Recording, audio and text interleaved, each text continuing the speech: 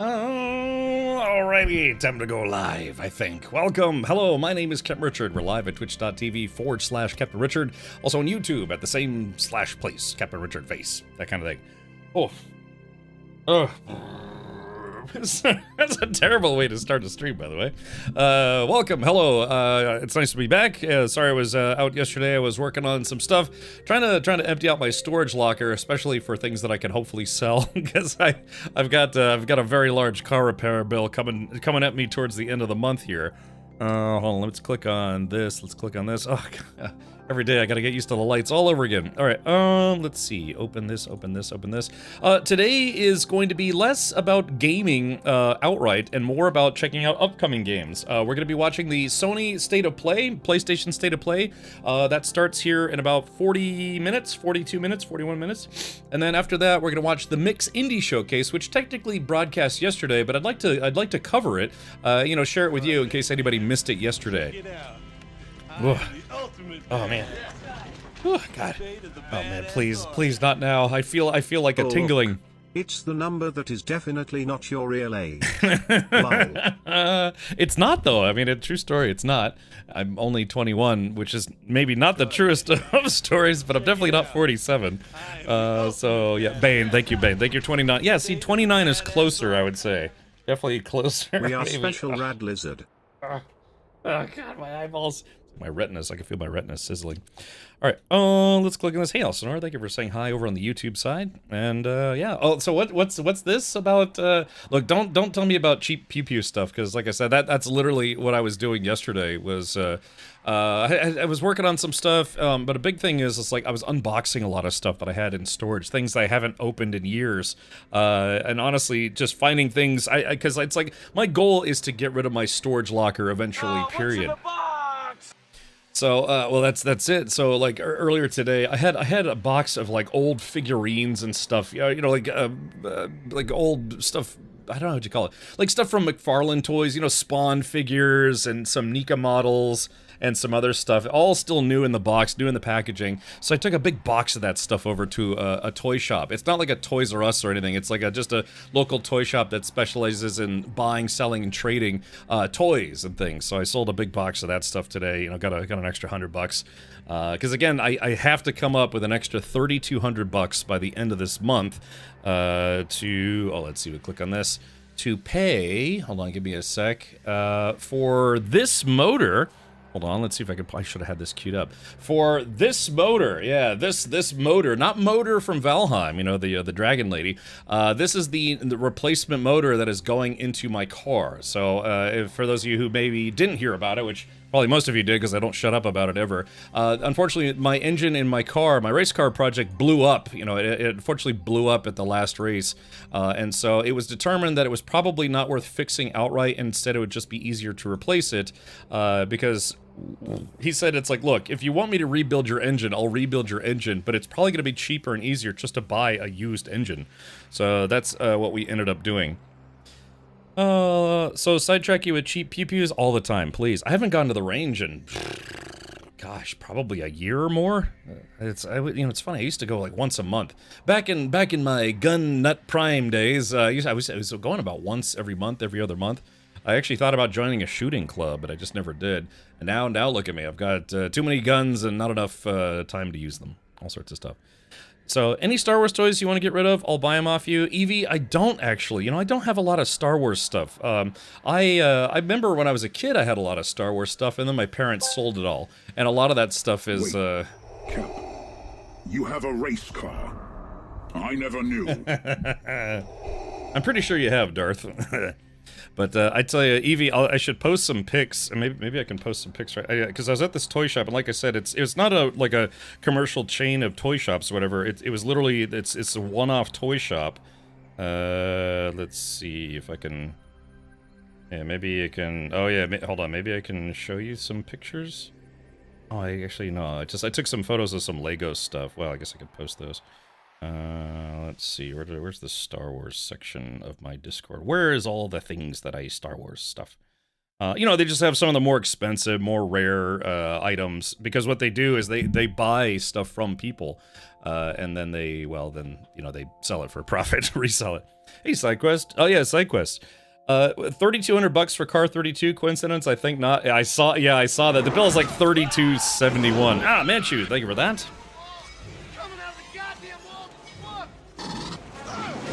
Yes, welcome. Thank you for gifting a sub to all the folks. Suquazi, definitely not Salonen.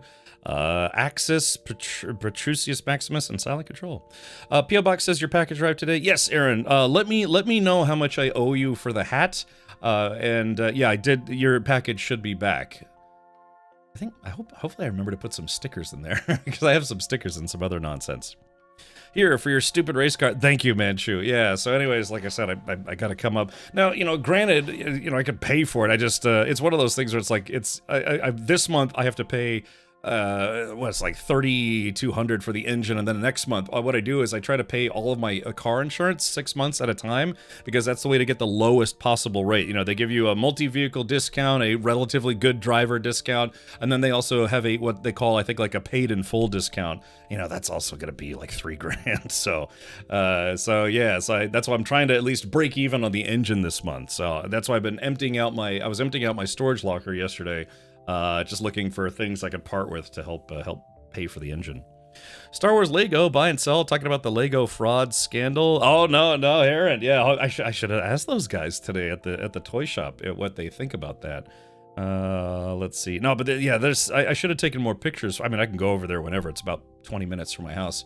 But yeah, you know, they buy and sell like rare toys, and they have an entire wall dedicated to Legos. Original Millennium Falcon Ultimate Collector's Edition. I don't know if it's even, they still sell these. They have the Razor Crest, which I would actually love to have, but it's what is it? It is $500, you know? So it's like, new engine for car, or 2 Lego sets that I will probably never put together. Yeah, that scandal is sort of, I kind of know the basics. Apparently, there's a chain of stores called Bricks and Minifigs, where it's not, I guess they're not official Lego stores, but they're authorized resellers. And that's, you know, and typically that could be the case. Like Warhammer 40k, same thing. They have official Warhammer 40k stores, and then they have official authorized retailers. And so, just from a very glib explanation standpoint, apparently, the person who was leasing out office building space to one of these Bricks and Minifigs places where they had an entire Star Wars Lego collection. They like confiscated all of the store's inventory or something like that. And those are probably stolen. Yeah, maybe. But I don't know. So, somebody else could probably explain it better. But long story short, yeah, some gaggle of jerks basically tried to rip off a Bricks and Minifig store owners, or, you know, the people who are running it, and ended up stealing their $200,000 Star Wars Lego collection that they had on display in the store. So it's and then they tried to go to the police, and some YouTuber, what's his name? YouTuber is like Rexy Ben or something like that.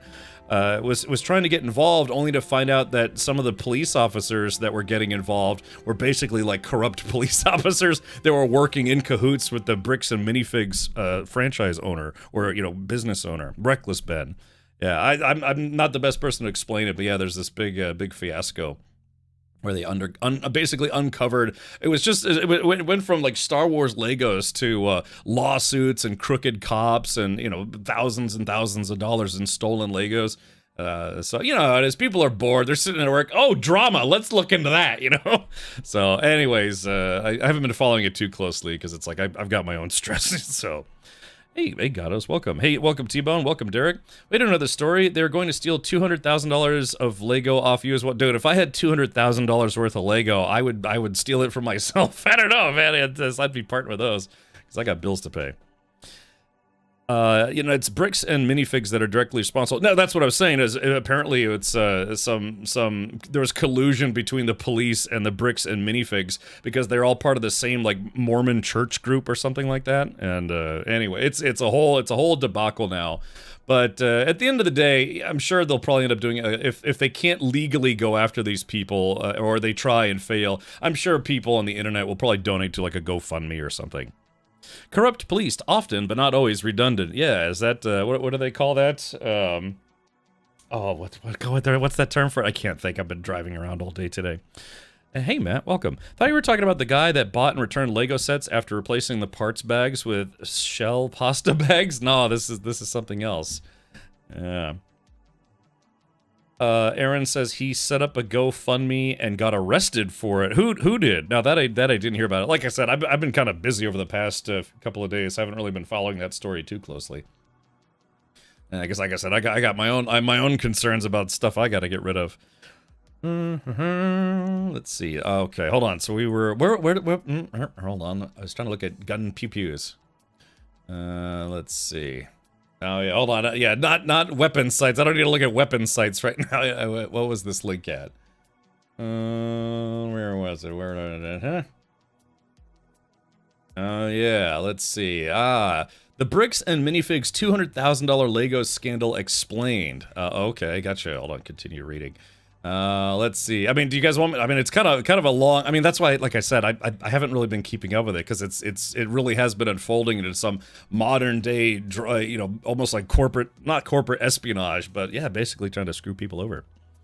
So the past couple of days have been wild. Yeah, it's kind of like finding out how far the rabbit hole goes. A father and son in Oregon say they consigned a $200,000 Star Wars Lego collection to a Bricks and Minifigs franchise store in late 2023. When the store changed hands a year later, most of the collection was missing. A YouTuber named Reckless Ben picked up the story in March 2026, got arrested twice in Utah trying to confront the new owners, and turned the dispute into a viral feud with over 2 million views and a GoFundMe that now has crossed 128,000. Bricks and Minifigs corporate spent most of May calling the public pressure campaign a viral extortion campaign. Then on Saturday, May 31st, 2026, CEO Ammon McNeff appeared on a Lego community podcast, publicly apologized to the Mansell family, and offered to participate in a professional mediation. Interesting. The Mansells say they have not been made whole. Former franchisee says corporate seized her store illegally. Lawsuits are still active in multiple directions. None of the central legal questions are resolved. Well, yeah, I mean, the big question is, where did the bricks go? You know, where did the Lego sets go? That's a really obvious answer. And you'd think it's like, well, why not just return them? Isn't that the easiest answer? Well, sure, except somebody's trying to steal them because it's worth $200,000. So, yeah, you know... But anyways, so there you go. Yeah, you can go check out that. You can read that whole article if you want. But what's interesting to me, it's like how maybe they explain this in the video at some point. But how do they? I guess I don't know. I guess my question would be, and maybe they explain it in the video, is how did those people steal that stuff in the first place?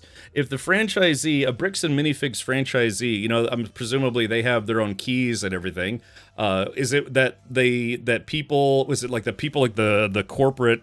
Oh God, I can't think anymore. Is it like the people that lease the space? I guess maybe they have like master keys to the locks. And the question is, did they lock the people out? Because how do you steal $200,000 of Legos and nobody knows about it, or like nobody happens? Because if the store owners, the people who are running the business, they show up and the doors are locked, it's like, okay, well then just, you know, it's your store. You could bash your windows in and just let yourself in. You know, you're not gonna, theoretically, you're not gonna get arrested. I don't know, unless you have eviction notice or something. I don't know, but that's the question. Is like, how do you get away with stealing $200,000 worth of Legos and, you know, the owners not being aware of it? And like, how do you not roll up with like an AK-47 and be like, I don't think so, you know? Make you want some real drama? I'll make it real drama, buddy. The franchisee owner that consigned the Legos sold the store, and the new owner stole the inventory, did not honor the consignment agreement. Ah, okay. I see. Okay. Okay. I guess that makes sense then. So they sold the store, and the new owner basically just pilfered all the Legos.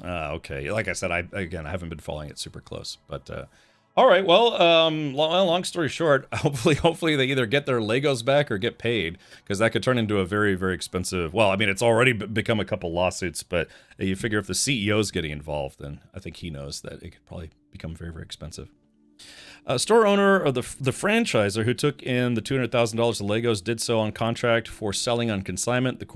Then corporate took over the building. The inventory was just sitting in there. Ah, I see. Okay, so it exchanged hands, but the people who actually the Star Wars Legos all belong to, I guess the new owners were like, cha-ching, free Legos.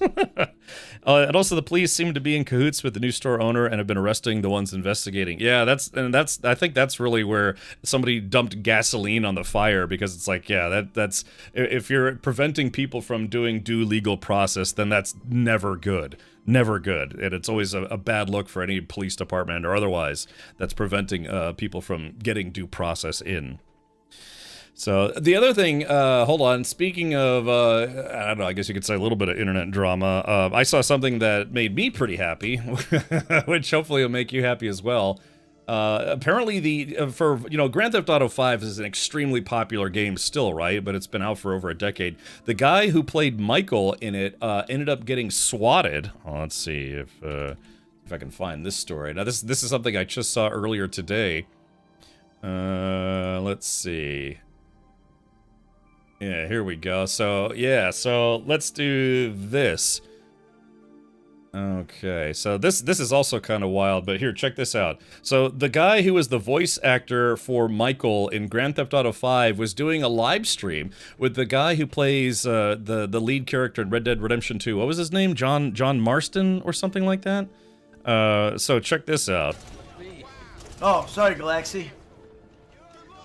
You know better than to pull up on me. Oh! Hey! So those are police officers, by the way. Oh my God! What's up? Yeah, did you hear that? He's like, yeah, well, you're getting swatted again. So apparently the police are kind of familiar with him and his situation. How you doing? Hang on a second, Rob. Hang on. You guys say Merry Christmas to my friends. Merry Christmas. How you doing? I got Rob Weedoff on here too. He's the guy who plays John Marston. John Marston, yeah. Red Dead Redemption series. Oh, really? Yeah. Yeah. Pretty sweet No stuff. doubt. No doubt. So we're all good. Sweet. Awesome. Just Obviously. Have a great Christmas. You take care, all right? Yeah. Be safe. This was back in December. There's so many douchebags out there, Rob. So. All right, here we go. So anyway, so yeah, that's probably the most tepid I've ever seen a swatting incident ever, you know? The dude's presumably wife just, let the police in. It's like, yeah, there's nothing going on. It's just, kids being stupid, or, someone being stupid and thinking it's funny to prank someone with swatting. Well, in good news, yeah, they ruffle pwned that guy. Said, update, an individual who swatted Michael's actor, Ned Luke, has been sentenced to 4 years in prison with initial 3 years of supervised release. So, ladies and gentlemen, they got him. So, yeah, so while that guy is going to be continuing to sit at his computer live streaming and probably doing more voice acting, someone is going to be sitting in jail for the next 4 years, or prison for the next 4 years, because they thought it would be funny to do swatting as a prank. And, yeah, which is ironic, too, because now instead of having to wait until November for Grand Theft Auto 6, he's going to have to wait until about, 2030 to be able to play Grand Theft Auto 6. God, what a moron. Absolute moron. I've heard that someone died because of swatting at some point. Yeah, I mean, if this guy's a famous voice actor. He's been in one of the biggest video games of all time. And the fact that that was apparently not the first time he'd been swatted. So the police were familiar with his situation. And so, they just show up and be like, yeah, we just have to check because we have to check. Big Man says they can play Prison Simulator. Yeah, they can play. Oh, yeah. And then Ned Luke says, don't drop the soap in the shower. Douchebag won't be swatting anyone anytime soon. And they're coming for the ones he ratted out as well. So, yeah. So it's always good when you see stuff like this. It kind of lets people know pranks are one thing. You can be silly. You can even be a jerk, but just don't swat people, man. You will end up in prison. This guy is, he's gonna find out and pound me in the ass prison why swatting is not a joke. So. Anyways, good for him.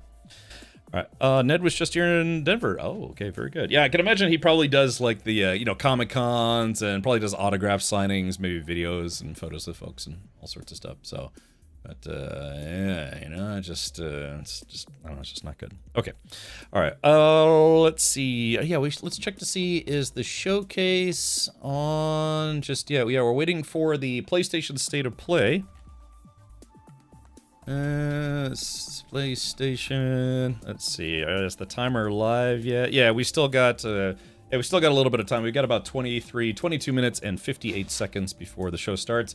Apparently, they're going to be showing some extended footage from the upcoming Wolverine game that's been in development for quite a while.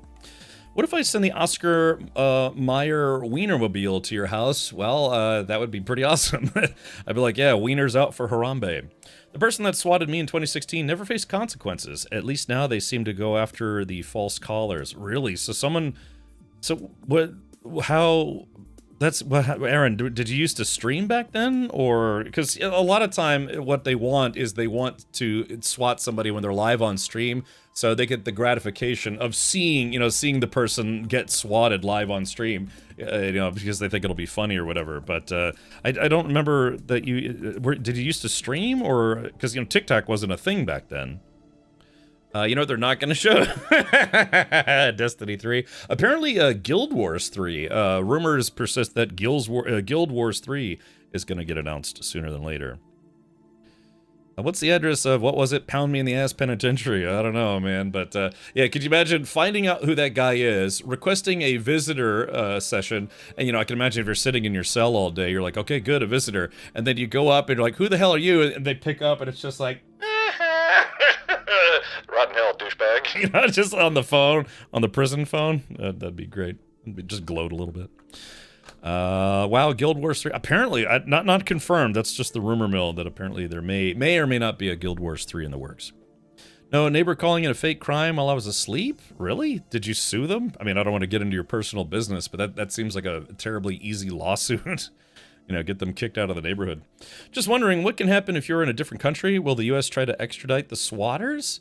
Well, yeah, I mean, it depends. It depends on, say the streamer or like that guy is based in the U.S. and someone overseas tries to get somebody swatted. I mean, yeah, there's a lot of legal reciprocity between the U.S. and other countries to try to be like, yeah, they can only request extradition. But yeah, I mean, you know, England be like, yeah, sure. Germany be like, yeah, sure. You know, I mean, maybe I don't know for sure about those countries, but countries that are considered to be allies of the U.S. typically have some legal reciprocity for extradition purposes. Jay Grind says, my friend got swatted. This was before streaming it. Was a former tenant of the house thinking it was funny. Yeah, it's just that people don't realize. It's like, yeah, you will land yourself in jail for many years. But he had the fake bullet hole stickers on the front door. They kicked in the door. Yikes. Note to self, take off fake bullet hole stickers on my front door. Yeah, I mean, if North Korea started swatting people, pretty sure we can't do much about it. Yeah, exactly. You know, if it was like Russia or Iran or North Korea or, Canada, you know, I don't know. I don't think Canada likes us too much right now. So, there needs to be an extradition treaty in place. Well, we literally have that, Constructicon. That's, as long as, the both countries have an agreement in place, that's how extradition policies are formed. Between countries being like, yeah, we'll send you your bad guys if you send us our bad guys, you know, pick them up. That's why, not to get, like, political or anything, but that's how the Michael Snowden guy, I think that's what his name was, Michael Snowden. You know, he was basically leaking, him and like Julian Assange were leaking, you know, U.S. classified information. Then they skedaddled off to countries where they couldn't be extradited because they're like, yeah, I'm just going to go hide out in a country that doesn't have an extradition policy between that country and the U.S. Oh, Edward Snowden. Oh, yeah, that's right. I knew a guy named Michael Snowden. He's no longer with us. I got the two mixed up. But, yeah. We don't SWAT here, Cap. We Mountie. Ever sat next to a Mountie before?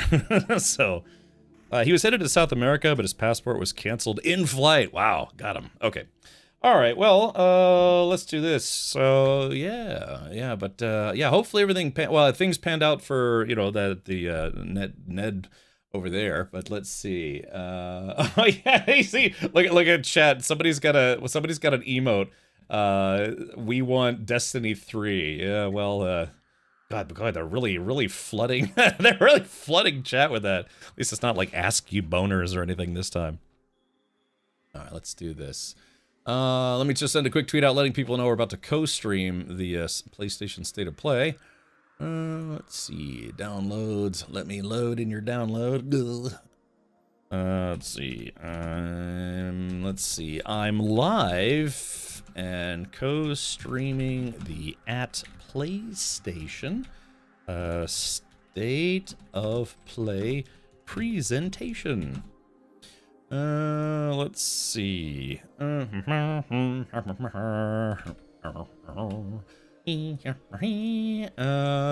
see. All right, there it is. Sorry, I gotta do all the social media stuff while we're live. I would, like I said, I would have. Yeah, I'm just doing. I'm putting together a tweet right now. But yeah, like I said, what I wasn't able to finish on Sunday was stuff that I couldn't do because it needed to be Monday. You know, certain things aren't open on Sundays. Big Man says, my wife was reading a post today that was name a luxury from 20 years ago that isn't today, and the #1 post was the Constitution. Ouch. Reckless Ben has fled to Mexico. Really? Wow, gosh, so they're really trying to block that guy from helping the people get their money back, huh? Or their Legos back. Let's see. Looking forward to seeing Wolverine. Sucks that Sony's going back to keeping their single-player games on PlayStation. Yeah, boy, they walked that back very quickly. I remember specifically, this was like 5-6 years ago that Sony said that they were going to try to start putting more of their first, I don't know, PlayStation exclusive titles on PC, and then they did it with a couple games, and then they just immediately stopped doing it. That's why a lot of us are scratching our heads. It's like, yeah, Gran Turismo on PC when? Yeah, because you told us it was going to end up on PC, and then it never happened. Strictly speaking, most people miss the big thing he said about how big data is collecting all the data on you and using it, but they're waking up now with the whole data-centric-geddon. Is that just a general statement, or is that in relation to something else? That would be an amazing marketing trick in order to get people to sub. Yeah, you too can get swatted if you sub to this channel. Exclamation point disclaimer in chat. Please, someone post exclamation point disclaimer in chat. As to Cross did that, he told all his subs to flood the chat with D3 emotes he made for today. Oh, wait, why? What? Why? Does Sony own... Who? Yeah, who runs... I don't even remember. Is it Bungie who runs Destiny? I have to be honest, I was never really a Destiny player. Basically, hold on, let me finish this tweet here. Link in bio. And I'll tell you why. It's because they kept talking about bringing Destiny 1 to PC, and then it never happened. And so, because I don't play FPS games on console, or, with a controller, because it's terrible. But my thought process was, well, okay, I kind of skipped the entire first game. Let me check out the second game when they had an open beta, and I played it for a while, and I don't know, I just couldn't get into it. Ended up being a pretty big game, but yeah, I just couldn't get into it, so I can't claim to be really a Destiny player. Thank you, Jay Grind. Thank you, Matt. Alright, let's see. Oh, I got a Twitch drop, apparently. Let's see. We want Destiny emote. Oh, okay. Yeah, no, yeah, so streamer did that. Let's see. Check out a... Hold on. Let's see. Come hang out. Wahoo. We see all the latest news on games coming to PlayStation, including... I can't type when I know people are watching me. An extended look at the upcoming Wolverine game. Let's see. I'm trying to think. All right, here we go. Let's click on this, and click on this. Okay, very good. Alright, deleting content you paid for and stuff like that? Yeah, I delete everything that I find horribly embarrassing, like most of my VODs. No, it's fine. Alright, okay, here we go. It says I collected a Twitch drop. Broadcast, it says, hold on. Yeah, I got a Twitch drop broadcast mask sticker. Wonder what that's in relation to. Yeah, we still got about 13 minutes and 48 seconds before the presentation goes live. Diablo 2 was great until they started getting aggressive, forcing you to turn off security measures in Windows 11 to even run the game. I know, it was Destiny 2. When people say D2, I will always think of Diablo, as everyone should. Then they torpedoed the story and just turned it into boring slop. Oh, okay, gotcha. I don't know. Like I said, I just got turned off from them not being willing to release Destiny 1 on PC. I don't know. I kept waiting. I was very enthusiastic. I was like, I love FPS games and I love MMOs. Wait, someone's coming out with an FPS MMO and it's kind of a sci-fi game? Sign me up, boss. And then they just never released it on PC.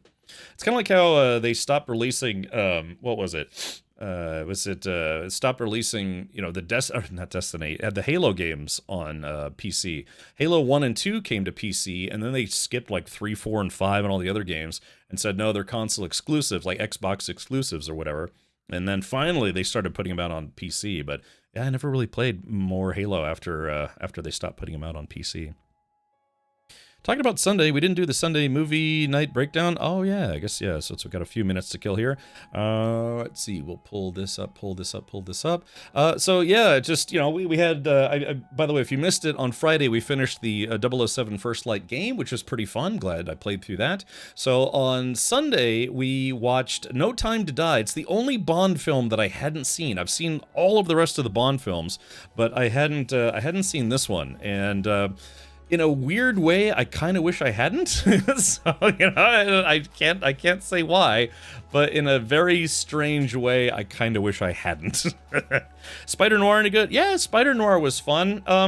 As purely from a cinematography standpoint, because I worked, I did a lot of work as a, I guess you could say a camera operator, did lighting work and some things. I wish graphically or visually they had made the show look a little older. It's set in the 1930s, but it's filmed exactly like any modern TV show. The only difference is you could watch the show in black and white or color.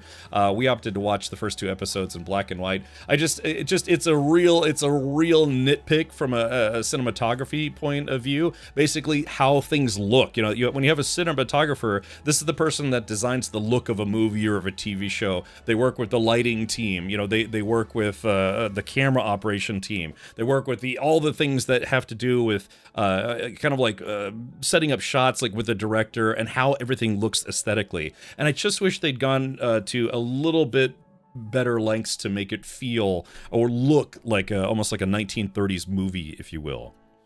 We watched it in black and white. I feel that for the story, any noir thing that's supposed to be set in like the 30s or 40s really should be in black and white. You know, it's just that's just an aesthetic thing from that era. But that's kind of, like I said, I wish they had made it look a little less like video, I guess you could say. Have you seen WandaVision? I have. It was pretty good. I think that does what you're describing. Yeah, you know, where it's not specifically the story, the acting, or, you know, the dialogue. It's literally just the look. And again, they some shots they make it look good. You know, the old-timey cars, and, you know, it's all the, you know, 1930s. I forget if it's New York or something like that. But yeah, just visually, they could have done a little bit more to make it look like an older film or older TV show. My cousin is a director of photography. It's a fun job. Yeah. You've got the DP, you know, the cinematographer or the director of photography. And it's hard, man. Light is hard. That's one of the things that you learn when you try to work in film, especially from a camera operation or a photography standpoint. Light is difficult because light is what really sets the tone and mood of a lot of what you see versus the dialogue. It's like, oh, it was a dark and stormy night. Well, yeah, how do you make something that's a Hollywood lot look like a dark and stormy night without having it look really fake? And that's visually, that's kind of what Spider Noir suffers from. A lot of it just doesn't look like it should, if you will, from an aesthetics point of view. Oh, Sony owns Bungie. Oh, I didn't know that. I guess I should have known that, but I didn't. I thought, because didn't Microsoft used to own them, and then they split, right? Maybe I just didn't remember that Sony owned them. The lighting is essential in movie making. I took classes, like basically film school classes on direction, writing, and lighting. And lighting is so difficult because it's really just about visual feel. You know, it's like, oh yeah, add a light there, add a light there, add a light there, done, right? It's like, no, man, it's the hardest thing to quantify without, you know, taking classes or learning about it, because it's just, yeah, it's a thing, it's a non-tangible thing. You can only see it, and it's just a feel. Being a good cinematographer or doing, you know, proper lighting or whatever, it's just really about understanding concepts and knowing what worked well in movies and TV shows previous, understanding basic concept, advanced concepts of lighting. You know, they have the, you know, your typical 3-light structure, but then just lighting in general to set mood and set feel. That's where it's really kind of boils down to the person doing it. Do they have a feel for it? It's like the difference between a good writer and a bad writer, a good actor and a bad actor. It's like, do they have a good feel and can make a scene look the way it should? And like I said, they got the time period, all that stuff kind of feeling good, but cinematography wise, I kind of wish they tried a little harder. So, but it's a good show otherwise. Yeah, takes years of experience, and there are no shortcuts. Exactly. I mean, it's just light is difficult. That's one of the things that I learned, and I was taking literally master classes on lighting for film and TV. And TV, you know, it's easier. You have like sitcom style lighting. It's just a lot of light. Make sure you can see everything. Lighting for noir is difficult. Some elements of the movie The Watchmen has fantastic, unbelievably fantastic lighting in that film. Spider Noir, yeah, I enjoyed it. I thought it was pretty fun. Yeah, that's why a lot of modern CGI-laden movies often feel off. Yeah, when you have movies that are entirely shot on a soundstage with a green screen, it's like, yeah, you know, it just sometimes doesn't look right. You can tell it's fake, especially if you know how the sausage is made. That's one of the pain points of learning how to, you know, learning film, you know, learning the process of creating film, TV, and other productions, is you learn how the sausage is made. And it's like, oh, okay, well, that's a really obvious source light, and that justified lighting isn't justified at all. You know, it sucks. It was fun, but it's also kind of a curse. So, all right. Sorry, that's just me being very, very picky. But also, I felt like not enough people had like 1930s style New York accents. Everyone's like, "Hi, my name is Jeff, New Yorker. I've lived in New York for 40 years, and I talk like this. Hello, I'm Jeff." You know, it should be, "Hey, I'm Jeff. It's 1930s New York. Come on." All right, but that's just a little nitpick in my regard. Yeah, Nicolas Cage. He doesn't try to talk like that. He's like, "Yeah, I'm definitely Nicolas Cage, being Nicolas Cage in a Spider-Man movie or a Spider-Man TV show." Yeah, I kind of wish more of the actors had like New York style accents, especially from the 30s, you know. So, all right. Let's see, how much time do we have? Like I said, we're going to be watching 2 gaming showcases today. The Sony PlayStation State of Play, which starts here in about 6 minutes, and then also afterwards we're going to watch the Mix Indie Showcase. So might not get to actual gaming today after taking 2 days off. I know, I'm terrible. I took 2 days off. Unbelievably bad. We're watching the translated version of Spider Noir. Really? Translated into what language? I'd like to rewatch it in maybe German. see how that feels. Yeah, who's the voice actor for, you know, it'd be fantastic if they paid Nick Cage like an extra $1 million to just read all his lines in German, you know, and do his own voiceovers in German and have it sound awkward because like, I'm Nick Cage in German now. So, all right. Well, anyways. Yeah, it'd be fun stuff. Hold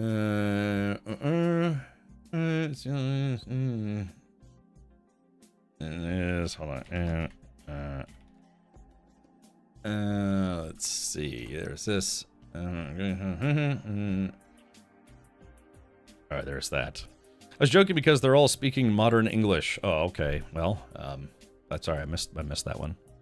Mix Indie Showcase was the one yesterday. Yeah, but I didn't stream yesterday, which sucks. Because like I kept saying, it's like, oh man, I really should be streaming right now. But again, I was going back and forth between my place and my storage locker, trying to dig through all my crap to see what I could sell. Because like I said, for those of you who missed the very beginning of today's stream, just real quick, I'll mention it one more time. It's that the replacement engine for my race car came in. Hey Ryan, thank you so much for an entire year of being cute.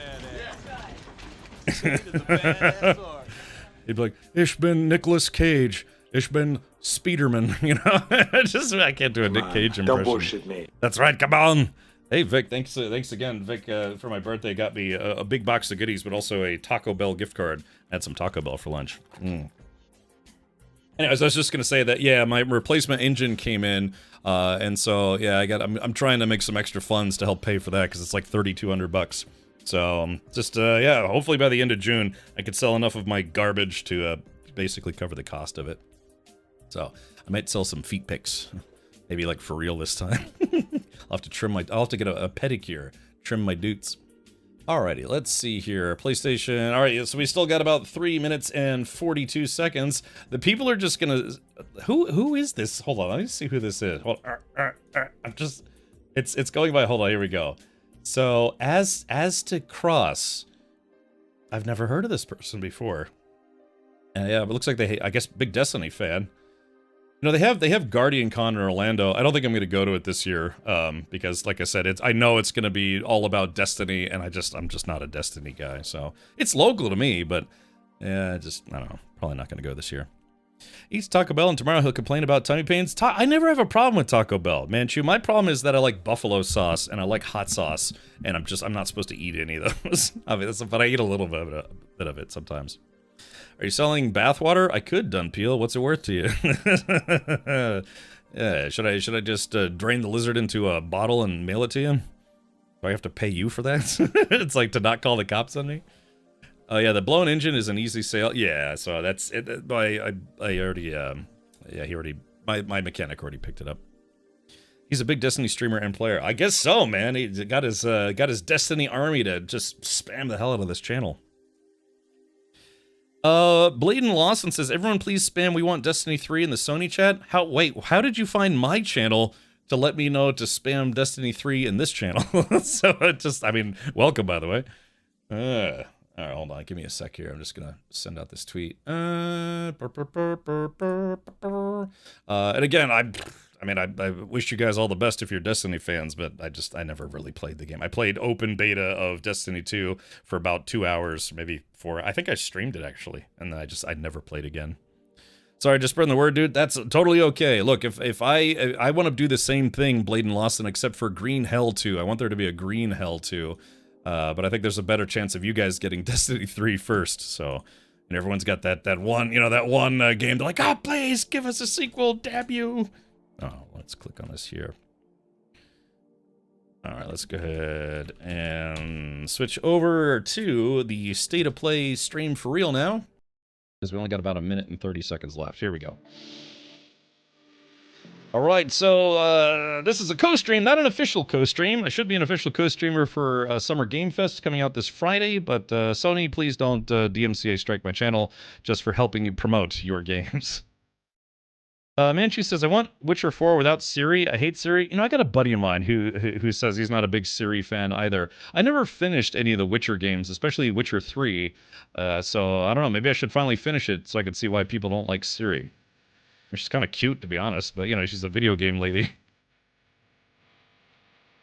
About 240 shipping is on you. All right, well, I guess I'm mailing Dunpeel Hunter my pee. Exclamation point disclaimer in chat.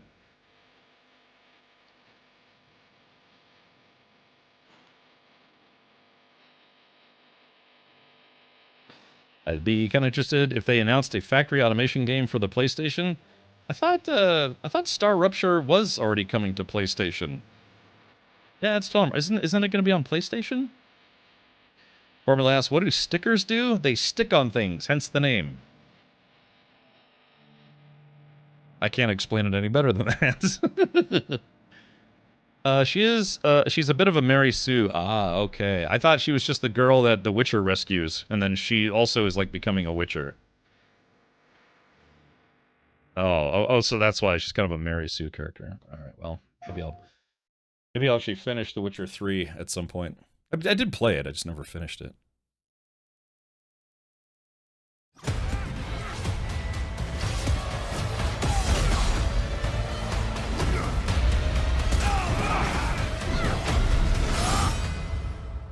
Let me know if the audio's too quiet or too loud. Hi, I'm Marcus Smith, Creative Director for Marvel's Wolverine. Today, we're excited to debut a new look at the game. To set the stage, Wolverine is in a race against time to rescue a group of kidnapped mutants before they're shipped off to parts unknown by cybernetically enhanced mercenaries known as the Reavers. However, Logan quickly discovers he isn't the only mutant attempting to save them. Let's take a look. Yeah, Fat Dogs, they decided to walk back the whole thing where they're going to start putting their first-party games on PC. Let's see if we can find the one that got away. And I thought I had hairy shoulders, my goodness. Might be our only lead.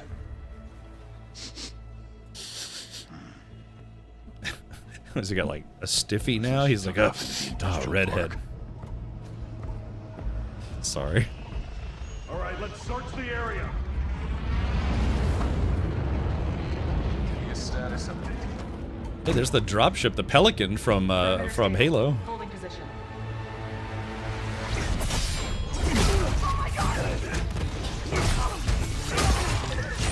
Holy shit!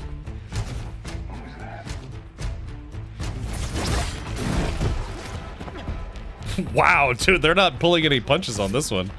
Holy moly. She was scared. She was like, ah! Then he stabbed her in the face.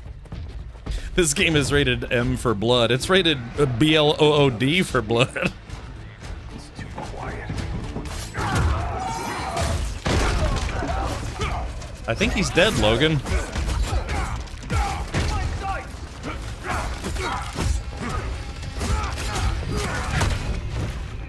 Just covered in blood. Oh yeah, the blood just kind of fades away over time. I'd actually like it if it stuck around a little longer.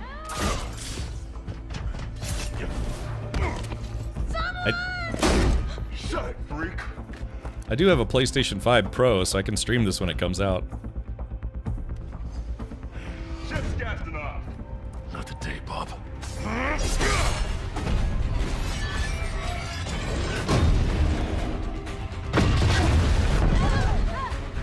The hell? Skullbuster! Up there! We need backup now!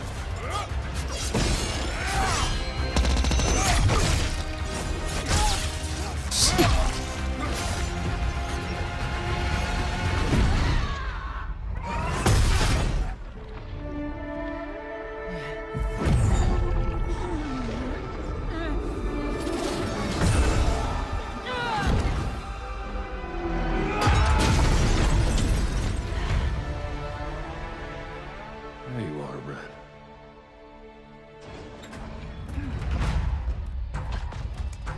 Jean? Is that you? Don't worry. You're not going anywhere. Everyone shoot!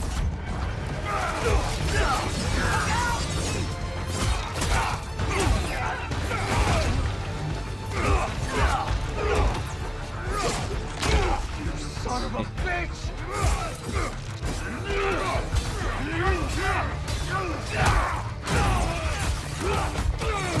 I really hope they don't tone down the gore, because this is amazing.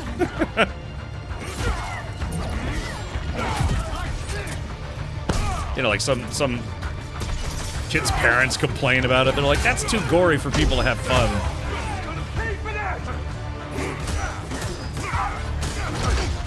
Ooh.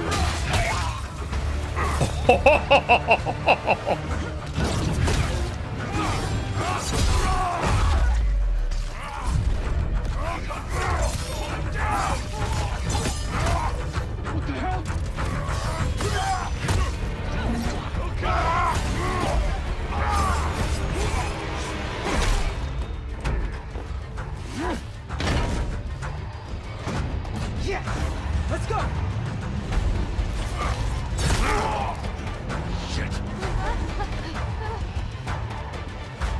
Yeah, that'll work.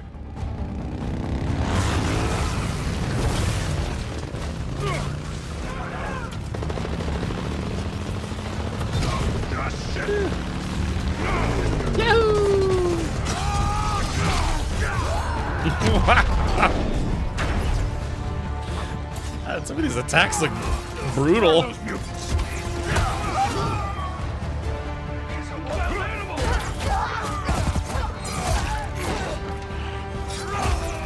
That's just it. Even if they shoot him, he's got his healing factor.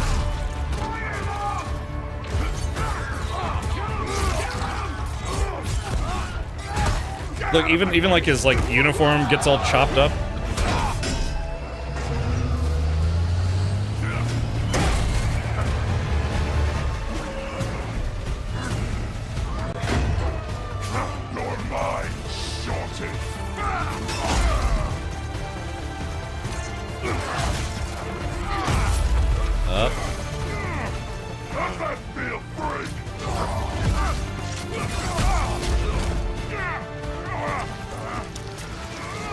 Oh, yeah, there's his healing. Oh, wait. Why does his healing factor fix his outfit, you know?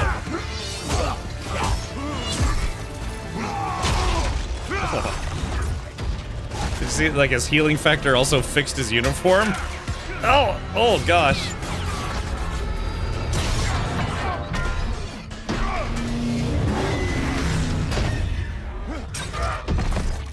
Oh.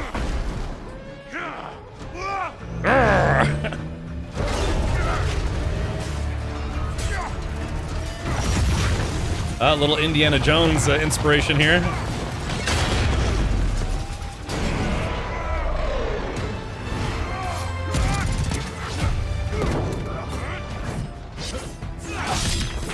It's over for the redhead.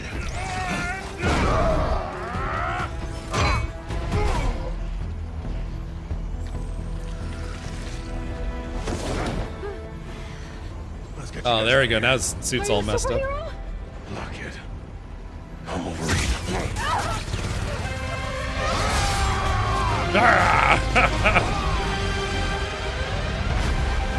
Woo!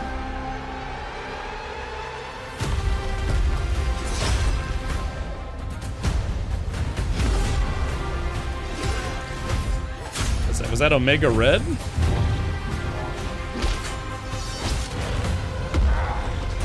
That's Sabretooth. Some folks can't wait to die.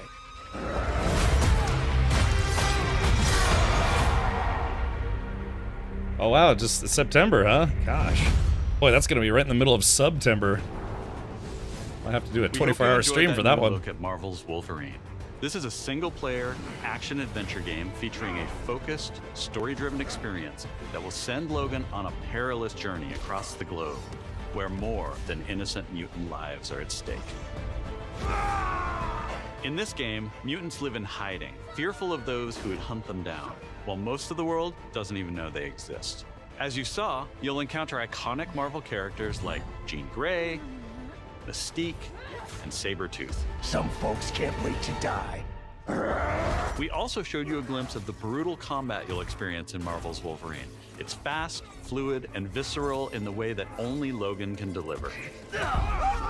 Marvel's Wolverine is built to take full advantage of the PlayStation 5 consoles, and we cannot wait for you to get your hands on it when it launches September 15th, 2026. We're also happy to announce that you can pre-order your copy today at the end of the show in select markets. Check out PlayStation Blog for more information. On behalf of everyone at Insomniac Games, thank you. We'll see you next time. Oh, that was pretty awesome.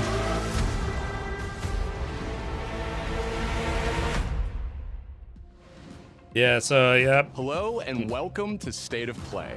Hello. I wanted to start by thanking Marcus and the whole team at Insomniac for that extended look at Marvel's Wolverine. We've got a ton more to share with news and updates from both PlayStation Studios and third-party studios from around the globe. Let's get right to it with the latest from our friends at Arc System Works, XDev, and Marvel Games. Interesting, Red Broke. I didn't know that. Prepare to face the supreme master of the pugilistic art, the Duke of Get Your Dukes Up, Mr. Did she say Duke? Actions are worth more than any word. And the greatest action is to fight. You have defeated so many. You've defeated whole worlds. But you've never fought Doom. Let me show you why you should kneel. Think you're a genius, Doom? Your works are mere trinkets. My genius is endless! And now my turn. You made promises, Doom, and those promises shall be kept. This violence will solve nothing, Eric. My dearest Aurora, mutant kind shall rise, and I will be the one to lead the way! Showtime! You look a If we can't change his goatee, then I'm not buying? I'm still holding a grudge. Do you want him to have more of a goatee or less of a goatee? Gobby. That all you got? Bump the way! What? I'm gonna just... I used to play Marvel vs. Capcom a lot when I was younger. I don't know, I kind of stopped playing fighting games after a while. I ended up liking more narrative-based games. Moment has come! Attack! No mercy. Let me do it! Marvel vs. Capcom. Knock you up? Don't be greedy. He's mine. Knights of Doom, destroy them! Feel my wrath! The end is near. This is like, this whole commercial is seizure bait. You know what I mean? It's like, oh! There we go. Ooh, Storm gets a punk rock costume. Spider-Man games were fun as hell, so if this is close with amped up violence, I'm in. Probably. I mean, I see much from my perch atop the tree of tranquility. Yet, there are some. so Wolverine's a PG game? uncertain, even to me. Hey, look, it's my house. Rayman. Dragons! Let's roll!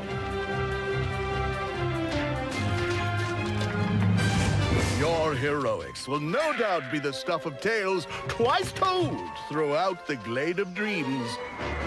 Come feed my ox! Calming biscuits? But... Oh!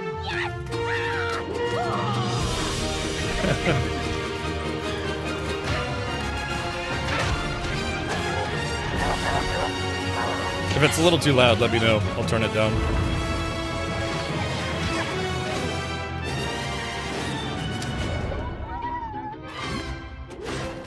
Follow me, brave heroes. The Glade Hey, of Dreams is in great it was danger. Krites. You know, the critters. I need to watch those movies again at some point. Critters 1 through 4. It's time I made my mark.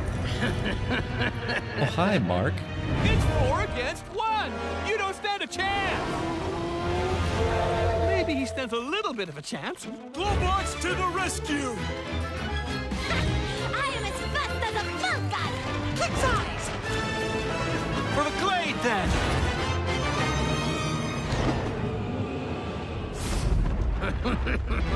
You think this ends here? Cool! I'm here! That looks like Wart from Super Mario Brothers 2.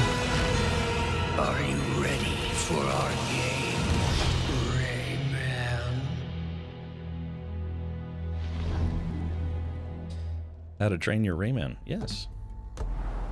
Wolverine Origins game was pretty brutal as well. I don't remember it being that violent, though. Derek says, why does it look like a crossover Wolverine and Cyberpunk? They said the enemy faction were all cyber soldiers. So, yeah, maybe a bit.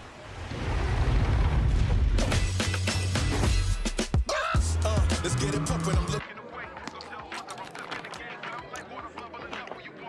taking you back in the day, feeling immaculate, made action packed back to back while you yapping away. I got a knack to react, but I'm packing a grace up to the max with a fact. Let me grab the space. I had to map the place. Who gonna laugh and face? Long, strong, looking like a stack full of hate. It goes on. Is it about the guy from that one Scuba Steve game or whatever it's called? Yeah, I was about to say, what was that game? That like diving game? Did I say?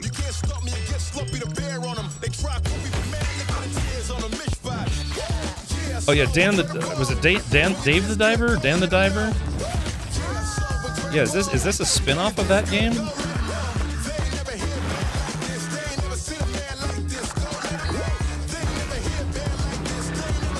Yeah, it is.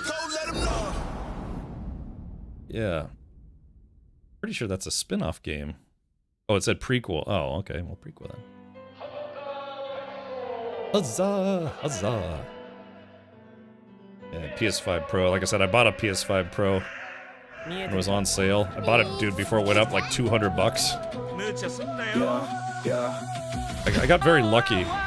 I got a new PC before RAM prices went through the roof, and I got a PlayStation Pro 5 Pro before the price of that thing went up like $200. Sheer dumb luck.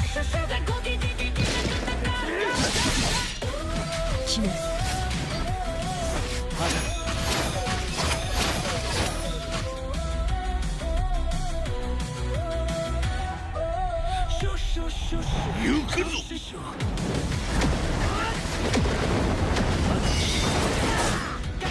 For a second, it kind of reminded me of that one Japanese game where the whole town was filled. It was like Tokyo was filled with ghosts. Do you guys remember what game that was? I did stream it. I didn't finish it, but I think I streamed a couple days of it. Or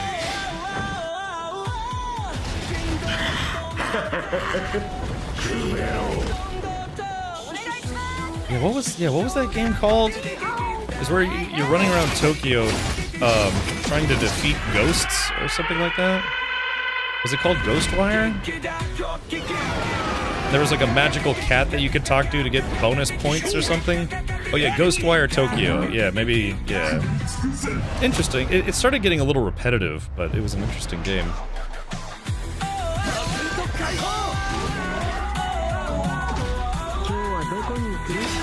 It's like you would go to a convenience store and it was run by like a floating cat.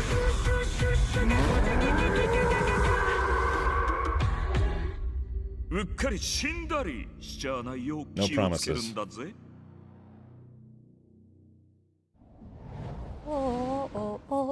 Hi everyone! お久しぶりです。安心の中村郁美です。Did you miss me? I did. I missed you. Oh, very good. と言っても多分私のことを知らないし忘れてる人もいるかもしれないんですけど、そうだな。見てね、お姉さんです。今日皆さんにお届けしたのは妖怪ハンターアクションゲームケムリです。舞台はケムリシティ。この世とあの世が混ざってるカオスな街をアジアをベースにいろんなカルチャーが入り混じってます。煙あるところに妖怪ありという言葉がありまして、それを妖怪ハンターが見つけ出します。そこで使うのが妖怪ハンターだけが使えるフォックスウィンドウ、狐の窓です。この窓を介してパラノーマル現象や妖怪を見つけ出して、で可視化してそこに妖怪をハントする。しかし妖怪をただただ集めるわけではありません。私たちのゲームでは妖怪と契約をしなければなりません。頂上をまとい道を狩る、あなた自身に憑依してもらいます。そして憑依した妖怪のパワーを使って憑依アパレルというかっこいいアパレルをまとってスーパーパワーでもっと強い妖怪に挑んでこの世界の謎に近づいていく。ハンターは種類が3つありまして、1つは刀ハンターになります。もう1つは弓ハンター、次はシャーマン。そこで皆さんお気づきの通りマルチプレイあります。仲間と一緒に暴れて死にかけて妖怪ハンターとして一緒にこのケムリシティで眠って遊んでいただければ嬉しいです。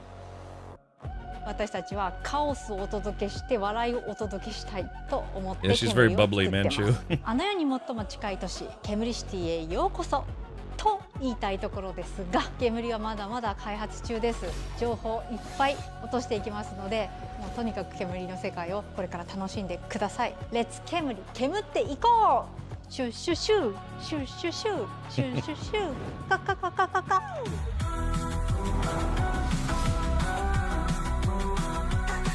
That's something you put on your radar if you enjoy games of that style.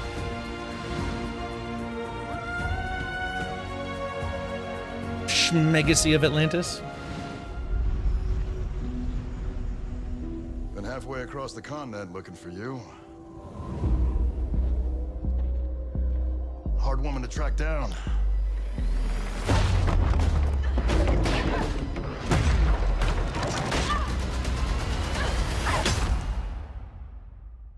Well, you found me.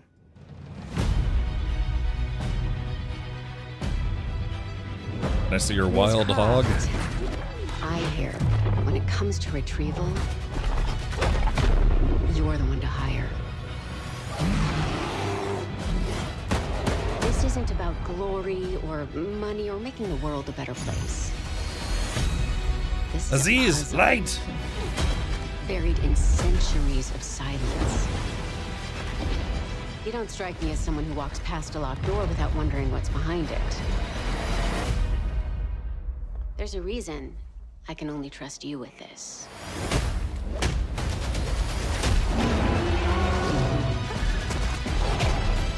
Nom nom nom nom.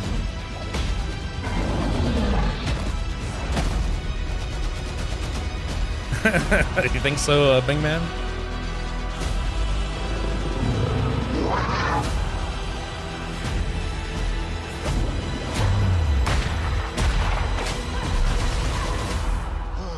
Gotta say, you captured your good side.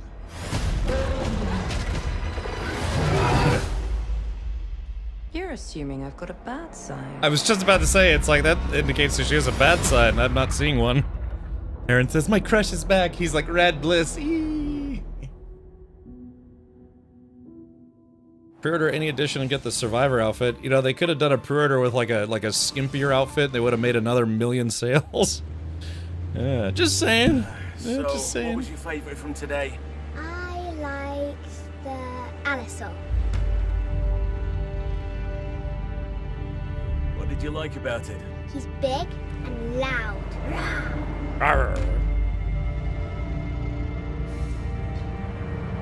Welcome to Jurassic My Movies. favorite is the Diplodocus.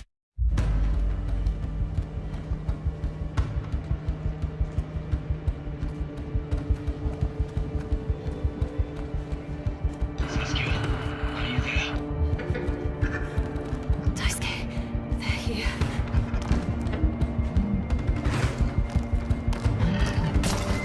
I don't know if I can do this. You need to keep moving. You have no other choice. Is this also a Tomb Raider game? There's always a choice.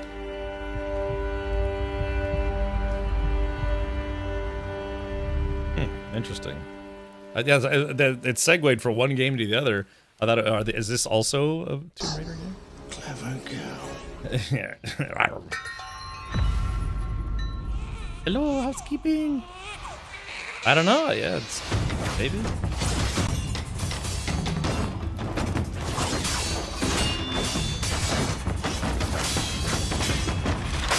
Wait, wasn't this the beginning of Where Winds Meet?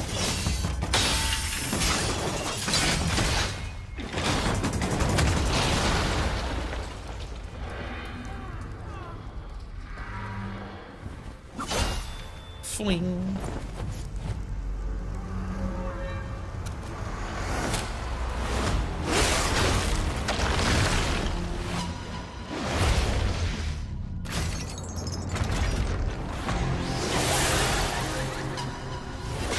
The hell is that?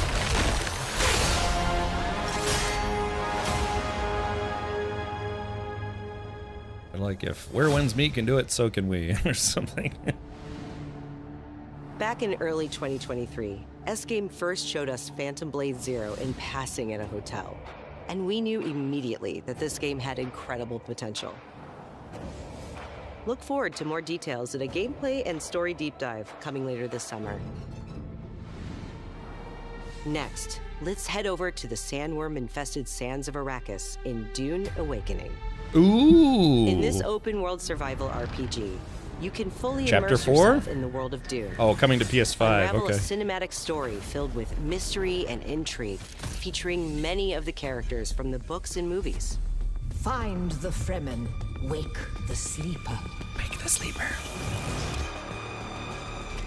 Alone or with friends, you will explore the vast open world of Arrakis and learn to survive and thrive by unlocking the secrets of the Fremen.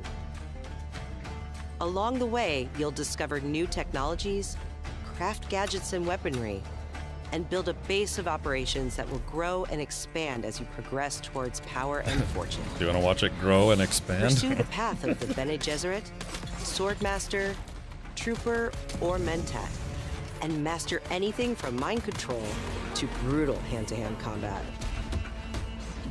I guess I kind of In forgot that Dune it wasn't Awakening, already on You can choose PlayStation. to play with your friends or alone in a brand new single-player mode arriving with the PlayStation release.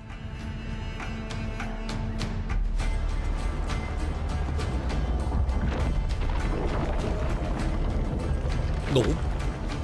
Dune Awakening arrives on PS5 on September 22nd.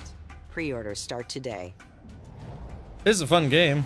The fan favorite PS2 classic Dynasty Warriors 3 is getting remastered for PS5. Dynasty Warriors 3 Complete Edition Remastered is a modern revival of the 2001 game that established the foundation of the series. Players can become one of over 40 officers and experience intense 1 versus 1,000 skirmishes across vast That's a battlefields. lot. And joining the battle is Zoan, the protagonist from Dynasty Warriors Origins. I'll be right back.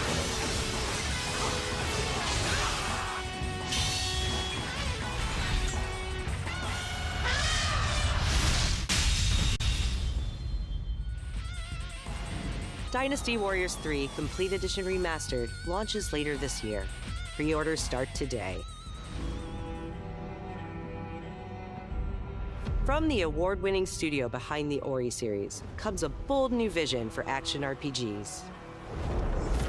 No Rest for the Wicked is a brutal Souls-like built around skill, consequence, and precision combat. I'd still like to play this living, hand-painted world you can in explore multiplayer. alone, or share with friends in your own persistent realm. A See, world that evolves even when you're offline. The highly anticipated full 1.0 release expands everything. A massive world, a deep class and progression system, and hundreds of hours of content, including endgame, all with full crossplay and cross-save. No Rest for the Wicked launches on PS5 this October, and is available to wishlist now. Yeah, I've been wanting to play it since Up it came next, when let's check in multiplayer. with Capcom for an update on Onimusha: Way of the Sword. Really, Manchu? What caused you to refund it? Doesn't matter. A beast isn't far from an Oni, you know. You do well to follow his example. I thought you'd see the appeal, Musashi.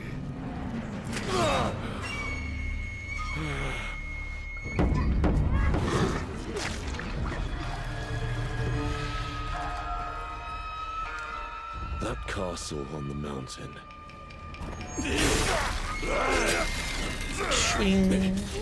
Musashi, I sense Genma. Prepare yourself. No ordinary Genma can move like that. I doubt this area was designed to welcome visitors. The castle's owner must be terribly cautious. I am Suten Tochi. Mammon Lord, is that you? Musashi, the fool who seeks strength yet rejects the power of the Oni. You shame yourself, child. Witness my Michiel, thank you for the 34 months. Thank you, buddy. If you live by the sword, fighting is everything. So you've lost. Will you swap the Isometric sword Dark for a Souls. Yeah, that's trial? kind of what it is. Like hell I will. No? What then? Are you going to start taking human souls? If human souls are what it takes. Musashi, if that's the path he walks, I will follow. I've chosen to trust Musashi's judgment in all matters. Ori departed. Give me every ounce of power that you have. In return. Then get going, Onimusha. Way of the S word. I don't know. That's a good question, Cosmoro. I never played any of the Onimusha games. And a lot of stuff's coming out in September, huh? September is going to be like how April was this year. It's just like, oh, we're going to release 19,000 games this month. Onimusha: Way of the Sword this September. But you won't have to wait long to try it yourself. Here's one more update from the Onimusha team. Baloney Musha.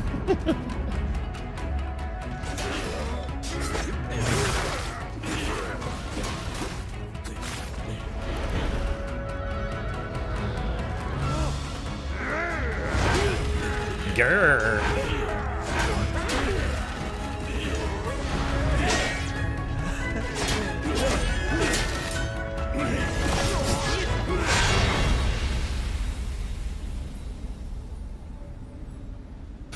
What is that? It's like a tumor with ears. What the hell is that thing? Oh yeah, everyone's trying to release before Grand Theft Auto 6. You know, you're probably not wrong about that. Have you seen it? It's like been September, so... Manchu, this is the Sony PlayStation State of Play, which happens to be a Japanese company, so maybe we'll get some games that are not specifically very Japanese.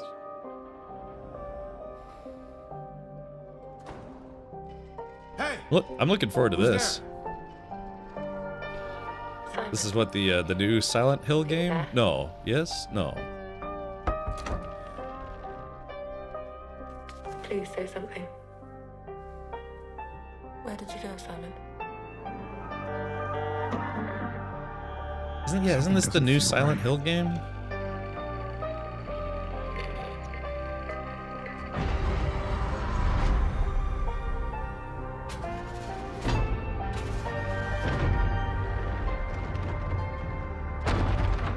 I do like horror puzzle games. Zoe? I'm sorry, Zoe? What are you doing here? Yeah, right, Redborough.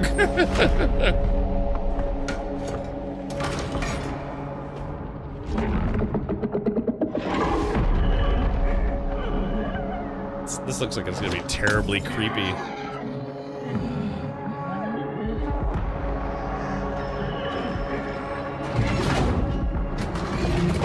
What the hell is that? There's more of them.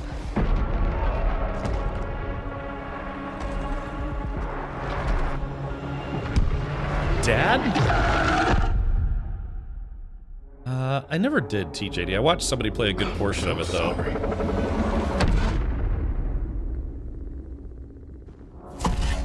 Yeah, Silent Hill Townfall. Yeah, that's what I thought. Yeah, look, September. God, all the games are coming out in September. Yeah, they're really trying to get stuff out before GTA 6. The capital of our homeland, the Federation of Central Usia.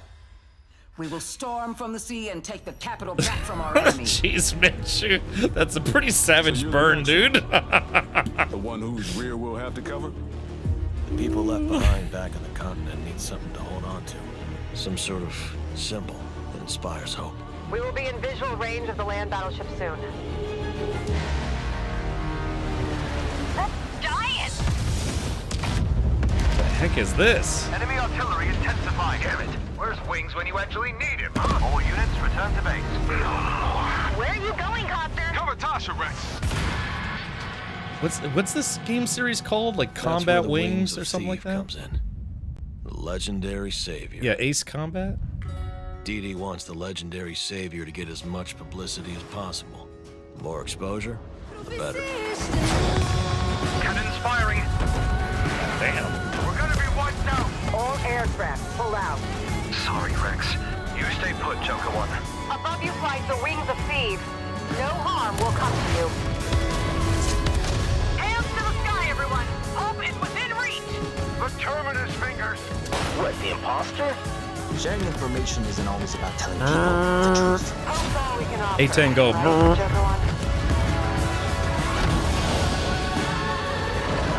an ambush. Shadows. Just as planned. We dangled the bait and Wings took it. We'll find out soon enough. Would you please?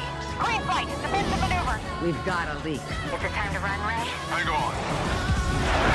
Joker One, down's an enemy. You never ran away, did you? Here we go, Rex. Come on, Ray. Let's go, Rex. These skies belong to you, Rex. Go take what's yours. Yep, Ace, the next Ace Combat game. I never did play the 7th one, but I wanted to.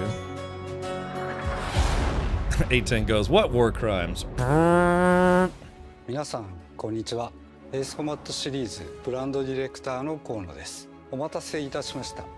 エースコンバット8 Wings of Steel の発売日は2026年10月2日。アーリーアクセスは9月29日になります。今回の映像では皆さんがエースコンバット8で直面する出来事を一つ一つのカットに意味を持たせて約2分にギュッと詰め込んでいます。自由自在に空を飛びドッグファイトの興奮を味わいながらドラマティックな英雄体験ができる。他にはないエースコンバットだけの空はもうすぐそこに広がっています。加えてもう一つお伝えしたいことがあります。こちらの映像をご覧ください。 Did you know there are 3 kinds of aces?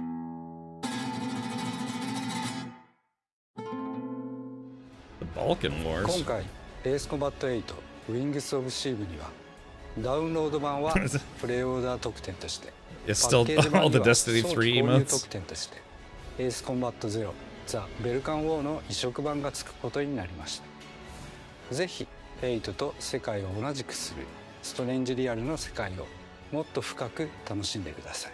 お知らせした通り発売まではあと少しです。出撃の準備を A war over crappy desktop speakers. ありがとうございました。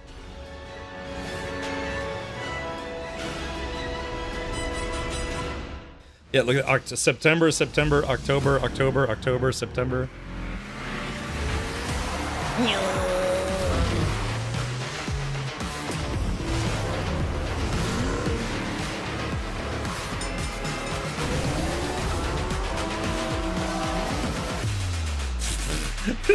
Would I have like a eject button or whatever?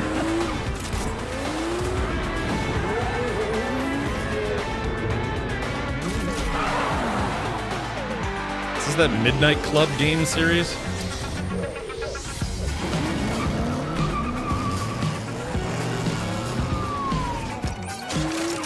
That is not advisable, Michael. Come on, kid, let's do it.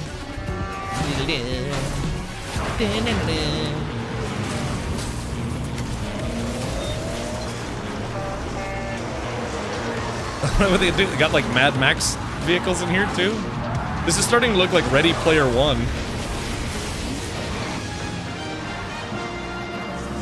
The DMCA strike.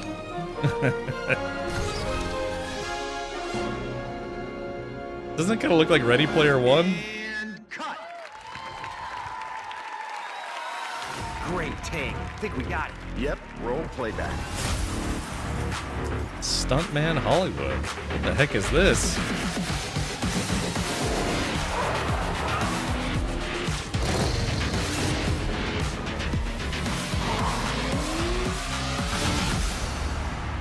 That could be fun, yeah, you know?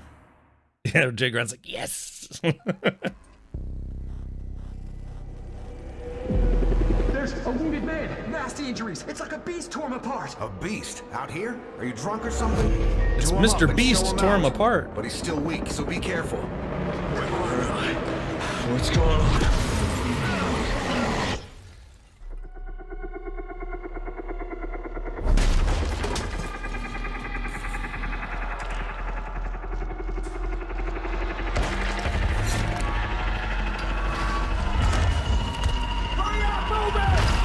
Save your ammo.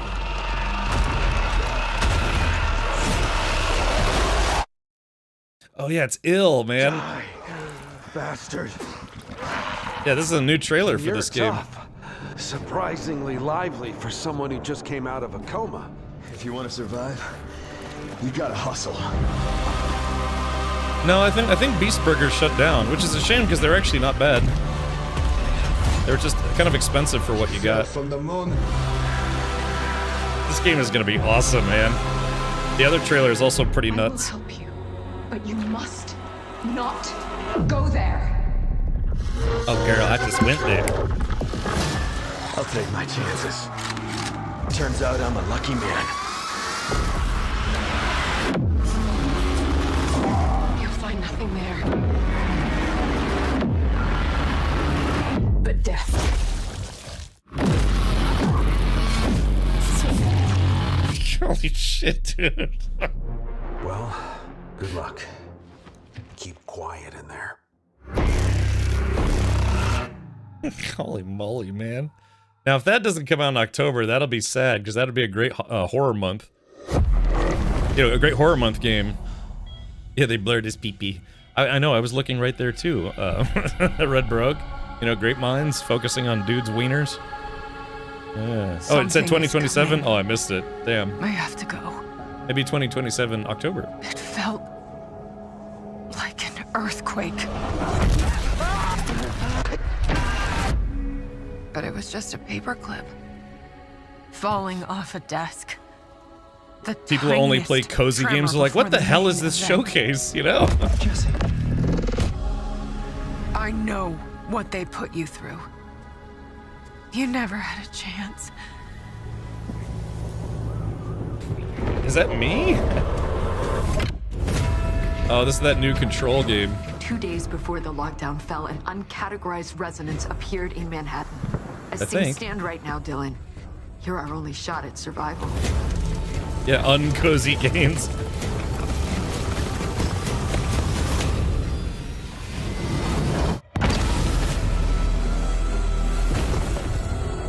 This actually looks like it's gonna be pretty good. FBC.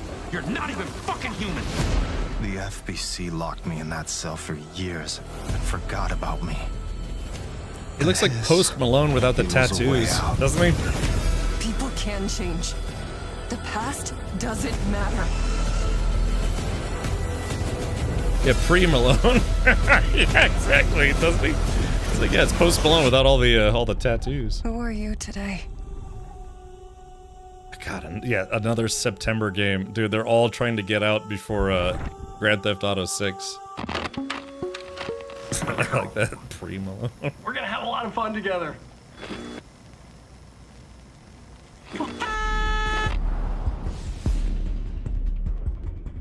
Sounds like Emma Stone. A little bit, yeah.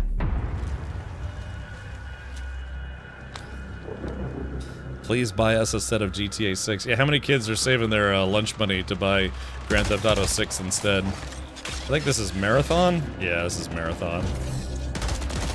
I don't know why, I just don't have any interest in playing this game. Maybe I should try playing it. Darkness. For those without eyes to see. Oh, hold on. Let's watch as the yeah. Everyone's like, boo, Destiny 3, boo, Destiny 3. Secrets buried in shallow graves. Has anyone been playing Marathon? Is it Flopathon?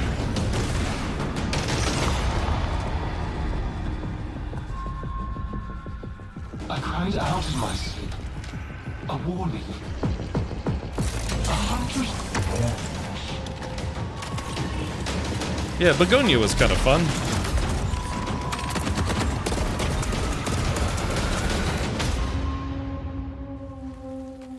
Bury it.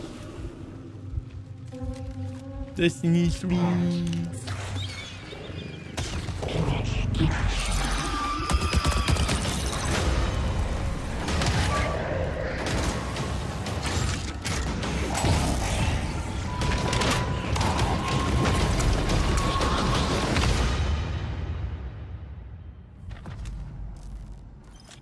I forget, is this free to play or not free to play? Endless life.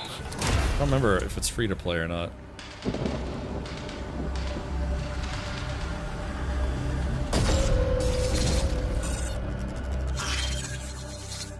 Oh, Marathon's at 30,000 players? Okay.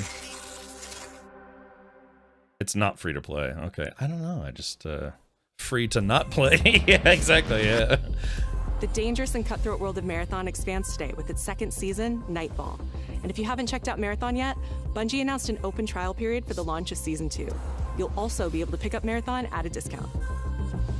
Or not at all, you know? It's whatever you want. Let's take a look at what's coming soon to PlayStation Plus. Up first, a beloved fantasy world is finally coming to PlayStation for the first time. RuneScape Dragon Wilds is an open-world survival game where you rise from survivor to dragon slayer. I kind of want to play this, actually. Play solo or with friends as you explore Ashenfall, a beautiful, dangerous new frontier in the RuneScape universe, where power is earned and every action deepens your mastery. Is this already out on PC or no? With magic at your command, cross deadly terrain, mass forage in seconds, uncover hidden paths. Has anyone played this? Is it fun? Oh, Dr. Volo, not a fan. Craft stronger gear, master magic, melee, and ranged combat, and push deeper into uncharted regions of Gielinor. Push deeper. Build a home together, farm the land, and fish Is this the Light My waters. Fire? Make it yours. Okay, so this is an early access on PC. Okay. RuneScape Dragon Wilds arrives day 1 on PlayStation Plus later this year. Oh, I kind of want to try it out. Next up, here's a preview of games coming to the Classics catalog over the The next Hunger few Games. months. No, I'm stuck. In June, battle colorful enemies with musical instruments in Guitar Man. It's a new game, one I of the most swear. stylish rhythm games from the PS2 era. Welcome to Stroke You. In July, PsyOps The Mindgate Conspiracy joins the Classics catalog. This PS2 action-adventure mixes run-and-gun gameplay with psychic powers.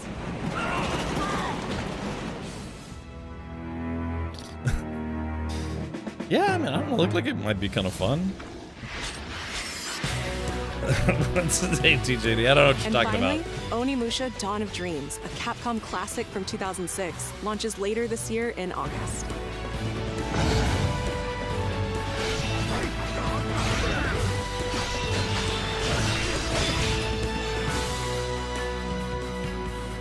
What was the joke? The joke is my career as a streamer. that's the punchline. Yeah. Over sooner than later. Akashima Island, haunted by dark stories. Our goal, confront the evil, corrupting paradise. This is Dead True International. Maybe they'll kiss. Come on, let's get a photo together. If this was an Until Dawn clone on a tropical island, ooh. Over! They're rotated on that one. A for effort, dude. Who's the Yeah, if this was like an Until Dawn clone Know this guy? on a tropical island, I'd be about it. Oh, you two haven't met yet, right? Sebastian, how about looking out for you?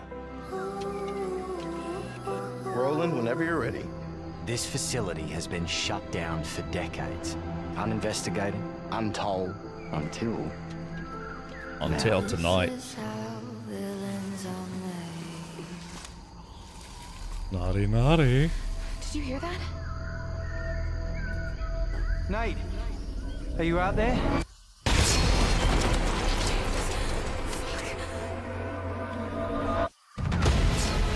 We gotta go. I thought it was about to go into this is how we do it. This is how we do it. Go! He's coming! Through there! Take a deep breath. Fuck! Which way? Steady the mind. We're gonna have to jump! There's rocks down there!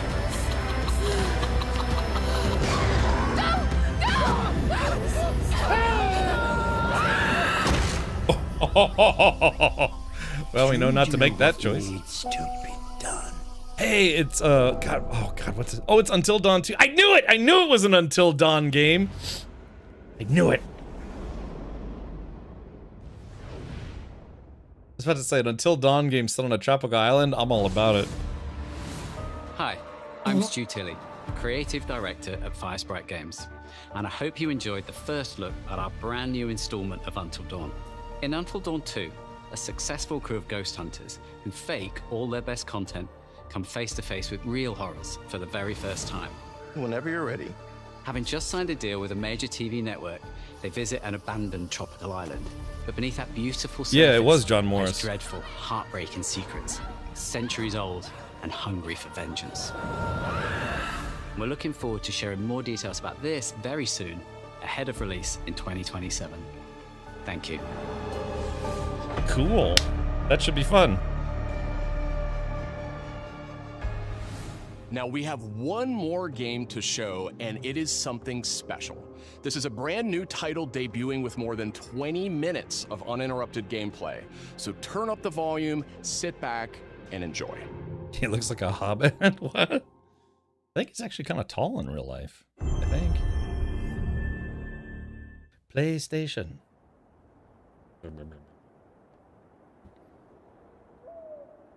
God, I can't wait to play that ill game. You know me. I haven't played Necrophosis yet. We played through Scorn a couple times, but I want to play Necrophosis.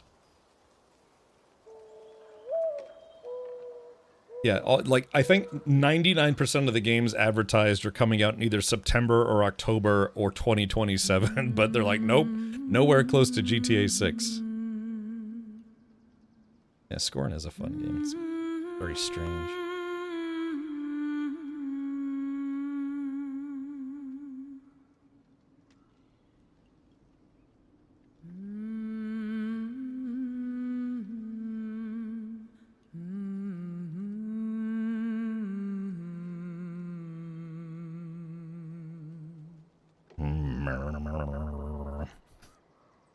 It's really feel. Find your way home. You are free.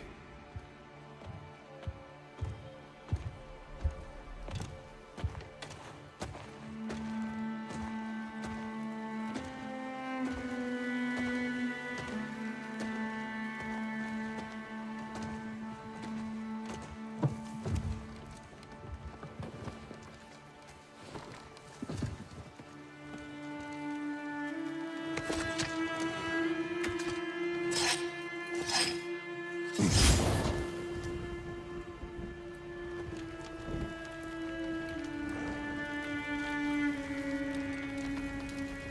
know, I've never actually played any of the God of War games.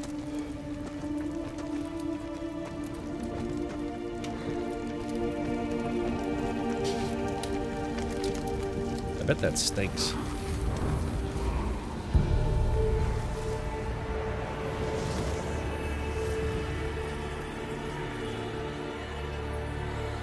Burying a third wife, maybe.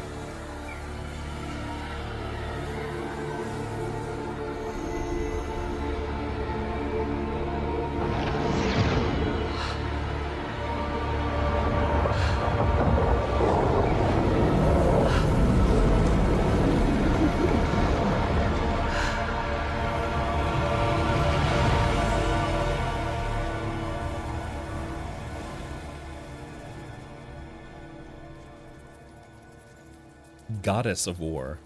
Wow.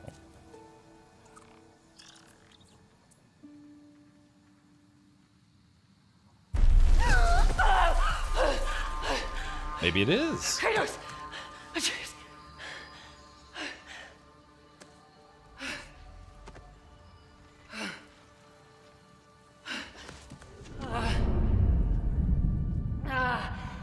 Just like, damn, too much Viking mead. It's a hell of a hangover.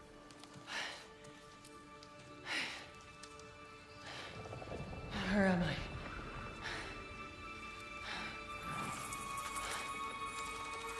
Welcome to beautiful, sunny Florida.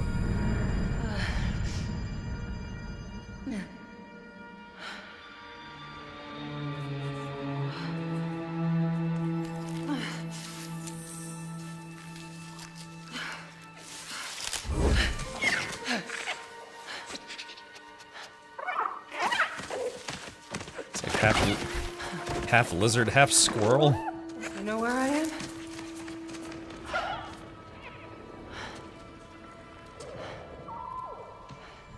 She's the redhead from True Blood. Oh, okay.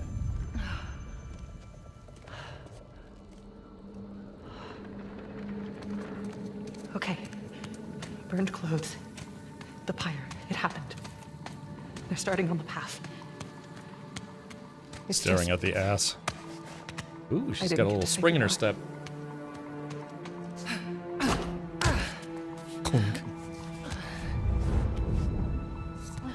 Put on the slutty DLC outfit.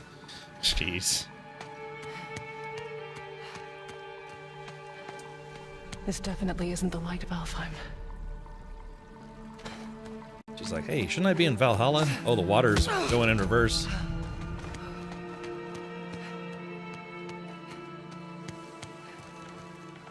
New game set in the God of War universe. I'll buy it. Yeah, yeah. Apparently Kratos isn't good at keeping wives around.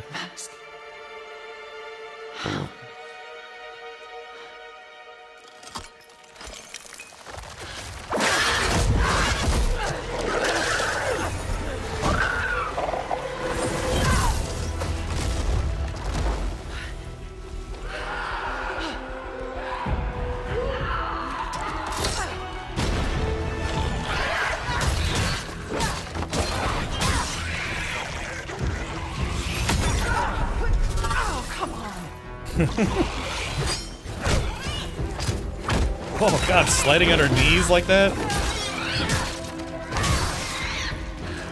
Shouldn't have been that difficult.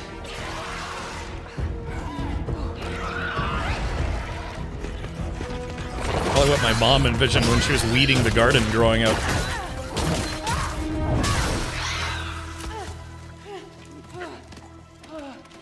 Gravity, who needs it? Yeah. Armor. Good idea.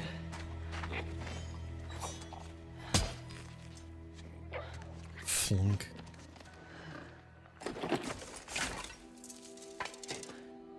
Imagine wearing dead guy armor. It'd probably just stink really bad.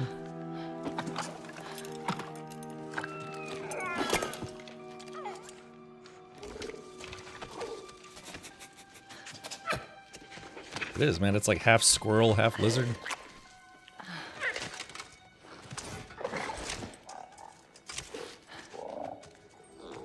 There we go. Got her all armored up. Now, how about a way out?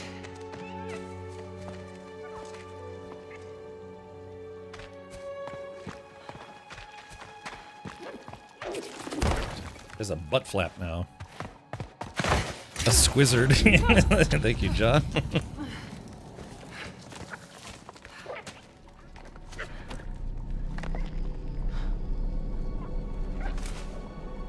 Guess I'll find my own way from here. Looks like one of the puzzles from Baby Steps. You know, it's like, oh man.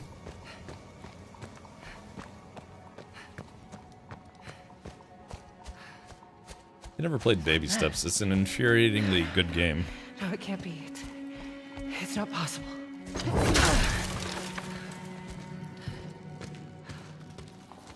It's weird that watching this makes me want to play Valheim more, you know? If there's another mask, our path isn't safe. How do I mine for fish? We have to Yes. find a way back. You can't. You're dead. D-E-D dead.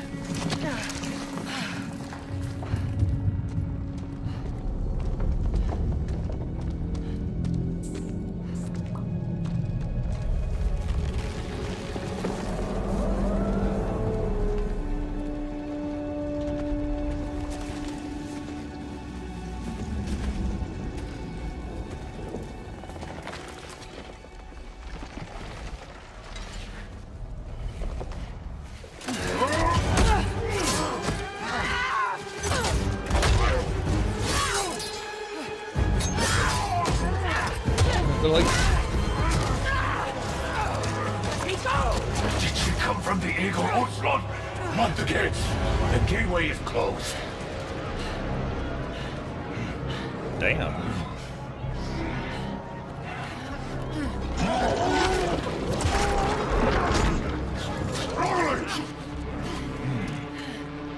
That damn lizard squirrel led us into a trap.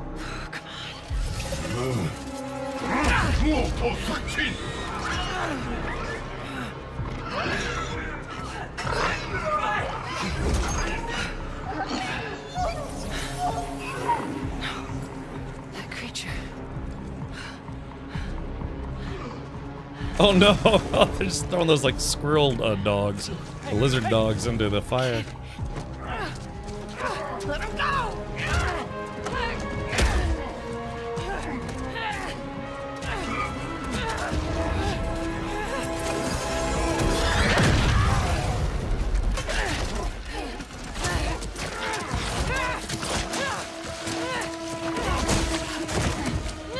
Man, really manhandling her.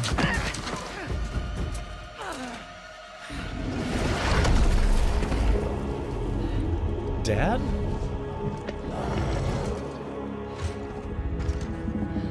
It's got a burning headache.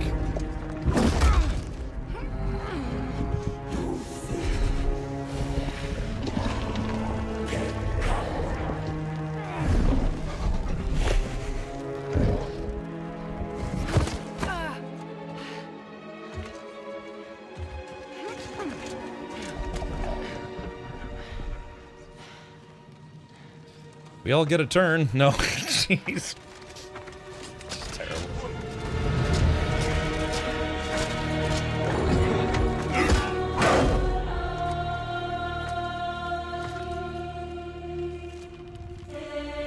Boobies. Demon boobies.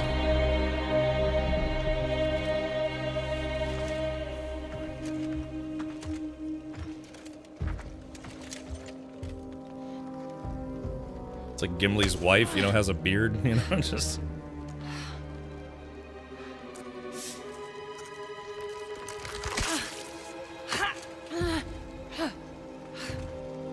Another mask.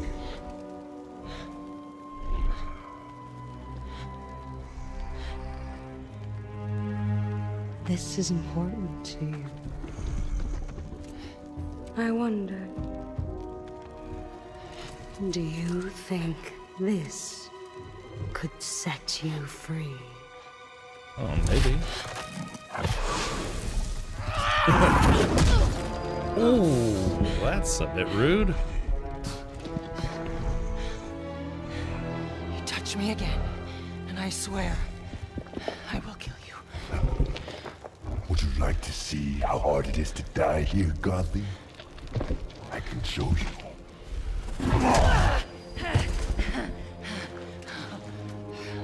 You can't keep me here. The gateway is closed. There is no escape.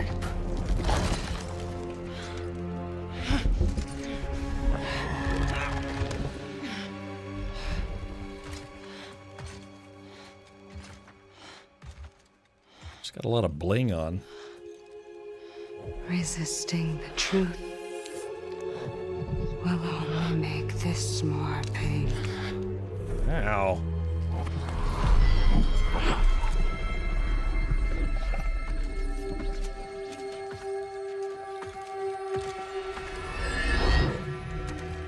Sekhmet. No, Betsy.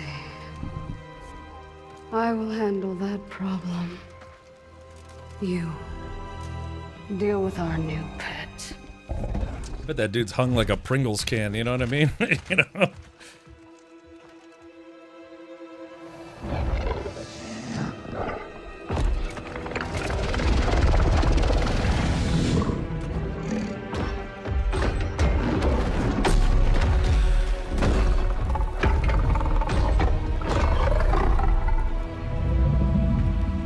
Giant, like, cat dragon.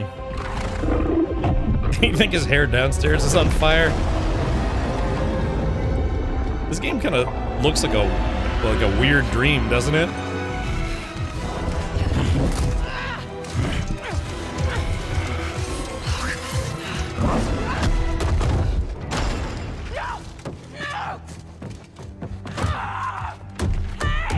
I feel like she's slender enough to sneak out of this thing fairly easily. Can I pet that dog? Yeah, exactly. Can I pet that dog?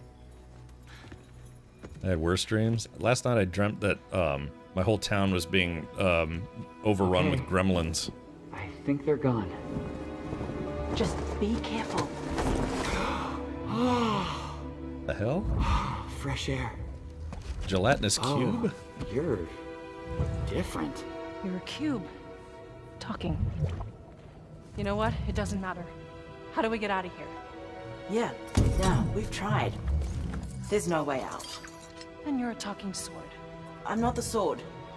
I'm the ribbons, obviously. And my name is Rue. The cube is Frank. Yeah, this is like a weird dream. There has to be a way out of here.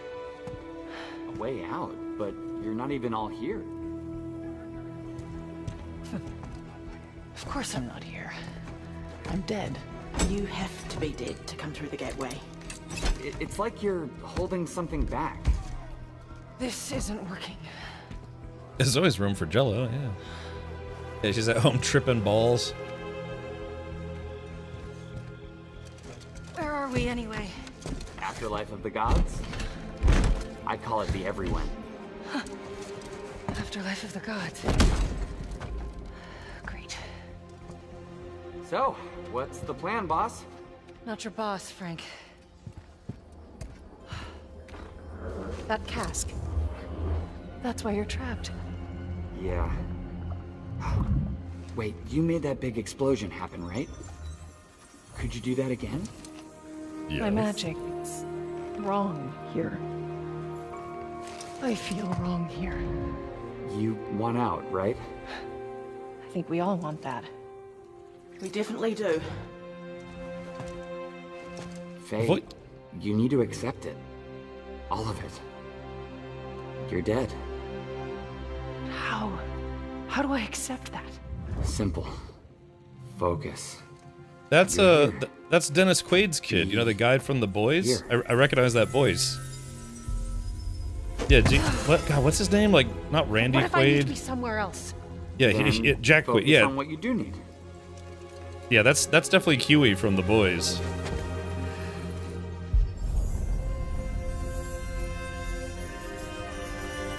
That's why Hey, that's it. What were you thinking of? Yeah, he is also the voice actor in Lower Decks. Hey, we'll take it. Now let's get out of here. Okay. Get ready.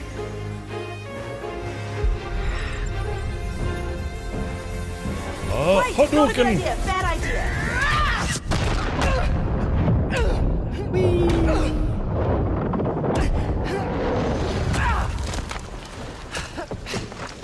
Yeah, Ensign Boimler, right?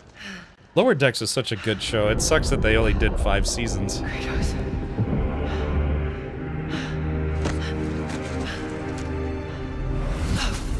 Kratos.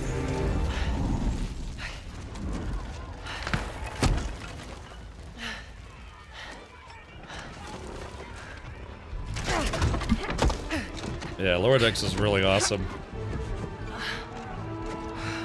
They should do a Lower Decks movie. Boy! Yeah, she really did a number on this camp.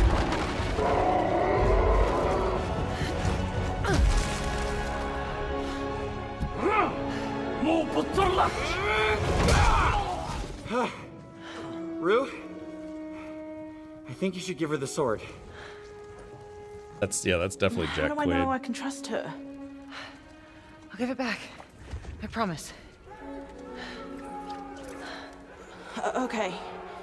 Take it. It's got claws on the end. Showing.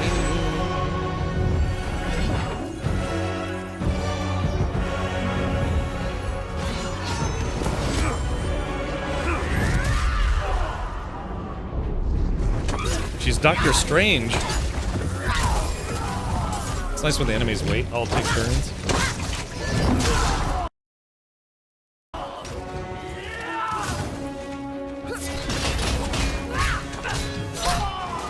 Lady, you need to get out of here. Not until I get you out. I don't need help. Here we go, coming up behind. He's a gelatinous cube.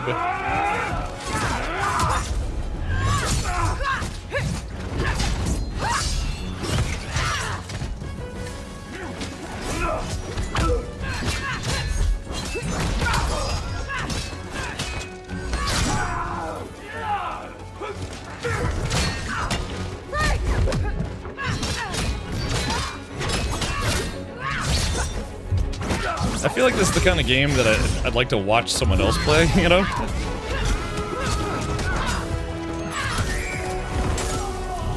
Got an idea on opening that cage. Hey, kids, get ready! Come on! No, I got a promise to keep. Fine, but lady, that sword, it's more than you think it is. It's more than what you bargained for.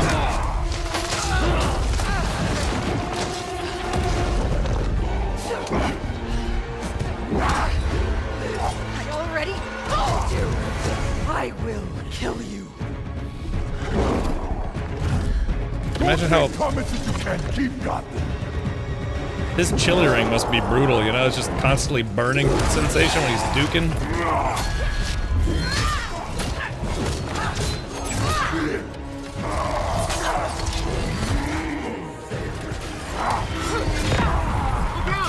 Try again.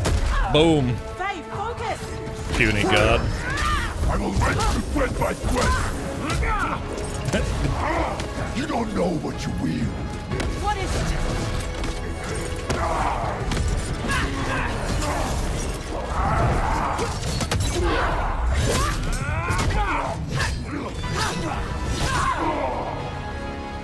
You're Grr. scared of this sword. Why? I fear nothing.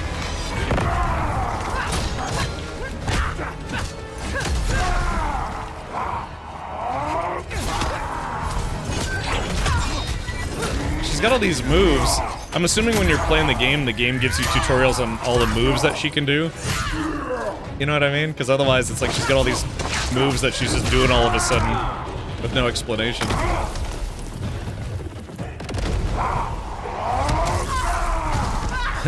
Got him. Just give up. I don't give up.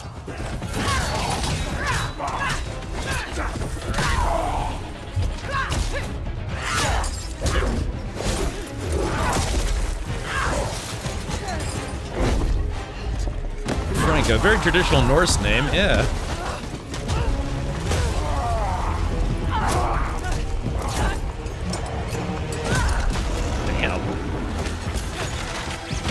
She's having a bad day.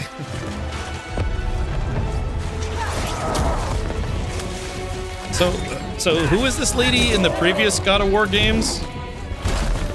Ow.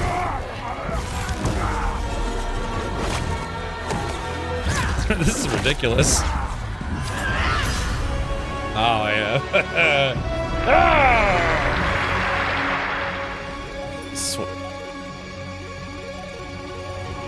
Laufey. Laufey. Frost Giant and Kratos' wife. Okay. It's like Luffy from One Piece.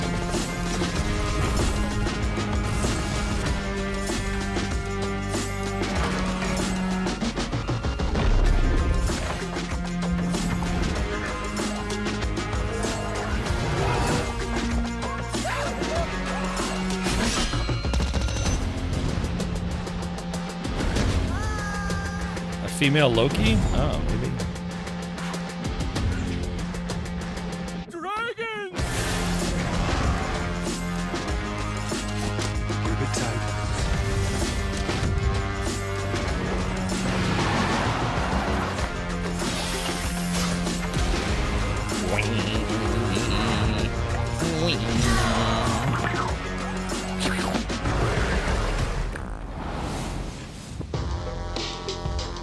Oh, well, there it is. That is your 2026 summer state of play.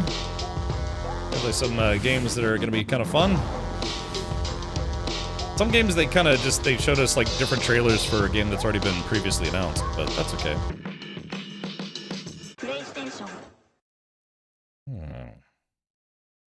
All right, interesting. Yeah, so like I said, I do have a PlayStation 5 Pro, so when some of these games come out, probably before GTA 6 comes out, we'll be able to cover some of those.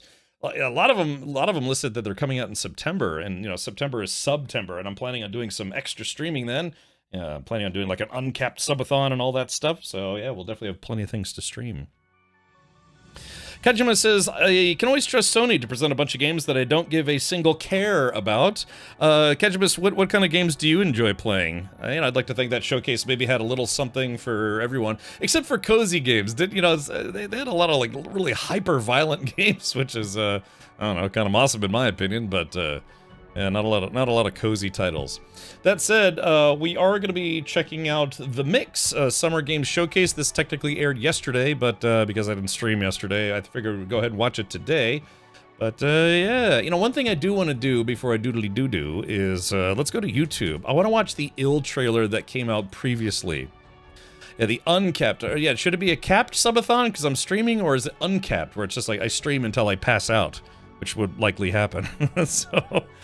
Sony now makes games that people who don't play video games think video games should be? Well, I don't know, man. You're not interested in, like, literally any of those titles? I have to be honest, man. There's a good chunk of those games that I'm very interested in playing. A lot of games that we already knew were coming out, like the Wolverine game. I didn't know that the Wolverine game was going to be that violent. I thought they would, probably going to tone it down a little bit. You doing another 24-hour stream in September? Probably, yeah. We'll have to see. Unfiltered but capped September. Yeah, it's caps uncapped subathon. I'm already planning for some fun stuff for that. I think there's like one thing left on last year's subathon that I still have to do, but I have some plans for that. Because yeah, we did the Captain Rachel stream, we did all the other stuff. There's one thing left. It's the Xenomorph. Remember I said I was going to create a Xenomorph VTuber model, and we'll do a stream. But then again, what is it? Aliens Fireteam Elite 2 should be coming out this summer, so it might be a good time for that. God, imagine if that game also comes out in September. Barf. Yeah, well, I don't know. So there's some titles on that state of play that I'm very much interested in. Alright, let's see. Yeah, but yeah, I think the game that I'm most interested, other than maybe that Wolverine game, is the Ill, which is a very disturbing looking title. Let's see here. Let's see. So yeah, why don't we watch this? So there's a game called Ill, and it's gonna be a really, really grotesque horror game, which I kind of enjoy, because I'm a really grotesque individual, probably. So this is not today's trailer that we just saw. This is the trailer that they released previously. Because it would encroach on their living room gaming turf. Yeah, I mean, I don't know. I kind of like it, but I'm surprised they were willing to go so hyper-violent. Isn't the rationale for Sony is not to give Valve a leg up with their in-house titles to help the Steam machine? Well, I don't know. I mean, that's the whole thing. You know, Sony announced what's like 5 years ago that they were going to make an effort to take more first like PlayStation only titles and then eventually bring them to PC after like 6 months or a year. But yeah, then they kind of, I don't want to say they reneged on that, but you know, people notice it's like, hey, you know, stuff is coming out for PlayStation and it's already been a year and it's still not out on PC. Probably the biggest one for me is Gran Turismo, still not on PC. So, yeah. What I mean is that Sony is not a company for gamers, is a company about video games. So they just make games with the concept that they don't expect anyone to play them? Or what? I don't know what you mean by that, Kajimus. I mean, let's see. Let's do this. Network. Concurrent players. Let's see. Just trying to see what the concurrent players for PlayStation is. I'm trying to see if I can find a listing for that. That's the thing, is the consoles are actually still very, very popular. I mean, PC games are now outpacing consoles. Let's see. Let's see, what is it? Oh, wrong button. I'm trying to find out here. Top 100 for last 30 days on PSN. Let's see, hours played. 17,000? That seems kind of low. Yeah, I'm trying to find a list of concurrent players for PlayStation Network, period. Because it said like 2 weeks ago they listed 4.95 million players in Call of Duty.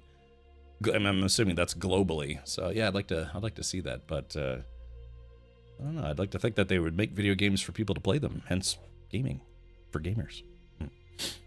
Kajimus says Sony equals games for normies. Dude, Kajimus, did you miss the showcase that we just watched? I mean, dude, we just watched where like Wolverine was beheading people, and then we watched a trailer that's for a game called Ill, a new trailer where people's skulls were being cut in half and like their brains were being scooped out.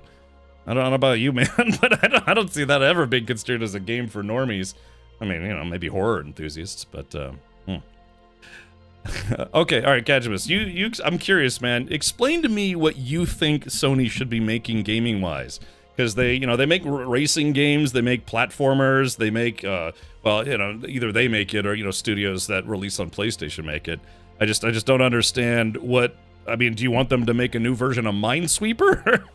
Yeah, like Kajimus, that's what I'm saying. What do you play that you consider a game that Sony should have? I guess, if that makes sense. Because, yeah, I don't know. I mean, like I said, if anything, I noticed there, other than, say, like Rayman Legends, yeah, not really any, you know, what they call cozy titles, stuff that's like the opposite of the extreme hyper-violence that we just saw.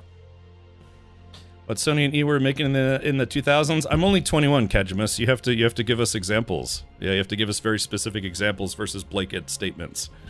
So, all right. Anyways, let's watch this. This was a previous trailer for Ill. That was also still. This was at, I think, Summer Game Fest last year.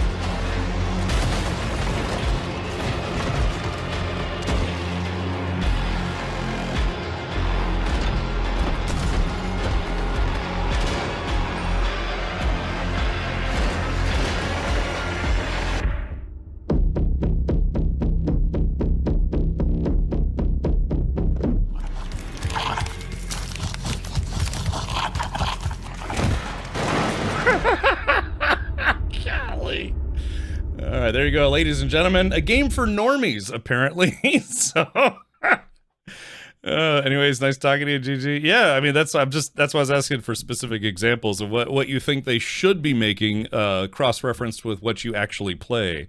That's why I was saying, if you could give us some specific examples versus blanket statements, that would help us understand your opinion a little better. And context is important. Cooler says, hey there, hi there, ho there. Oh, yee. All right, well, anyway. So, yeah, that's why I'm saying I'm very much looking forward to that. I like really weird, creepy games for normies.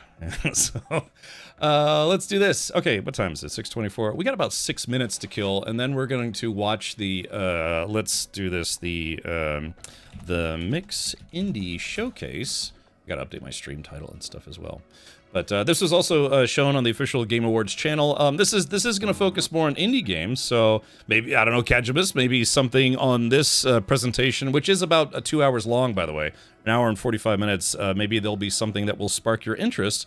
That is not big budget releases from Sony or otherwise. Yeah. Taste is absolutely subjective. You can like bad things or good things. That doesn't mean it is good or bad because you liked it or disliked it. I wish more people would understand that concept.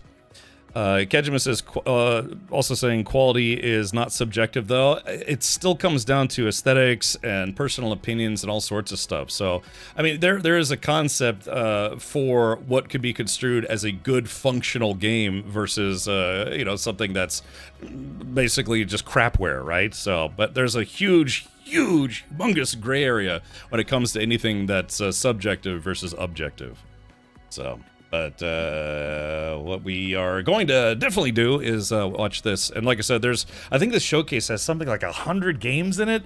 A lot of really short trailers for a bunch of indie games and the like. So yeah, for Kajimus or anyone else, that might something that'll tickle your pickle or tickle your taco. That will hopefully be coming out either later this year or sometime in 2027. So, all right, let me do this. I'm just gonna update my stream title. Because the Sony PlayStation State of Play is now concluded. So we're going to switch over to indie games, not backed by a billion-dollar company. Which could be good or bad, depending on how you feel about it. Alright, so let's see. Alright, let's do...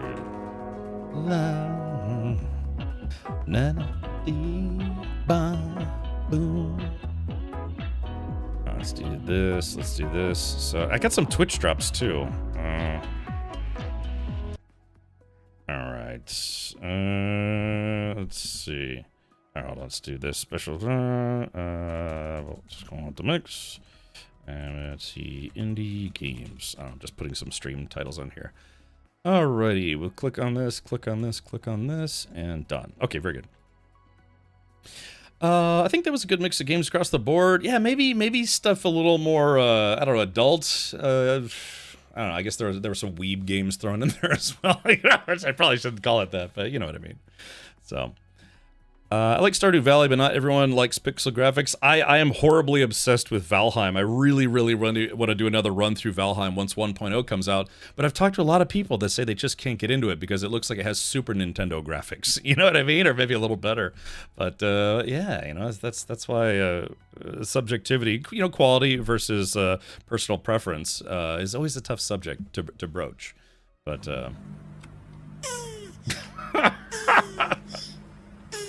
all right, here we go, folks. Let's go ahead and check this out right now. This is the Mix Summer Indie Showcase. Yeah, brought to you by Logitech G and I think like 18 other companies. I think Logitech G was part of this. What's poppin', my gamer gang? Justin Woodward here, indie game player, developer, never a buster, co-founder of the Mix, the Media Indie Exchange. Once again, at my side is my lovely co-host and ever-enthusiastic wife, Candy Woodward. Hey everybody, today we are bringing you a showcase filled with trailers from the coolest and most exciting upcoming indie game releases for this summer and beyond. Yeah, we want to make sure to represent. Oh, hold that thought, good fellow. I hadn't heard about that. We are not AI. As you can see, we busted out our summer drip for the occasion. You like? I like it. I like it. I like the pineapples and the sunglasses. You like mine? It's a little big. Of course. Thank It's like you. what people wear in Florida I am every day. ready to go to Turks right now, baby. Okay, let's get that energy going because today's showcase contains over 50 new games with 50 oodles new of games. exclusive new trailers and gameplay reveals from our developer friends that you definitely don't want to miss. That's right. We have been banging out these awesome events, and we are happy that you've got the fire cooking that includes updates, trailers, and announcements. Let's quit the jibber jabber and get to the games. People don't want to look at our mugs. They want to look at the titles. You know what I'm saying? Settle down, settle down. You know that we have some light housekeeping to talk about before we start. It's As true, Meat always, Shield. Remember to check out the Steam event page for today's showcase so you can see all the titles that we're featuring and make sure to add your favorites to your wish list. Oh, and we're also going to be doing some code giveaways throughout the show. Look for the info to appear on your screen. It's going to be somewhere here, somewhere over there, even right now. Grab that code, act fast, no do-overs. We also have a physical prize package that we are going to send out to a lucky winner, which will have a shirt, a hat, buttons, that kind of thing. The Mix wants to extend a huge thank you to our participating developers and publishers. We literally cannot do these shows without you. And we also want to give a shout out to our broadcasting partners at Twitch, IGN, and GameSpot, and the folks at Summer Games Fest, who have been amazing partners of the Mix and the indie community. Finally, thanks to our sponsors, New Blood Interactive, Top Hat Studios, Akupara Games, Hype Train Digital. Oh, I thought Retroware, Logitech G was a Clay, sponsor Raw of Fury, this Goblin showcase. Studios, Not a Shark Company, I guess just this channel. Fireshine, Aberratic Studios, Kojo.gg, and Shido. Our charity partner this year again is Experience Studios, which is focused on funding dope games from underrepresented developers like Black Voices in Gaming, the Latin American Game Showcase, and more. Please donate to help some awesome games get made. Please donate. Don't forget to do that. All right, now we can start the show. Hang on, Candy. Oh, okay. Some of these trailers are so hot. Gosh. I gotta use protection, you know what I'm saying? I don't know if I knew you were such a nerd when I married you. You know now. You know now. Hey, man, at least he's married. He's got someone in his life. All You know what I right, mean? Our first collection of trailers is Forever for the Alone. up-and-comers. Games that put new spins on classic formulas, introduce innovative new designs, or simply defy categorization. Up and comers. Roll that tape.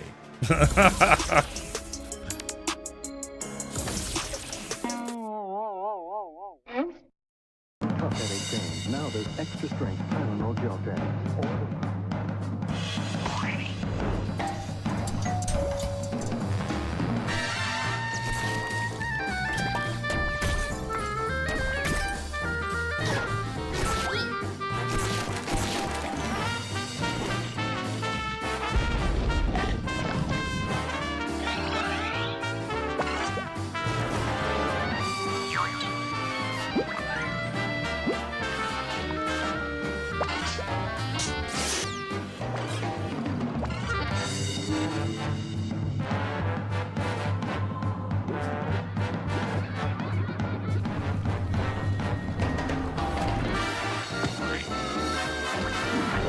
Oh, God.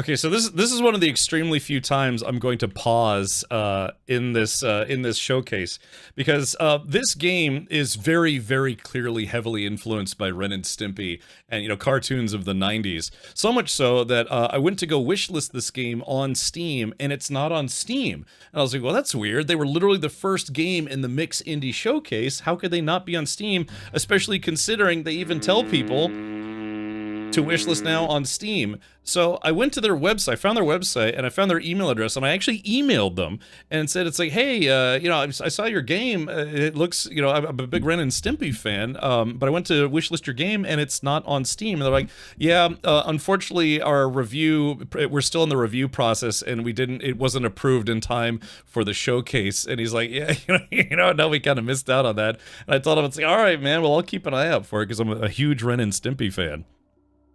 But yeah, it's a company called Odd Men Inn, based in Mexico, actually. But yeah, they said they wanted it to feel like a fun platformer, action platformer, but kind of influenced by 90s cartoons, very specifically Ren and Stimpy. So yeah, Maybe somebody, I don't know if somebody could check it now to see if it's available to wishlist on Steam, but like I said, I'll try not to pause it after this, but I told him, it's like, look, man, how is this not available to wishlist? I'm already interested.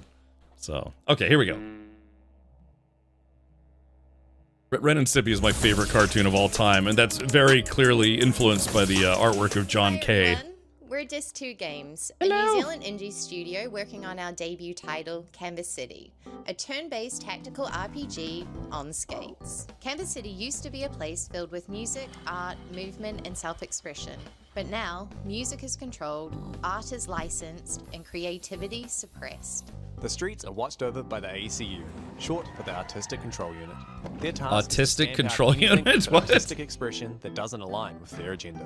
You'll lead the Firestarters, a rebellious crew of street artists using music, dance, and graffiti to reclaim public space and inspire the people of the city. The crews of Canvas City fight using spark skating, an illegal underground sport built around a yeah, John Kay wasn't involved. It was very clearly heavily influenced by his works, if you know what I mean. The game is the Firestarters' attempt to recruit their first new member, MC, via the Undercurrent, an underground network where crews share footage, gain followers, and build influence across the city. Every crew in Canvas City has its own identity, philosophy, territory, and most importantly, music style. How you move through your environment is going to play a key part in how well you perform, and is one of the ways we approach the turn-based strategy genre differently from others. The movement and action phases combined into one, allowing you to seamlessly transition between traversing the map and attacking your opponents during each character's turn. Instead of dealing damage in the traditional sense, you demoralize opposing crews and outposition them using momentum, map control, and style. The demo is just a taste of what you'll get with the full game. Waiting Beyond is an overarching story of reviving a city's creative spark. More rival crews, each with their own distinct vibe and territory, characters to recruit, new tricks and abilities to unlock, and more. Wishlist now on Steam to be amongst the first to play this new take on Team Tactics RPGs. So, that's a game, I think. So, yeah, but yeah, Spumco, John Kay and Spumco are probably not involved at all with Oh My Dog. It's just, it's very clear what their primary influence was. Kind of like how Scorn was very heavily influenced by the works of H.R. Giger, but, you know, he wasn't actually involved in that project. Oh yeah, John Kay is an unfortunate story, man, and because, I mean, he was on top of the world for a while, you know, just had an extremely popular cartoon. And then it turns out he's a bit of a creep. So he got fired from his own show. Then he eventually got the rights back to his own show, changed it to Ren and Stimpy Adult Party Cartoon, made it where Ren and Stimpy were like gay perverts who were just like banging each other and trying to bang hookers and all sorts of stuff, and I think doing drugs, and it was kind of off-putting, like how extreme he went with it. And don't get me wrong, I like gross out humor as much as the next person, but yeah, it was like an uncomfortable spin on Ren and Stimpy. And then I think later they were gonna try to bring Ren and Stimpy back, but I think they brought it back, but then what was it? Billy West didn't want to voice Stimpy anymore because he didn't want to be associated with John Kay. So yeah, it was just a tale of someone's character coming up with, you know, that person coming up with a fantastic idea for a show and concepts and weirdness. And really, I mean, his works influenced like SpongeBob and other really major cartoons. But yeah, just in his personal life, turns out he was kind of a creep, so. Togi's on my tail. Get him off. Thanks for the assist. Is this like a brutal ripoff of Star Fox or what? I don't know. Like I said, Ren and Stimpy really is my favorite cartoon of all time. But it's hard to not acknowledge, like, the creator had some troubles behind the scenes.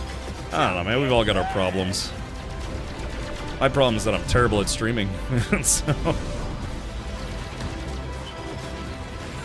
It's funny that this is, you know, again, wearing your influences on your sleeve, right? Like, this is very clearly inspired by Star Fox, but it's not Star Fox. Let's end this once and for all. Do a not barrel roll, you know? So, yeah, it's a massive ripoff, dude.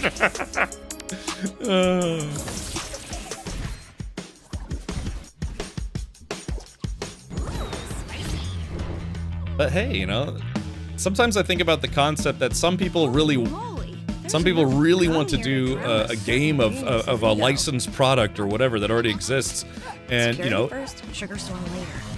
if you can't, you know, get that license or can't afford it, it's like, okay, let's make a version of it that's not the specific, you know, IP, intellectual property, but it's still very much inspired by it. Do I need a furry suit to play that game? Maybe, Racky. Hey, look, it's that anime Bubblegum Crisis. Careful, everyone. The great Uja's back. You're living off Mr. Gum's dirty money. And at least I'm not begging mommy Did we see and daddy for pocket change. Did we see a Grundle shot just then? That's right. You don't get to do that anymore. Leave my parents out of this. Yeah, Mega Cum.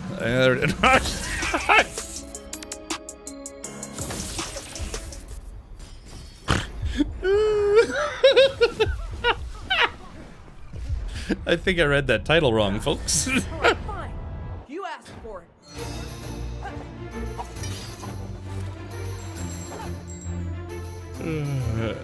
Yeah, Brett Baruch, yeah, you have the brain to mouth filter that I don't have, apparently.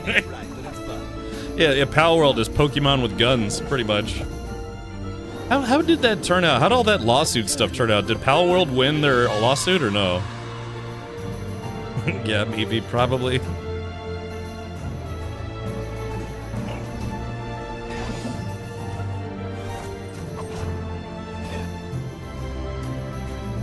Red Baroque says, well, that and I'm sober now. Yeah, now being the imperative part.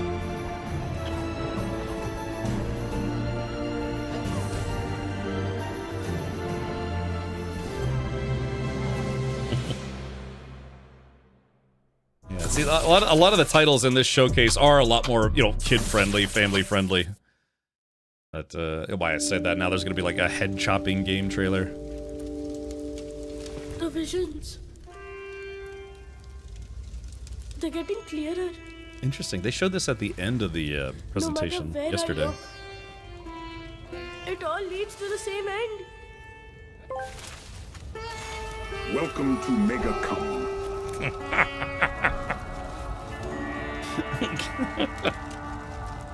Thank you, Darth.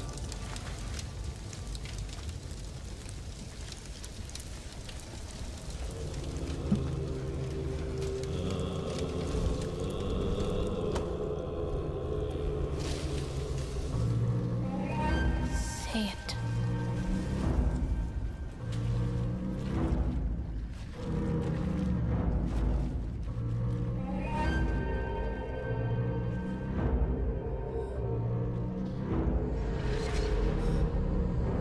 Mahabalasura. Gesundheit. Oh. He's not just coming. He's already part of everything that's breaking. He always was, Bash. Darsh Rendar.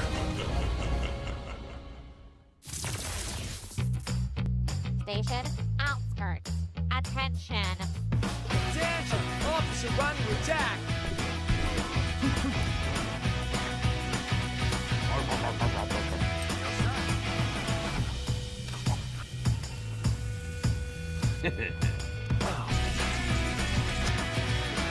You kind of don't want to check the sharpness of something with your spacesuit, you know what I mean?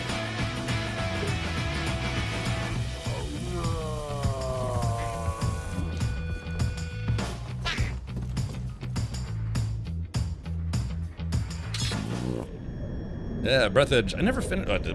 Just butt cheeks right there. Is Green Hill considered indie though? I would say so, yeah. I mean, they sold a lot of copies of it.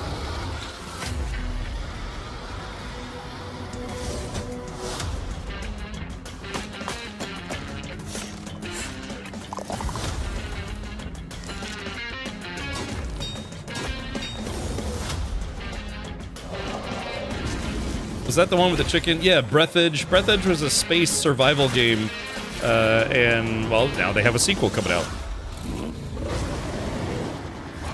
Master Shock says both patent offices rejected Nintendo's summon character and let it fight claims. It's still ongoing, but I believe in the US, Nintendo had 60 days to make adjustments or something. Oh, okay.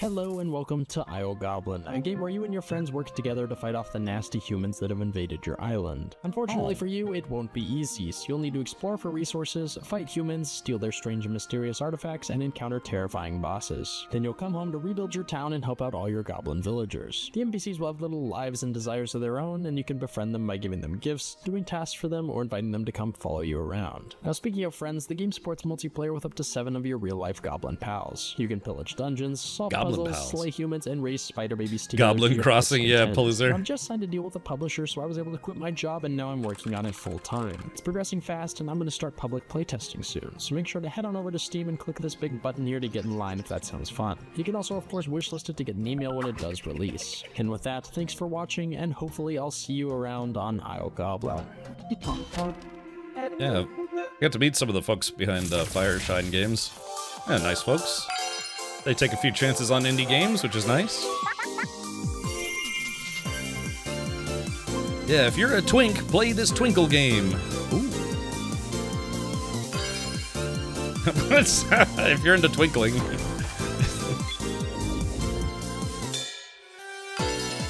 Where will you be when diarrhea hits? Blink, you know?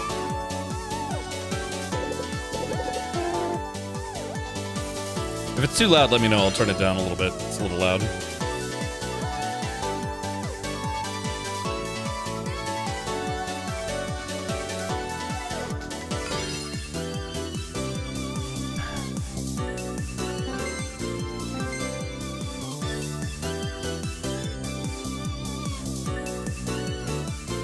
Can you turn off the color? I technically can, yes.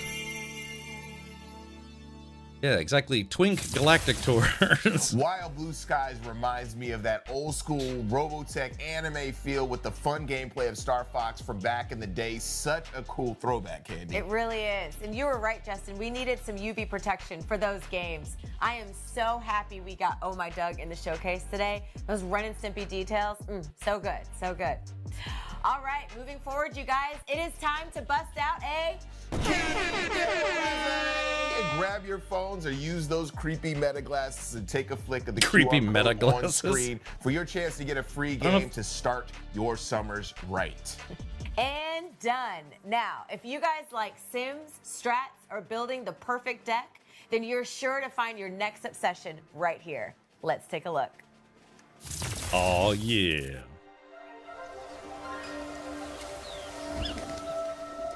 Squawk! I guess it's an owl. It wouldn't go squawk.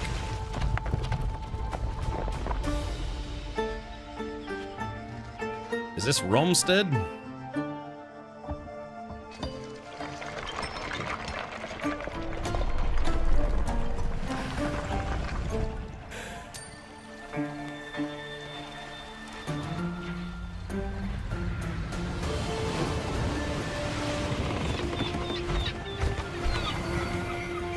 Bro side.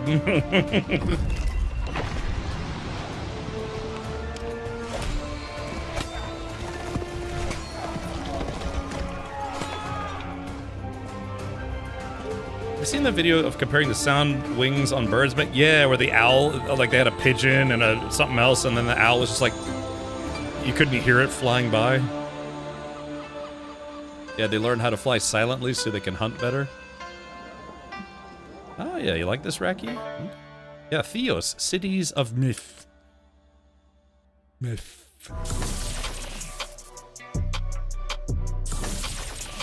Welcome to Neighborhoods, a cozy sim where we are reimagining the city builder as a city fixer.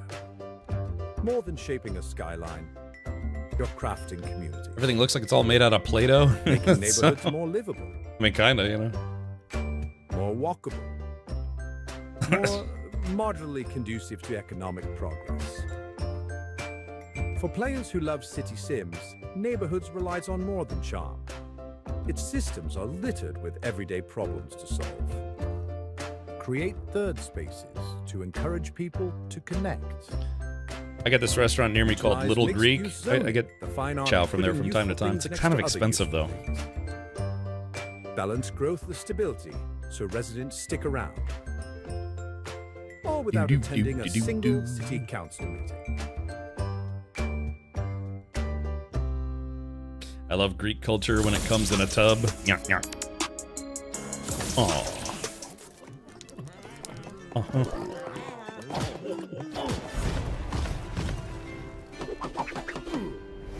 Welcome to Midgard. Battle Wow, this is something that Cletus might be interested in. Serve rowdy tavern customers by night. But look out for the coin thieves. Harvest crops for your recipes. Spend your coins on wicked new weapons or experimental brews. Explore islands filled with mythological wonders. Meet a Norse god or two. And clash with mystical beasts.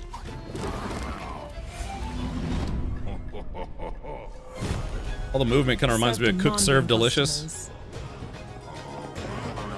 Run a tavern worthy of Valhalla. Yeah. Hunt, cook, brew, and fight your way to the grandest feast Valhalla has ever seen. I bet Cletus Buford would like this game. There's one Greek restaurant near me where the owners are 50-plus-year-old Greek couple who moved here. Can't get more authentic than that. Probably not. Yeah, Little Greek is kind of a chain restaurant.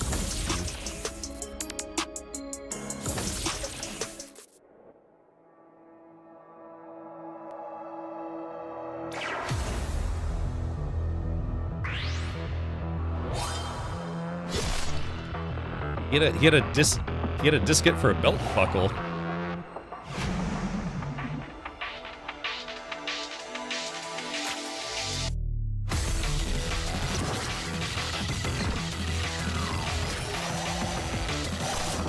The Weed Whacker of Doom.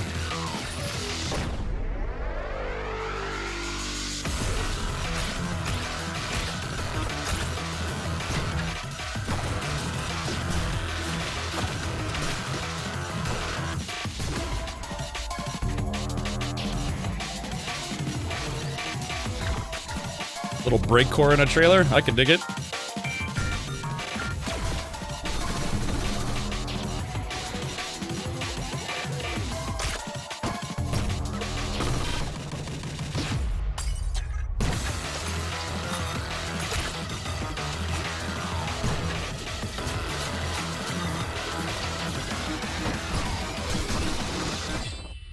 Swing. Yeah. Chivalware as opposed to shovelware, you know? Yeah, a little head bobbing, yeah, a little breakcore.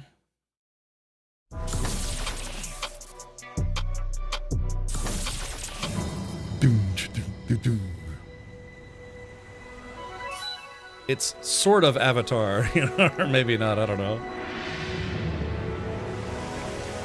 Oh, you like it, Evie? Okay. I have played FTL, I've never beaten it though. It gets kind of difficult towards the end.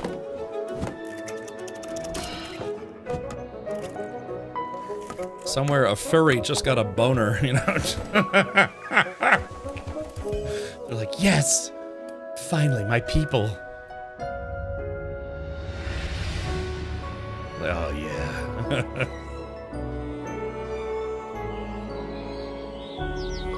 This is such a change of pace from the Sony presentation we just watched, where people were getting beheaded and their guts were being ripped out of their abdomens, you know? There's a lot more cozy games in this showcase. This is something... Oh, it's something different. Oh, okay. Just... Yeah, this game feels so positive, it's disgusting. Hello, yeah. 1/3 of the Odd Subteam, a small studio that specializes in odd takes on familiar formulas. Our first project, Husk Protocol, is a deck-driven mecha game that best fits the roguelike deck builder genre. But here is the odd part. It would more accurately be described as a meta-roguelike deck builder.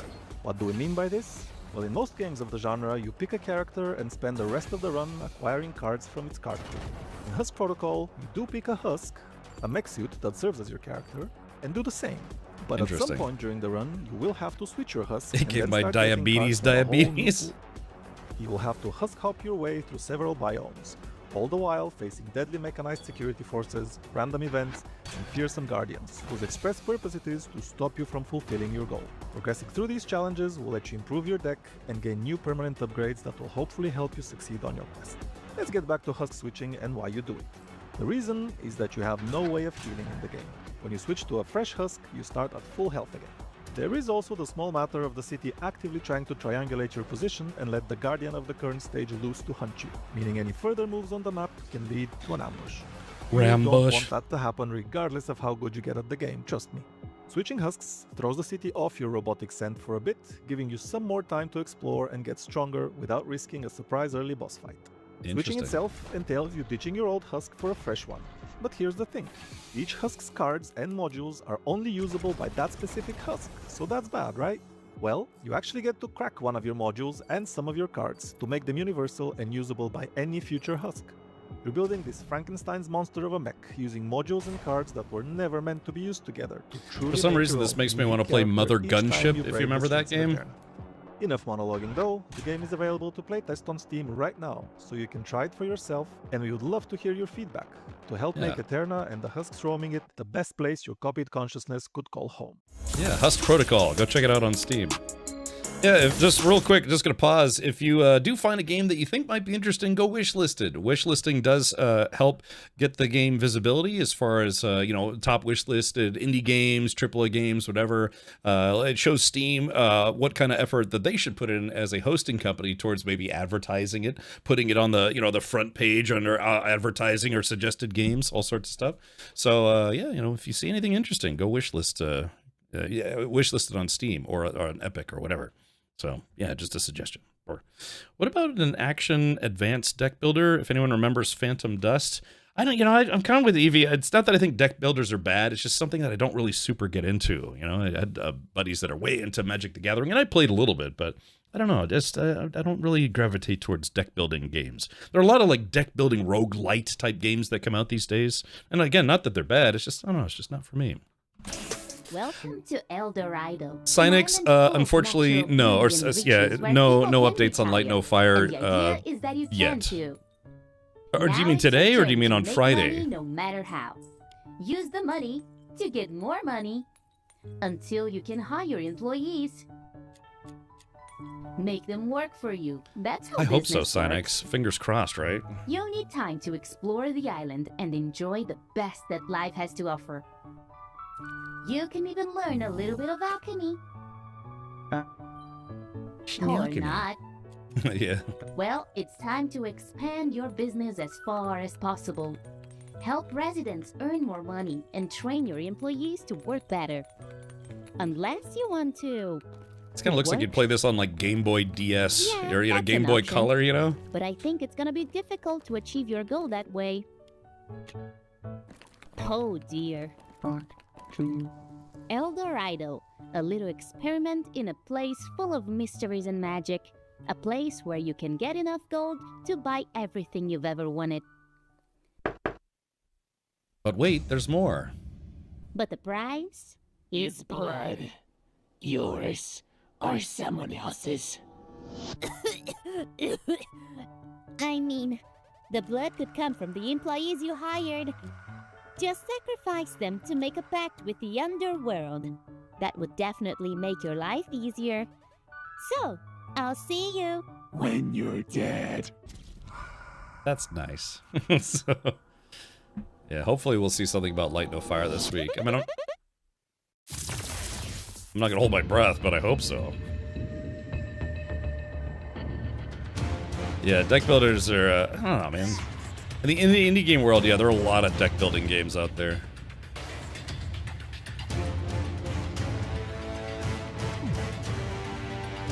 I feel that this is a game that Bella Curie should play.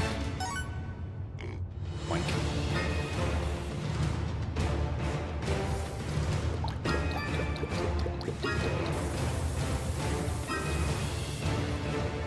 This is like if pixel or like cleaning type games actually came out on Nintendo and Super Nintendo.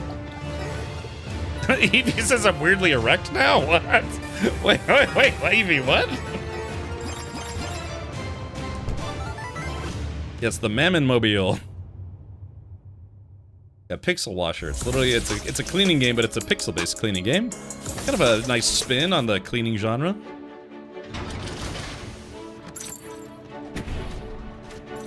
Wait, what's going on? What did I miss? Mammon? Something?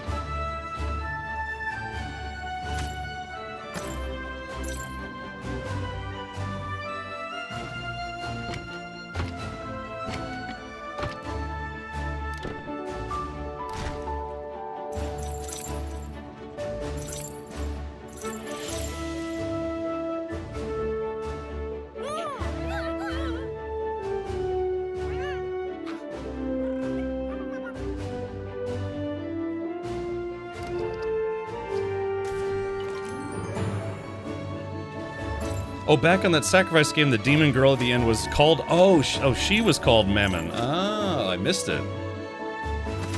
Cynix, yeah, we did watch the PlayStation State of Play. A lot of really gory games. Yeah, a lot of really gory games in that presentation. A lot of games for normies, apparently. A little throwback here. But, yeah, there's some titles that I'm very much looking forward to. I have a PlayStation Pro, PlayStation 5 Pro, but I don't stream from my PlayStation very often. The Company is hiring. As a dungeon master, organize your defenses and command your monstrous employees. They can fight the intruders or improve your traps. Equip your rooms with powerful artifacts. And upgrade your employees to create new combos. Beware. What works against some intruders could be useless against others. Interesting. Reorganize your troops and relics to adapt to your strategy. Manage your dungeons between attacks. Handle the unexpected every day. Wasn't there a game that was kind of like this that already came out though? It was called like Dungeon Master or something like that. Anyone know what I'm talking about? I think it came out last year. Or you'll be fired. It was like, yeah, Dungeon Manager Sim. Do you want the job? Yeah, what was that game called? Yeah, Infamous Keepers. But there was a game that already came out that was kind of like this. I think last year. I think it was called like Dungeon Blaster or something. You see, Kenny, that is why I love indie games so much. The creativity and talent we just saw was off the hook. Shout God out of War to the Harbor House Edition. Queen. Okay. Husk Protocol has that techno pixel style dialed in. So good. Up next, if that group of titles didn't get your heart pounding, this next set of games will do the trick. We're going to be hopping into some fast-paced action games and a fighting game that I'm personally looking forward to getting more updates on. Let's get ready to rumble in this piece. Truth be told, glitter and gold. Yeah. Yeah, tire price. I mean, anything that is oil or petroleum based, yeah, I mean, it's just going up in price.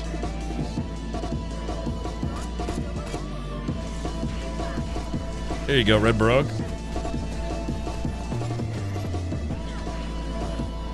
That's how dancing clubs.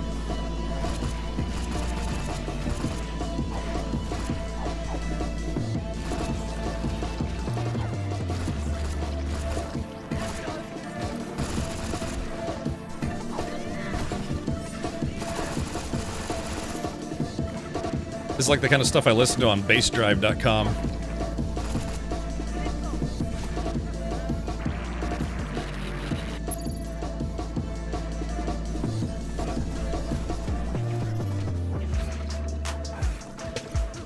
Are you the weirdo in the corner by any chance? That might be me.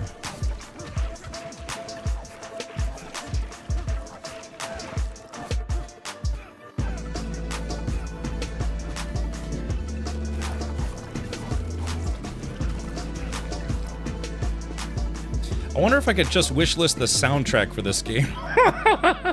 God. Ouch. No, it was not called Cthulhu Keeper. Heartloop Games, and this is I'd have to look Polyfighter, it up. a single-player roguelike fighting game. Select your character, choose your path, pick an opponent to fight, and learn their fighting techniques upon beating them, adding their moves to your fighter's unique style. Travel further and grow stronger. Was it Let's called jump in. Dungeon Right Keeper? now, I am playing as Imani. She's a mall security guard and a huge anime fan. So in Polyfighter, She's a each weeb. character has a set of rivals to discover along 3 acts. When defeating a rival, they are released into the pool of opponents for any playable character. No, it wasn't Dungeon Keeper. Speaking of rivals, here's Janice. She's It was a game that it was like new as of last year. Antics. When discovering a new rival like Janice, you'll see that now she appears back at the character select screen. But she has a catch. Unlock conditions. Janice has worked as a mall security officer at Hartville's very own Melrose Mall for longer than she ever intended. She would rather do literally anything else. But dealing with Imani makes her days go faster. Not that she'll ever admit it. You'll actually notice that in many of your runs, some characters have some history between them, adding a story to the world of Polyfighter to experience in the eyes of each character. Once unlocking discovered characters through their challenges, the possibilities of encountering even more secret fighters appear along your path. Let's see if we can discover another for— Hey! It's Muscle Horse! Oh, bring My it favorite. on, baby. What if this was called Polyamorous Fighter? You know, you beat people up and then they bang, you know? So... Okay. I'll come back to it, but hey, maybe you have what it takes to take down Muscle Horse and discover many of the game's secrets waiting to be unlocked. I wish you luck, my friends. Try out the demo today. Polyfighter by Heartloop Games will fully be available later this year. Yeah, if you like fighting games, give it a shot. Like their logo, Heartloop. Sure, as well. If you're on my Discord, you can link it in my Discord. If the OST is on YouTube. Is it Dungeon Tycoon? It was the exact same premise. You had to like set up your dungeon. I can't remember. Muscle Whores, yes.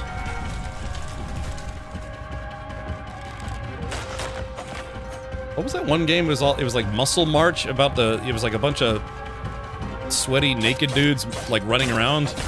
Was it called like Muscle March? You can't make me. Oh.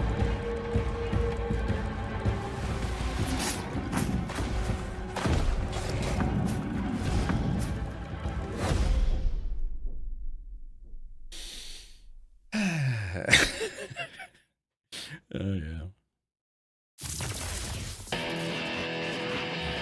Now this actually looks like it's gonna be pretty fun. I've seen this already.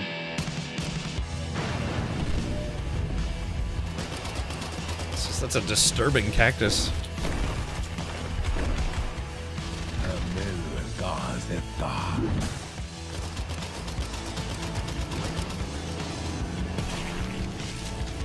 Blar. Yeah, I've seen this before. Kind of looking forward to it. Alright, I'm Wooly. I'm one of the designers on Dark West, and I'm joined here by Mr. Lighty. Hello, Lighty. Hello, Wooly. It is me, Lighty. This is our game. So there's only one class available currently, but we have 3 slated. One will be coming with the 0.1 early access, and then the third one will come at a later date. Do a barrel roll. You can slide as well. Amazing. Hey, you better watch your mouth, buddy. At Slorm, I did stream Spacecraft. When I played it, it seemed promising but needed more work. 7 So base enemy types that operate in up to 4 tiers. The tiers increase Maybe? in mechanical difficulty, their stat scaling, their loot, and a variety of things. Stan's having a rough time right now. So our approach to just overall build customization in general is narrow but deep. So you'll have the option of different active and passive skills. These are talents here. These are passives. You also have something like this, which is technically a passive. Most of these are active abilities, though. So I have a choice here between Barrel Breaker and Heck Shot. I'm more of a Barrel Breaker guy myself. However, it needs to be buffed right now. The attack speed's really slow. So I'm going to go with Heck Shot. Nice and simple. Shoots a ghostly skull from my firearm. Take a hit, Wooly. Take one for the Evie, that team. game is Actually, called might kill you. Kingmakers. It was delayed, unfortunately, with no release date. Yeah, it's called they do hit a lot Kingmakers. harder. though. They do have a higher loot condensing factor, LCF value, which increases the quality of the loot, not the quantity. So This is like if Diablo was a kind of like a Wild West horror game. There will not be a loot filter. Of course, we'll have, like, you know, pretty name plates and whatever to give you the dopamine hits. You should not ever feel the need to be like, why am I dropping, you know, 10 items that I don't care about? Also, you want to briefly talk about crafting here? Our crafting is used to augment and improve weapons, not create them from the ground up. So you won't be, you know, white item crafting with no affixes into something that has 9 affixes and all the bells and whistles. You're going to find something good and then make it great or make it exceptional, but it'll still be very good to use out the gate. Ladies and gentlemen, that was the Dark West. Again, I am Wooly, one of the designers, joined by Lighty. Anyway, wishlist our game. Thanks. Bye-bye. Bye. Bye. Yeah, it's like Diablo meets the Wild West. Yeah, I hope Kingmakers is fun because it looks like it's going to be awesome. Yeah, sadly the game was delayed. Also, Hell Let Loose Vietnam, they announced today that they're going to delay the game, I think, until August, after a lot of player feedback said that it's just too buggy for release. Yeah, it's the 310 to Tristram. Awesome. Yeah, to this day, the Tristram sound music is, or the Tristram town music is probably one of my favorite soundtracks in any game. That and, probably World of Warcraft, Wrath of the Lich King. You know, I had to think about that for a second. Yeah, the Wrath of the Lich King soundtrack to Bionic Commando and Bionic Commando Rearmed. Those are some of my favorite soundtracks that I still listen to in my car from time to time. I don't remember if Kingmakers is going to be multiplayer. I mean, it should say on Steam. If you just go to Steam right now, it should say if it's going to have co-op or not. So, chat, this looks very similar to a game the Mod Squad and I played for, what, like a week or two? You know, Bing Man was hosting a server for,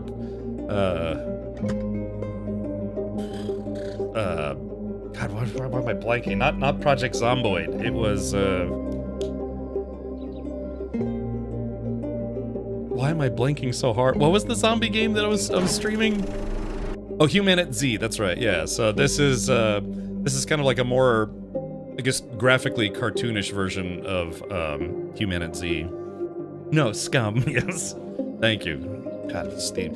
The older I get, the more I forget.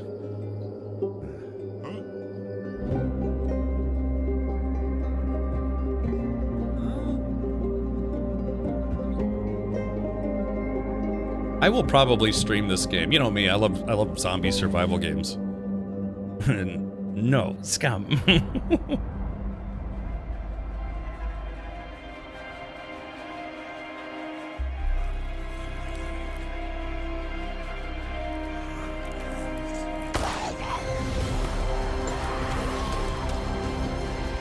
Yeah, this is looks like a little hectic.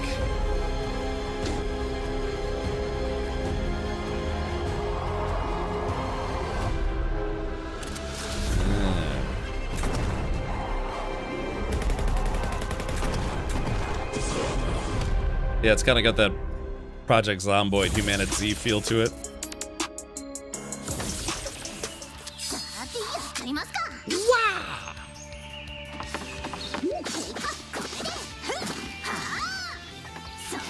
This should have been in the PlayStation Showcase.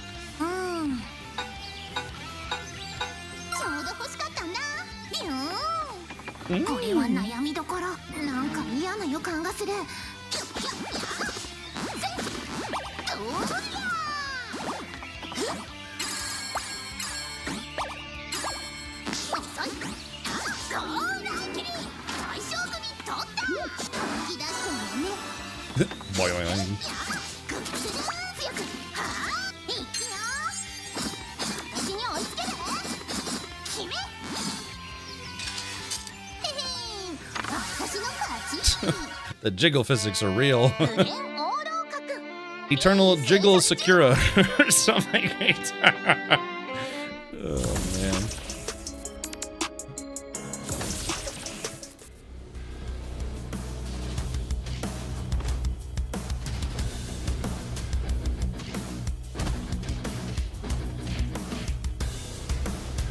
No rules.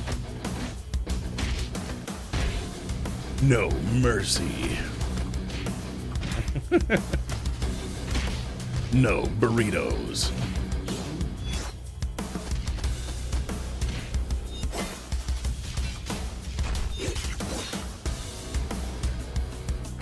No retreat. And it has no wish lists. No, that's just God. Look, I gotta be nice here. Hey Felix, yeah. Sorry I took off yesterday. I was I was emptying out part of my storage locker. I'm doing some other stuff yesterday. All restaurants are Taco Bell when you build your own fighting style that involves diarrhea blasts and indigestion cannons or something.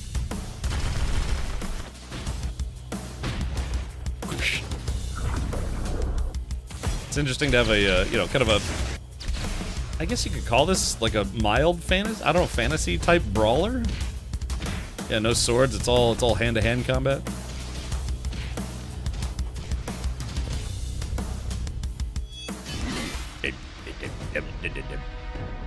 Yeah, seal breakers. When you go to Taco Bell, eat too many burritos, you have to break the seal. Has chosen you to walk the path of the witch.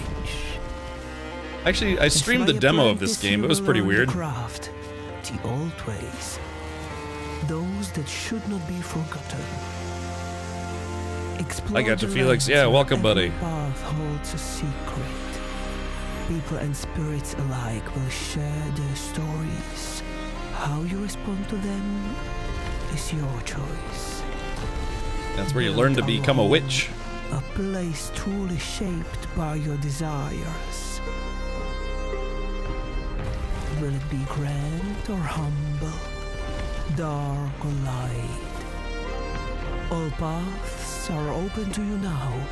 I wonder what kind of witch you will become.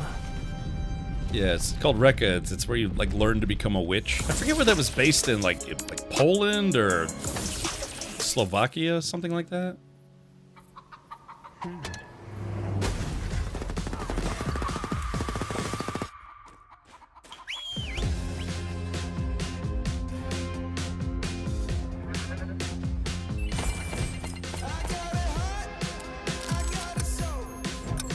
I got a butt and I gotta go.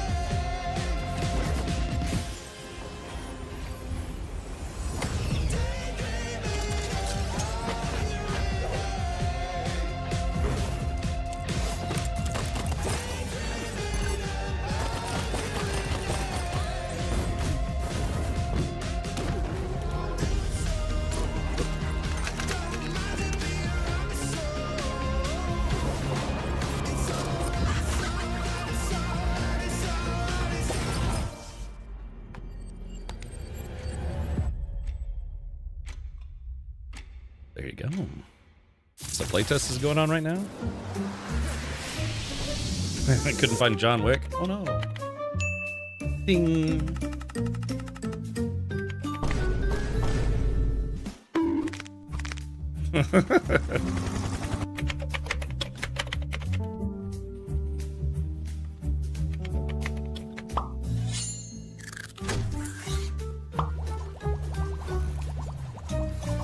The Goat Zodiac boss. Interesting.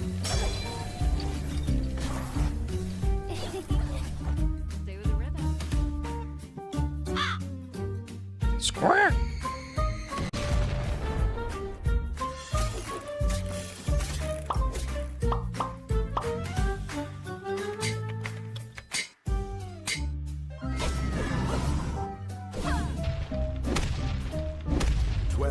Yeah, where was that game Rekka based out of?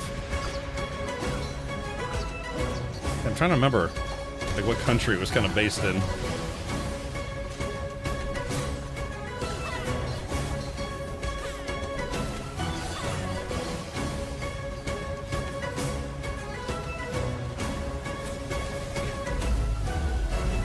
showcases like this, really give you an idea of just how many games people are working on at any given time. And again, like I said, I get anywhere between 30 to 50 emails a day just from various publishers, from, just solo operators, solo single dev self-published games, all the way up to AAA games. And a lot of it's not like they're always like throwing keys at me. I mean, frequently, yes, but sometimes it's just, letting you know where you can check out trailers and maybe demos and things like that. But Let your Zodiac trials begin. It's just crazy, like how many games release into early access or just release in general almost every day. My fighters. Yes, I do. And Polyfighter looks straight fire. And it's great to see a new take on the genre just in general. So keep it locked this summer to see more games like that. Also, Hype Train Digital Canyons look really cool. It really did look cool. It is perfect. I've been doing my TikTok Slavic Taibo folklore. MMA Okay, thank you, training. Enigma. I've got a mean arm bar. I love me an arm bar. And speaking of broken bones, up next, turn your lights low, crawl under your blankies, and grab your teddy, because here comes a series of creepy horror trailers that are sure to make your skin crawl. Yeah, creepy horror trailers. Let's get it going.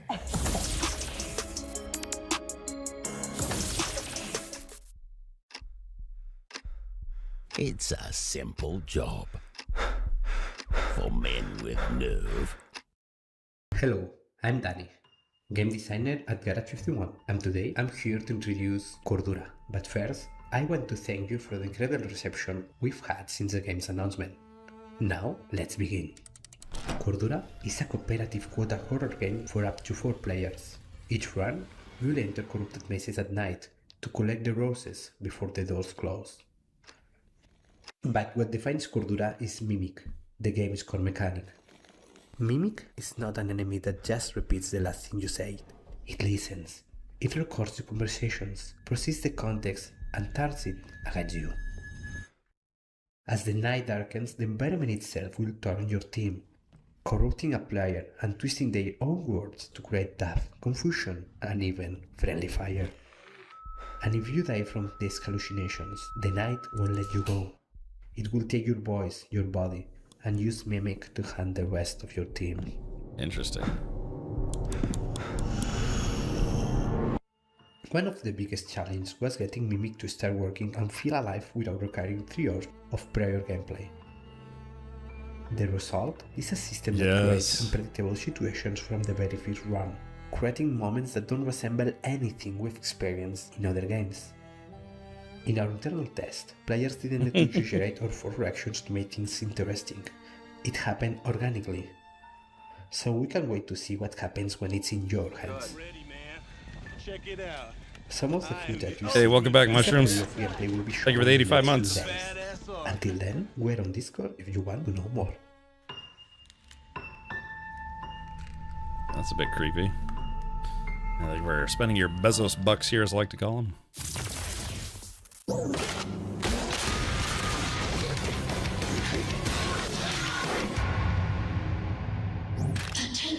It's like Paper Mario on meth. You're experiencing symptoms such as hallucinations, amnesia, or an inability to recognize reality.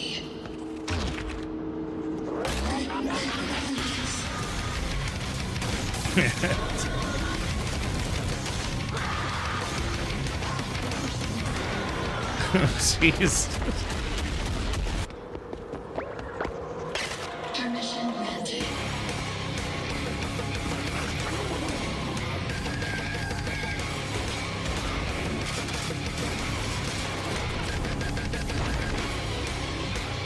I like that though, yeah, Paper Mario on meth.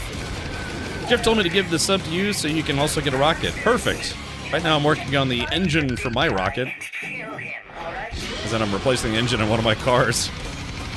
So I appreciate the Prime sub.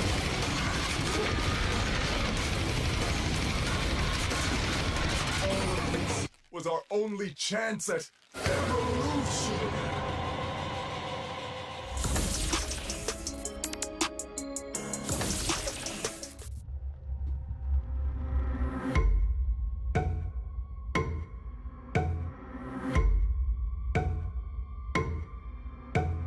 They seem friendly.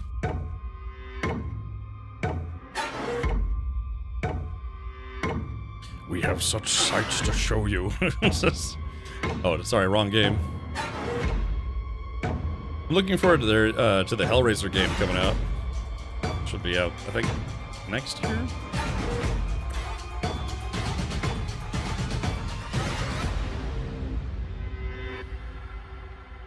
Wake up, wake up, wake up. You're lost in a lucid dream.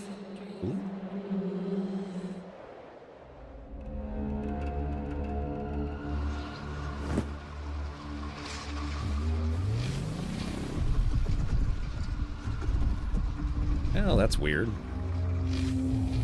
This game kind of plays like a bad dream, doesn't it? And I had a dream last night that the town that I live in was being overrun with gremlins.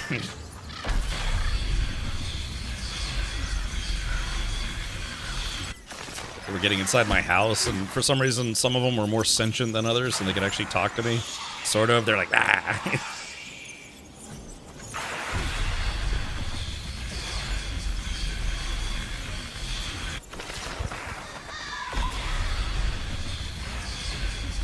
That seems like an enemy. I was about to say, it kind of looks like an enemy you can't defeat. I guess you can.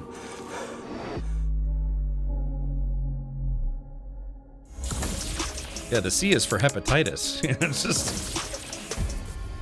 Get that in there.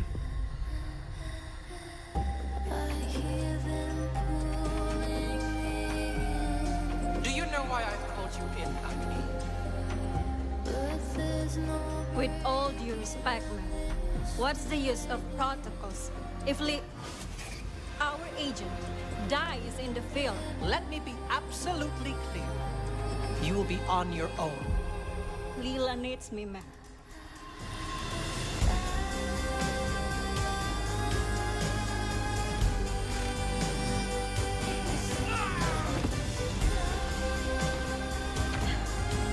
That's not creepy at all.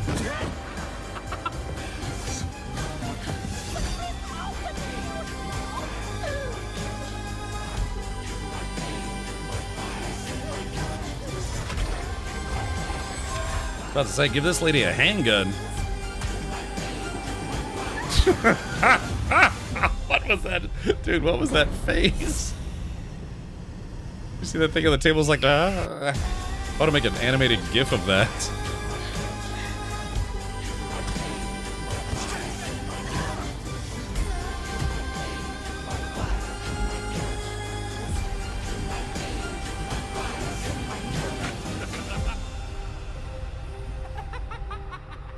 Is that a greenie? How do you pronounce that? どうしてみんなそんなに攻撃的なの？この恩知らずの嘘つきめ。受け入れてもらうのってどうしてこんなに難しいのかな？お前正気か。Take the drugs before bed.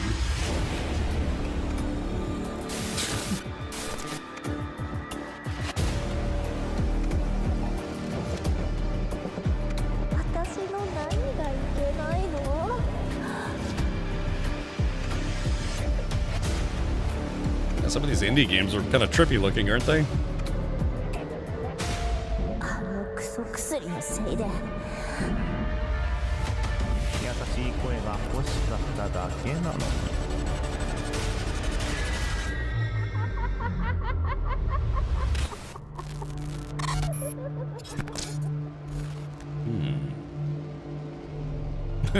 It's like, hey guy, how you doing? I'm a balloon.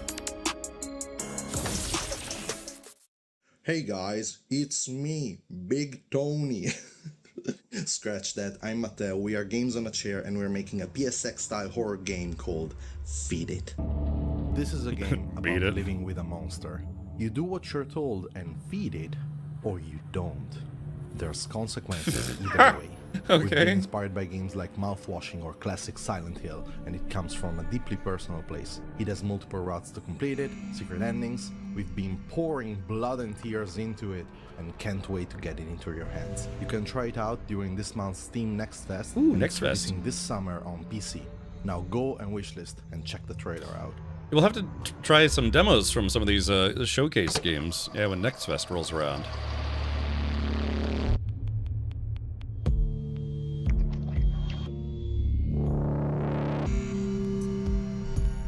It looks like me when I'm eating fast food. I got Taco Bell for lunch today. It's like,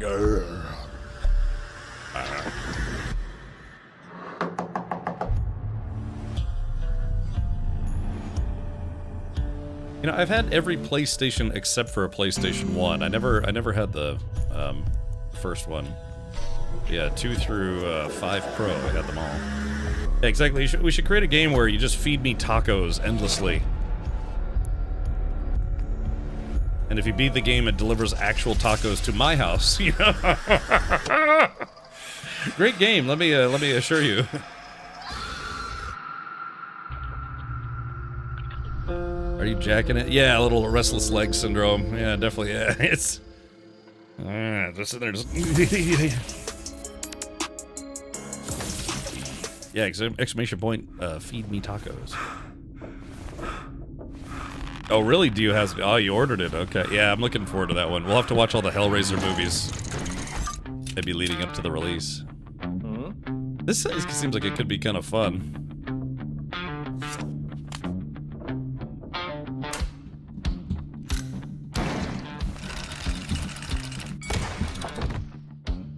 What is this?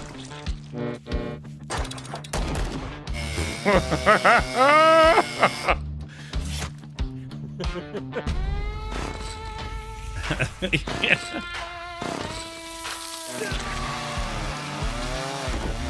Oh. Yeah, what is this game, man?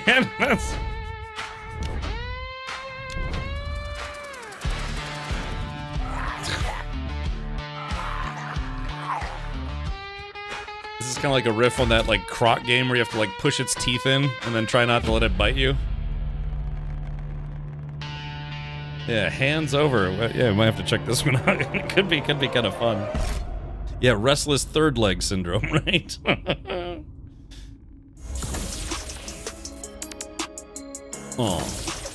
Oh yeah. Yeah, just relaxed co-op game. That's right.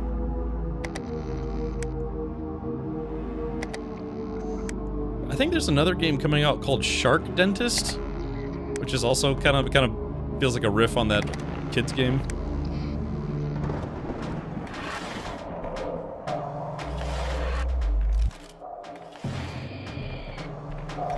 See, even that ghost lady has a Skrillex haircut.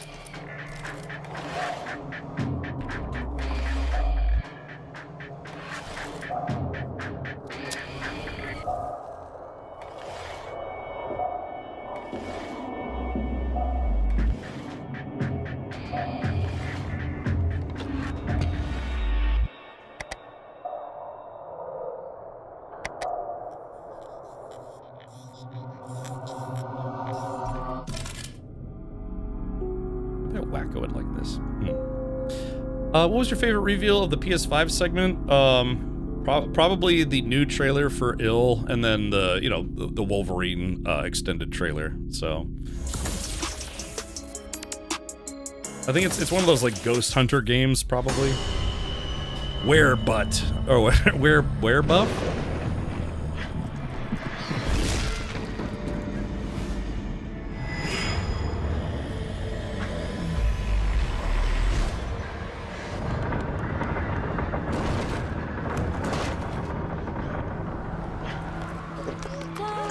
What if you had a genie, but it turned out the genie was like this high, you know?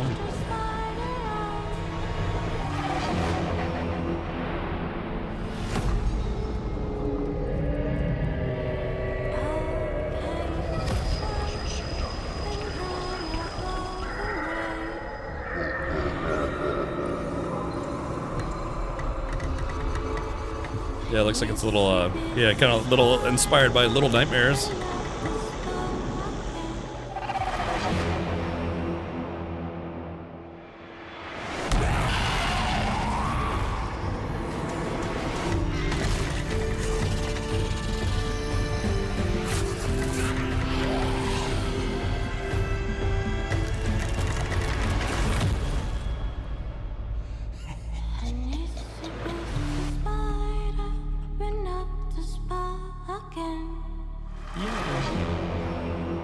Horror, so are they all ladyboys? No, I don't know, maybe the main character is. That's alright, you know?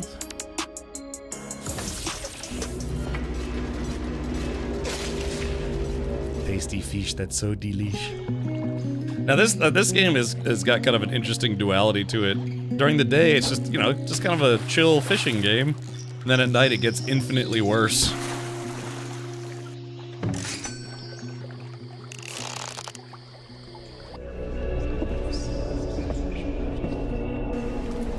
I would like a game that, yeah, genuinely feels kind of chill, you know, during the day, but at night it just gets horrible. So you have that severe duality. Like just a hand with a knife. Yeah. What? How the trailer ends, it's just like, what? Hold on. Wait, hold on, let's see. How do I... Hold on. He's just like, what? No, it's some kind of like giant crayfish or something, crawdad or whatever they call it. Like the hand with a knife, just like yoink. What? What? It's fun. Sorry, I try not to rewind too much, but I just like, he's like, what?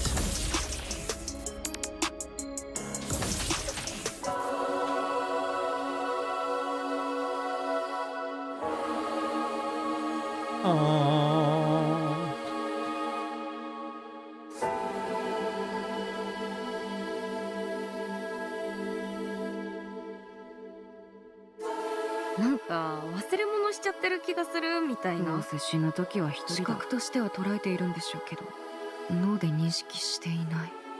息ができなくて。Frightened Japanese schoolgirl simulator. Isn't that what Silent Hill F was, basically? ずっとなんか嘘ついてるでしょ。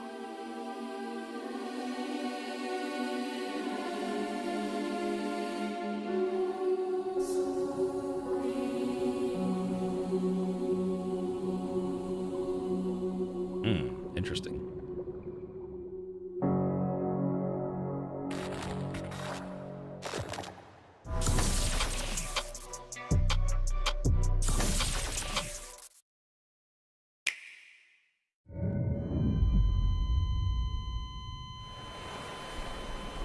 Fun reel.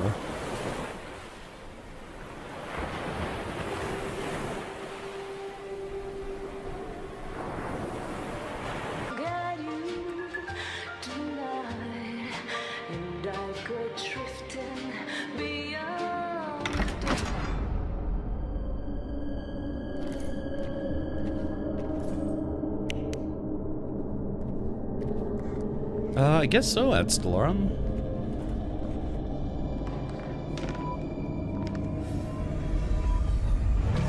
Yeah, I think there's a game coming out. It's supposed to be kind of like a horror game. It's called Shark Dentist, I want to say.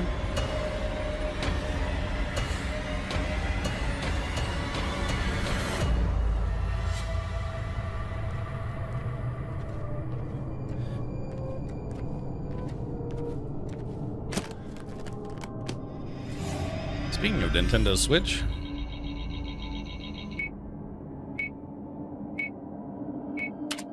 Nani? It's dangerous to go alone. Take this.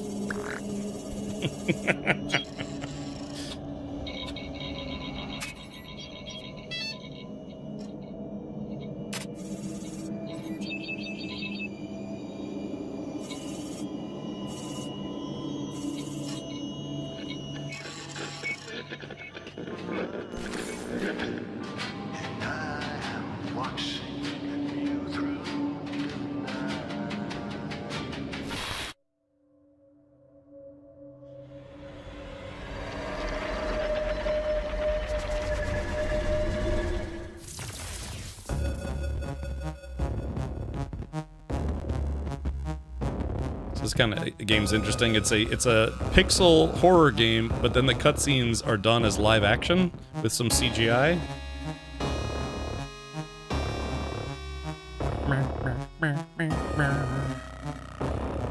Kind of weird, right?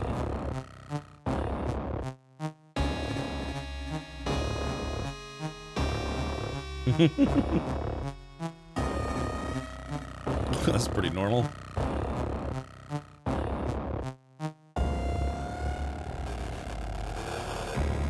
Yeah, isn't that weird? It's like kind of a mix of like pixel graphics, live action, and then live action with CGI.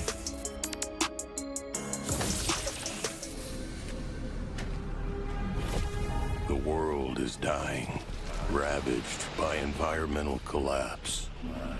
Gasping for every breath, the system is broken. The poor are the fuel, feeding the machine of greed. Attention, security breach. Core ID is missing. You have been reprinted.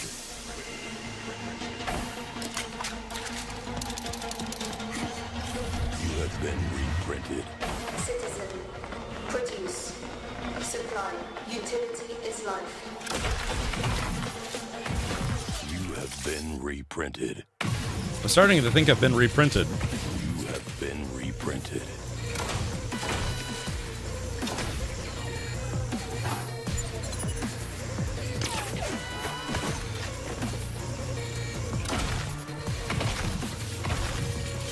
You have been reprinted.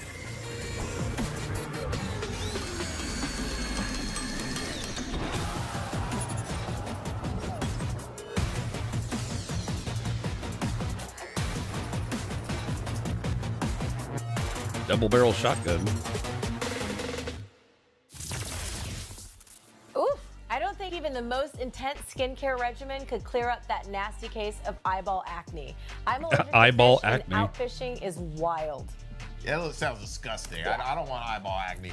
I was about to grab the hooks and bait, but because you're allergic to fish, I will make sure to reel in another game that we both can play, like Lucid Falls or Feed It. That one is super obscene. I love that horror games are blowing up more than ever on the scene. I do too. I do too. All right, you guys, make sure to wishlist those games through our Steam event page. If you're looking to get your heart pumping, grab one of those keys from our Free Keys giveaway. We got some more keys for you under your chair. Check out the QR code. Grab your phone to take a picture. Word. Do the damn thing. He's just kind of, he's like, shit, what do I say next? We gotta keep Word. this train rolling. Up next, our games. What happens when you don't use a teleprompter? Role-playing games. If you like exploring fantastic worlds and distant lands, then keep your eyes glued to the screen. It's game time. I know that feeling very well, and it's like, and yeah, because you don't use a teleprompter. Anytime I do promo videos or whatever, I never use a teleprompter, and I wish I had one. Hey, Gabriel. It's Mrs. Tremblay. I'm just calling to let you know we've decided to sell the house. Oh. We tried to pack up some of Mikey's things this week, and we just couldn't.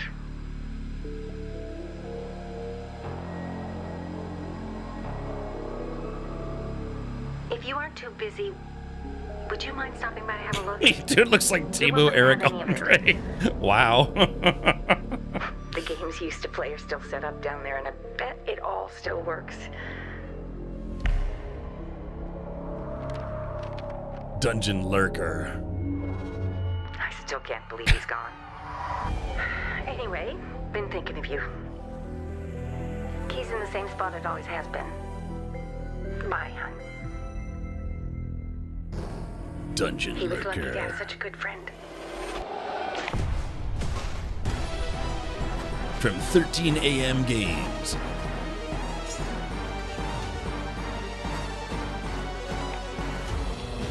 Yeah, it kind of looks like a classic Super Nintendo or maybe Sega Genesis side scroller.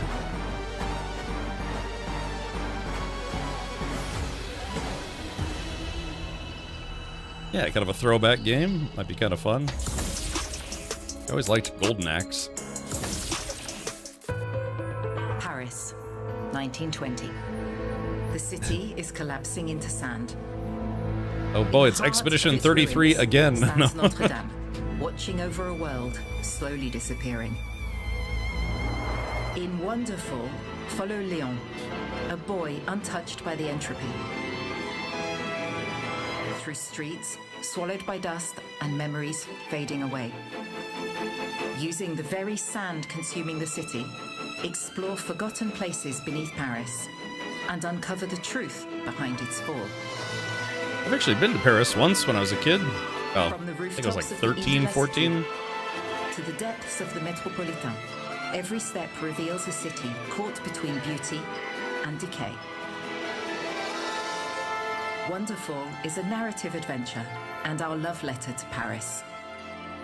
Demo now available on Steam. Oh, Shark Dentist. Yeah, Mate Shield. Maybe we can check that out after the showcase. I think there's what, like... Life's pretty great when you're Yeah, there's an another adult. 30 minutes in the showcase. You go with the flow, have snacks, and you make friends wherever you go. But then, a giant wave hits. The home you knew washed away. No. But you've got other plans. It's time to lend a paw and to take our island back. Your friends need help. And this island, it needs a little love. What the heck, dude? Let's bring it This is one of those like cozy games we were talking and about. find your way back home. Yeah, you don't see anybody getting their entrails ripped out of their buttholes in this trailer. Sony's like, darn entrails, we don't want it.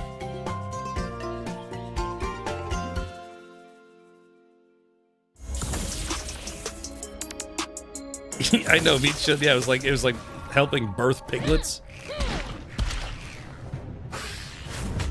Yes, piglet.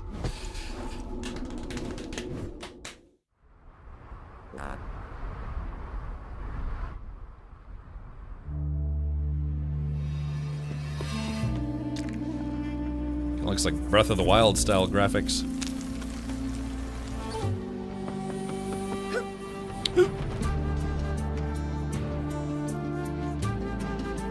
I think I'd really love having a wingsuit, you know, where you jump out of a plane and then you just glide around.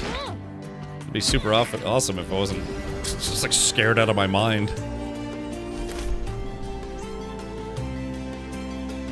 Because I guess to do wingsuits, first you have to do like a test skydive, and then you have to skydive a bunch of times to get used to skydiving, and then they let you put on a wingsuit and glide around. You have to prove you know what you're doing before they let you do wingsuits. Probably would be fun though, it just feels like you're just flying through the air, like a human kite.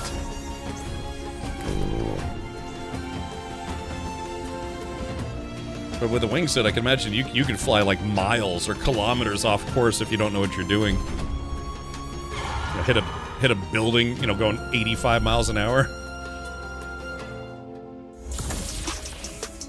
Oh, Aaron, you should, dude. Just make some like doing it from money. meme-worthy content.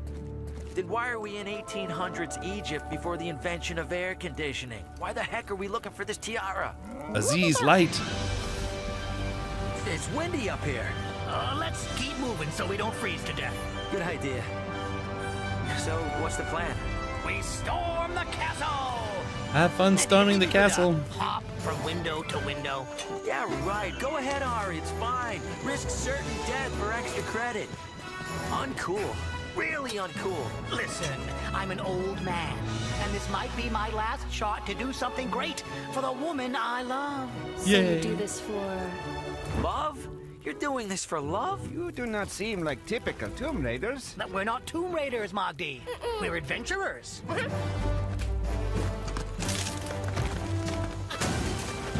Where is the tiara? Guys, you gotta get out of here! Hey, you don't have to animate arms if you don't give them arms. My boy, we're going pirate hunting! Oh, man.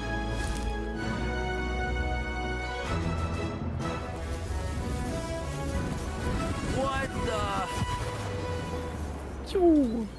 You know, I'm not gonna lie. That was kind of awesome.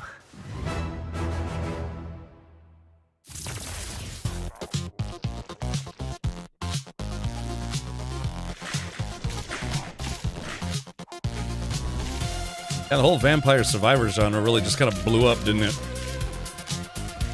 This looks like Blender tutorial of the game. Yeah.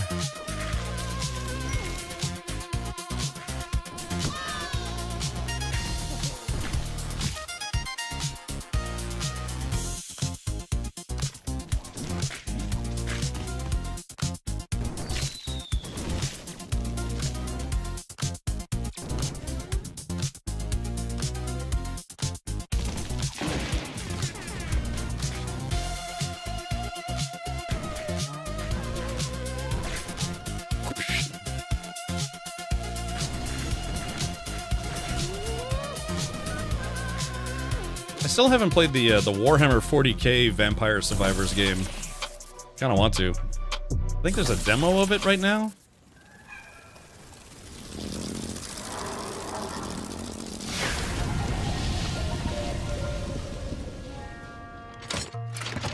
It kind of looks like Risk of Rain a little bit. It's like a Rick and Morty game without Morty. Oh yeah. And Rick isn't a massive douchebag. The Risk of Rain 2 was pretty fun. I played through it a couple times.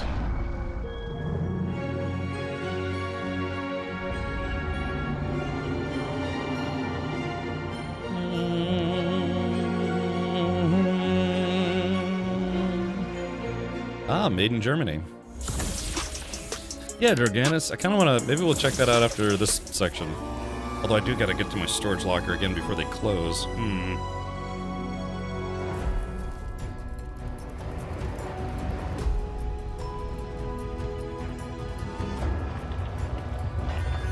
Maybe we can save it for Steam Next Fest. That means I have to finish... I have to play through Directive 8020, which I have installed, Aphelion, which I have installed, Pragmata, which I don't actually have right now. I might pick it up. And then I gotta look through my backlog before the Steam Next Fest comes out.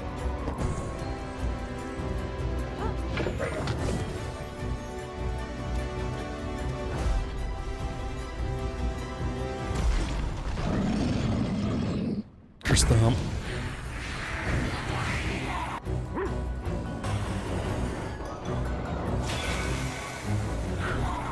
Pound.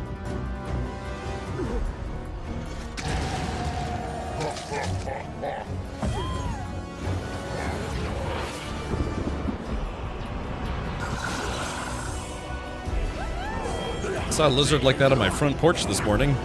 A true story, actually. God, it's like they were having a lizard meeting on my front porch. There was about 4 of them, just all sitting there, just staring at each other. I had lizards that were banging on the on my walkway on the way in. I was like, "Come on, man, really?" Clayton says, "Just admit it, you're not going to play Forza." I actually did play Forza, just not on stream. I don't know. Maybe tomorrow.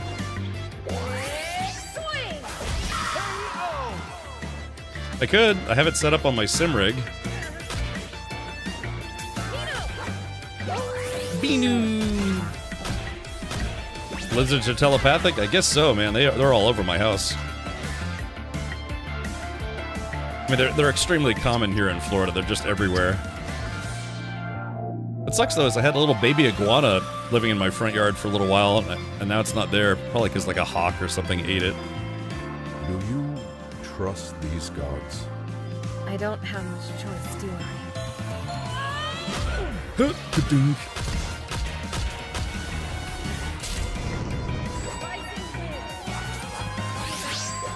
Now I just have lizards and squirrels. I feed the squirrels almost every day. I got a big bag of peanuts that I keep. Are you liking it? Do you want me to be honest?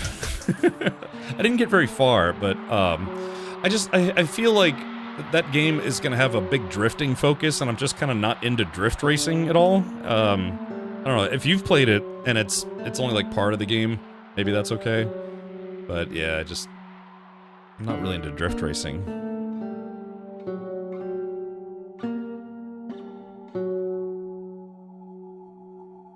I did want to try driving the GR-GT, you know, the Toyota GR-GT. I had no idea that car was going to be like $250,000. I mean, it better be damn good for that price. This looks like a dream I had as a kid. Yeah, it's all pixelated.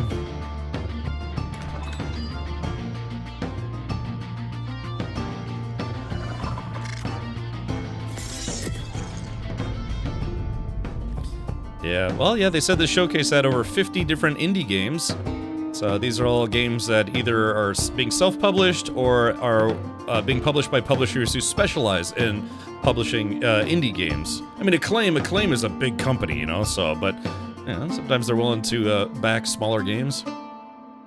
one of the cooler things I ever saw at TwitchCon was I met up with a lady after getting out of a party at TwitchCon, and not for any romantic reasons or anything, but she told me that she was a solo dev. She was a solo dev working on an indie game, just something she was working on, and that she had just picked up a publisher and they were helping her out with funding. And I was like, that's super cool. How cool would it be to you're just a single person, you learn how to code some games or some stuff, and you're making a game that you want to make, and she probably shopped it around and actually found a publisher that was willing to help her promote and fund her project, and so it was some kind of weird like slice of life high schooler game or something like that, but yeah, still, I mean, that's really cool. So hopefully a lot of these games that we're seeing in the showcase, maybe they had similar things where they found publishers willing to give them a hand. And hopefully not like royally screw them over contract wise. I took the position of governor because I'm looking for someone. Order is in short supply on the island, and resources even more so. You are the governor, and there's no time like the present to start bailing out this sinking ship. Sold. The people here are unusual. I'm looking for a girl. Her name is Amalia. She's probably dead, okay? Go be governor somewhere else. Never heard of her. And they all seem suspicious of my intentions. I got you, Clayton and Lion. I won't stop until I've found you.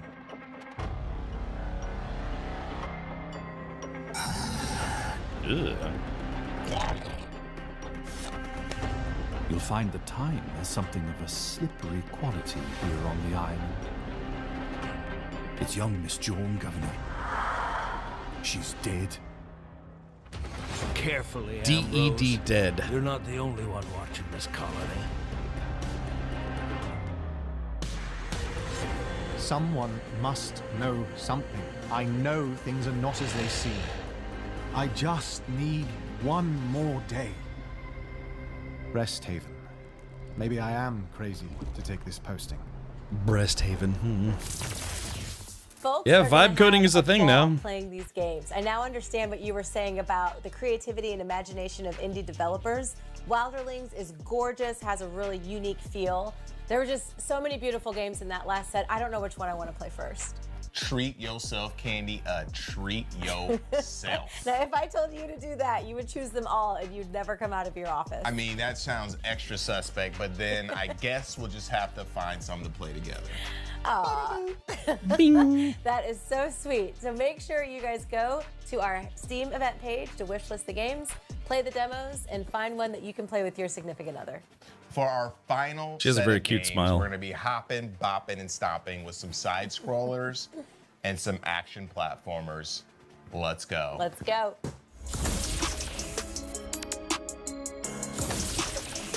Here we see the long-eared grey hare in its natural environment. Oops. Oh dear. As you can see, in this region, predation tends to involve, tool use. But in a remarkable display of resilience, when prey falls, it passes a chosen evolution down to the next generation. Nature forces... This is like Happy Tree Friends meets Smash Bros, which I like the Happy Tree Friends. Good idea, or good question, Rob. I'd love to make a Champ Car video game, where it's just people race like regular cars or Miatas and BMWs. And it's a racing game, but it specifically features like shitty cars, so. Its own peculiar means of oh, I hope not, big man. And its own evolutionary path.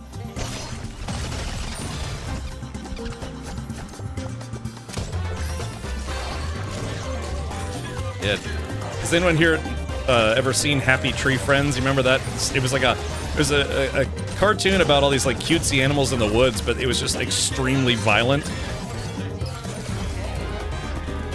These fascinating creatures. I like how the pigeon's got a samurai sword. On Steam. Happy Tree Friends game. Well, I mean, this is kind of like that. It's not actually Happy Tree Friends. I think I have that on DVD. I'm the developer of Lucid. Lucid is a flow state-driven Metroidvania built around movement aerial combat, player expression. Glide through environments. Chain attacks in midair. Movement is your greatest weapon.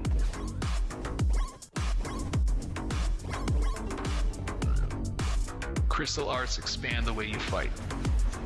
They can close distance. It's on HBO. Okay, interesting. Yeah, I think I've got it all on DVD or Blu-ray or something. Equip talismans to reshape your build. They can enhance movement, modify your abilities, and create entirely new combat combinations. As you evolve, so does the world around you. You will discover hidden paths, yeah, master full advanced reporting, traversal, yeah. and adapt to increasingly dangerous enemies. There was another cartoon that was kind of like Happy Tree Friends, except not produced. It wasn't like as, I guess, as well drawn. I guess you could say it was called Retarded Animal Babies. That was literally the name of the cartoon series. But I don't think it was ever as popular as Happy Tree Friends, but it made me laugh. Fight with creativity. Very, very weird, disturbing web cartoons. Be lucid. Oh yeah, by the way, that was a game. Yeah. Bacon enhanced movement. Well, I mean, that would get me. If someone's like, hey, free bacon, I'd be like, I'm there.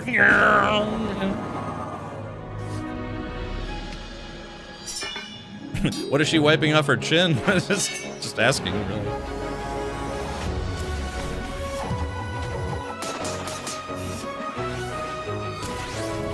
So is this a game where you control like 3 different characters at the same time?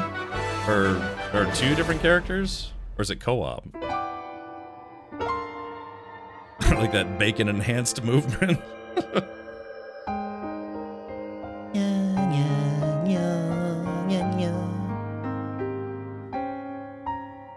I'm thinking a Happy Tree Friends game would be like one of those ragdoll physics type games, so you try to die as horribly as possible, like a Hall of Meat from the Skate series. Yeah, that would be fun. Oh, that's co-op. Okay. Yeah, see, like Acclaim apparently is publishing a couple of the games that we've seen today.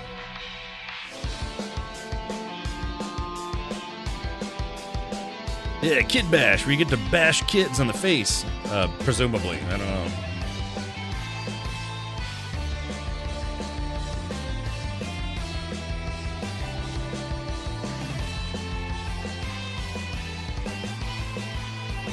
Is this supposed to be kind of like a riff on Super Bomberman, or kind of looks like it a little bit, doesn't it?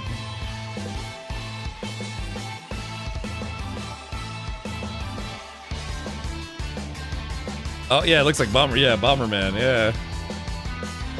Again, you know, and we saw a game that was absolutely a carbon copy of Star Fox, but it wasn't Star Fox, and again, you know, if you either can't get or don't want to pay for the license, you just make a game that's very similar, that doesn't share into the same characters, story, or graphics.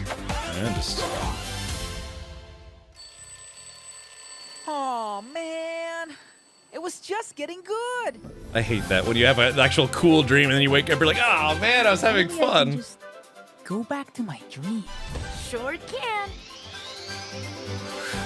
God, can you imagine if you could get thrown back into a dream, but it's a, you know, terrible nightmare? Like I said, last night I was dreaming that my town was overrun by gremlins, you know, from the Gremlins movies. I was trying to work out a deal with them where they wouldn't eat me as long as I kept, like, feeding them. You're blocking the line. My line of sight. Don't think you're fun! Come forth! Mecha Zozo! Mecha Bozo! I just want to play!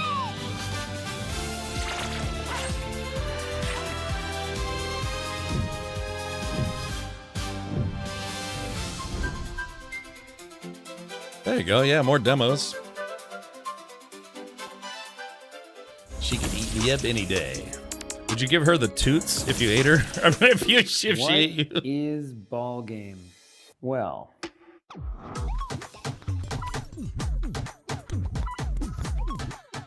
Ball Game is a physics platformer. It's golf at the speed of pinball. This actually could be kind of fun. That's full of happy accidents with plenty of room to get good. Our dream was a golf-like game that's kinetic, tactile, ruthless, and rewarding. There are dozens and dozens of handcrafted holes that'll have you shooting through bubbles, grinding on rails, and a couple other things that I don't want to spoil right now.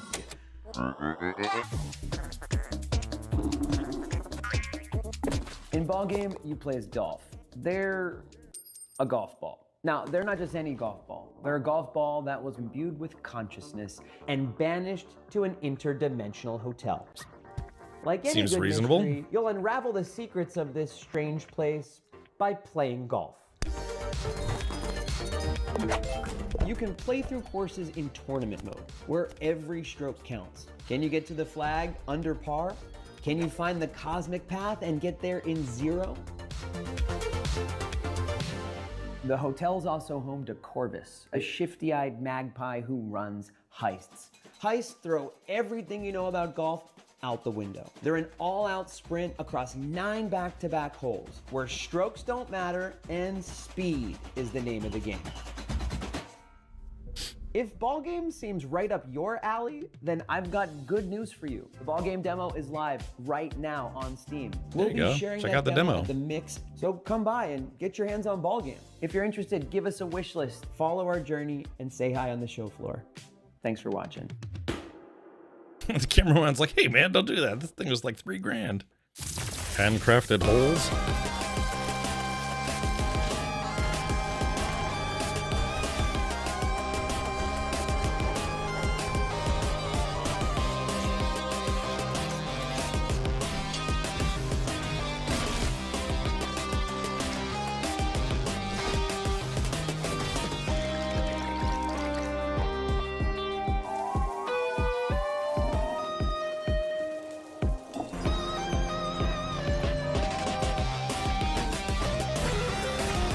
Kind of disturbing artwork. Yeah, I can't wait to check out the demo and start playing with my balls.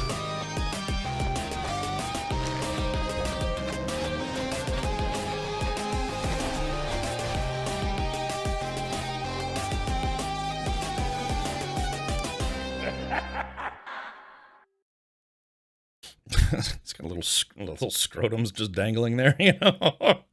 Interesting game.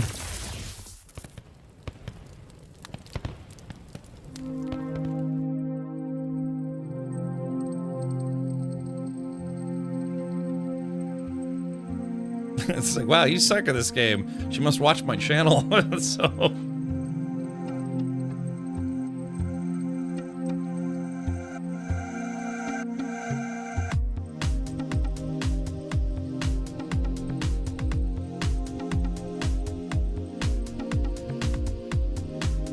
sometimes I think about indie games. It's people taking a shot at working in the games industry, but not working for some giant mega corporation that makes games, you know. Your Activisions, your Blizzards, your Bungies, or whatever you want. You know, just people taking a chance on just trying to make their own projects a reality. There was what was it? The guy who made Lethal Company. I mean, he'd made what, like a dozen small games before that game kind of blew up. You know, so yeah, you just keep cranking out what you can until something hits. Otherwise, you end up working for some big company doing QA, or you're like employee number 739 that works on, you know, just textures or something, you know what I mean? Showcase chock full of incredible games is in the books. And I'm sweating like an overcooked Krabby Patty in this piece. Let's hit the pool, Candy. I can't wait. But first, we got to wrap up that epic showcase, remember? Of course. Thank you for checking out the Media Indie Exchange Summer Showcase. All of us here at The Mix are so grateful that we continue to be able to bring you these events. Aramir? Every time I'm blown away by the games on display, and I'm not just saying that. He really isn't. Thank you again to all the publishers, developers, marketing managers, publicists, and all other hardworking folks who made the show a reality. For sure. That's right. And we're talking about the amazing sponsors at New Blood Interactive, Top Hat Studios, Akapara Games, Hype Train Digital, Retroware, Acclaim, Raw Fury, Goblin Studios, Not a Shark Company, Dotemu, Aberratic Studios, Kojo.gg, and Shido. not to mention, or I think it's Shido, not to mention all the other amazing organizations out there that continue to show their support for independent games and the people who make them. Our charity partner, Experience Studios, please donate to that incredible team and charity nonprofit in order to fund games from Black Voice in Gaming and the Latin American Game Showcase and the programs that they are putting together for developers. Follow us on socials at Indie Exchange, on X, and everywhere else at Media Indie Exchange. Now, last but definitely not least, shout out to our gaming fam at IGN, Twitch, Steam, and GameSpot for helping us bring the show And to Captain you. Richard. Oh, thank you. Thank you. Now, before we peace out, set a reminder to hit up our next showcase coming up in the fall, which we will be announcing dates in the next month or so. And we'll be opening up submissions for new games and drops. Until next time, I'm Justin Woodward, co-founder of The Mix. And I'm Candy Woodward. Deuces. Oh, I almost forgot. We have one more amazing trailer. You got the sneak peek and the snack attack of Raji Kaliyuga, but we have the full 5-minute gameplay reveal coming up right now. But first, make sure to catch all the other awesome showcases happening this week with the Latin America Game Showcase, Black Voice in Gaming, Women-Led Games, Southeast Asia Game Showcase, Frosty Games Fest, Wholesome Direct, Story Rich, Planet Play, India Game Showcase, Day of the Devs, and so much more. It's your boy Justin Woodward. We will see you so soon. Peace. Check out this trailer. Yeah, gosh, there are a lot of, I don't know what it is about this whole week. I guess everyone kind of keeps it like kind of around Summer Game Fest because that's the biggest presentation. So a lot of people do stuff around this time, but it's a lot. It's a lot. They're getting clearer. Clearer. Whoops. No matter where I look. Yeah, horrible commentary provided by Captain Richard.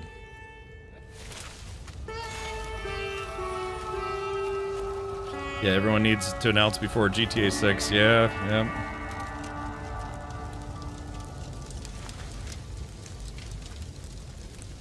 You know, still to this day, I've tried to restart GTA 5 probably about 3 times, and I still haven't finished that game. I always end up getting sidetracked, like blowing things up and being naughty.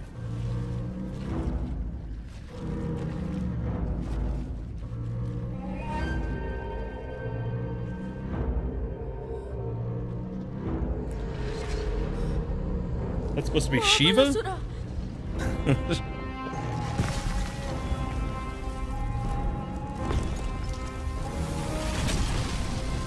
He's not just coming.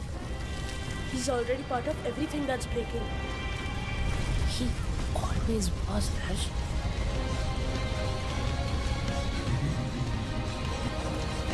Run, Forrest! Didi, this isn't a place meant for the living. Then why does it feel like it remembers us? Because Vitala isn't just a ring. It's everything the world tried to forget.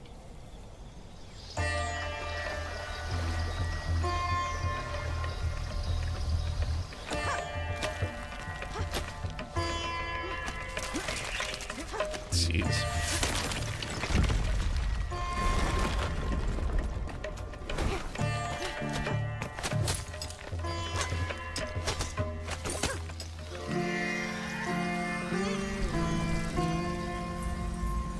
Graphics look pretty good. Careful. Even This is a compressed video stream, so it's not going to look as good as it could, but it does. Graphics look pretty good. You should be. I've seen what happens if we fail. Then stop looking at the future and fight with me in the present. Yeah.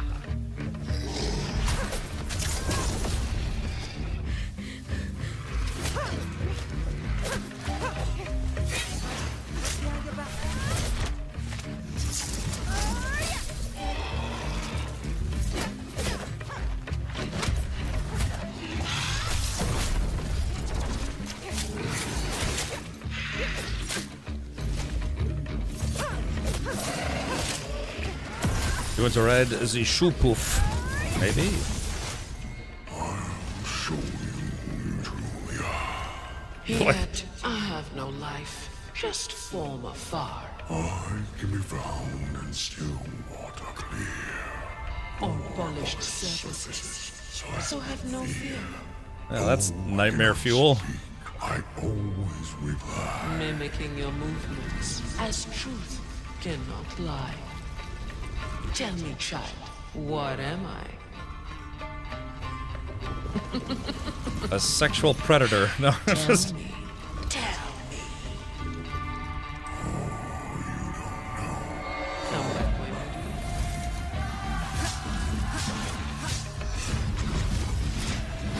you The elders spoke of this long before we were born. When the heavens are opened before Yeah, not creepy the at all. dawn and the balance is broken, the one who sees all parts will stand at the edge of creation and chooses what The edging of creation. Why me? Because you're the only one who can stand there and not turn away. I hate that it's you. But we don't get to decide that anymore. He's When wise it beyond his happens, years. You choose what becomes of you.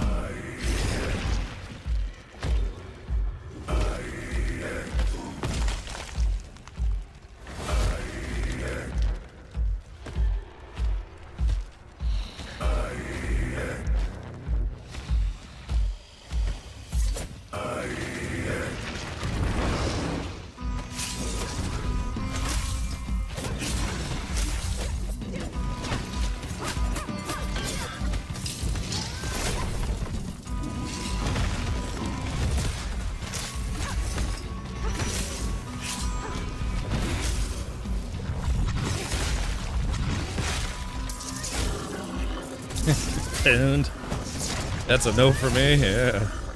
Almost reminds me of South of Midnight. That was a good game. It was a bit short, but it was a good game. I liked it.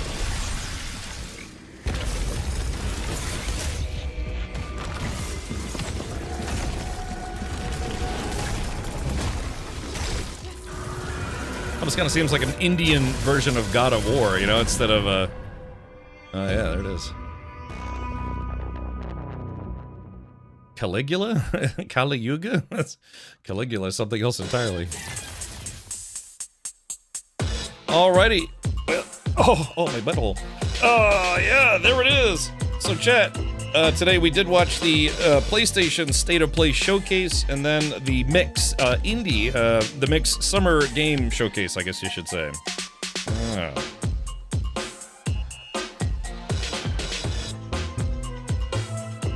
Alright, awesome stuff.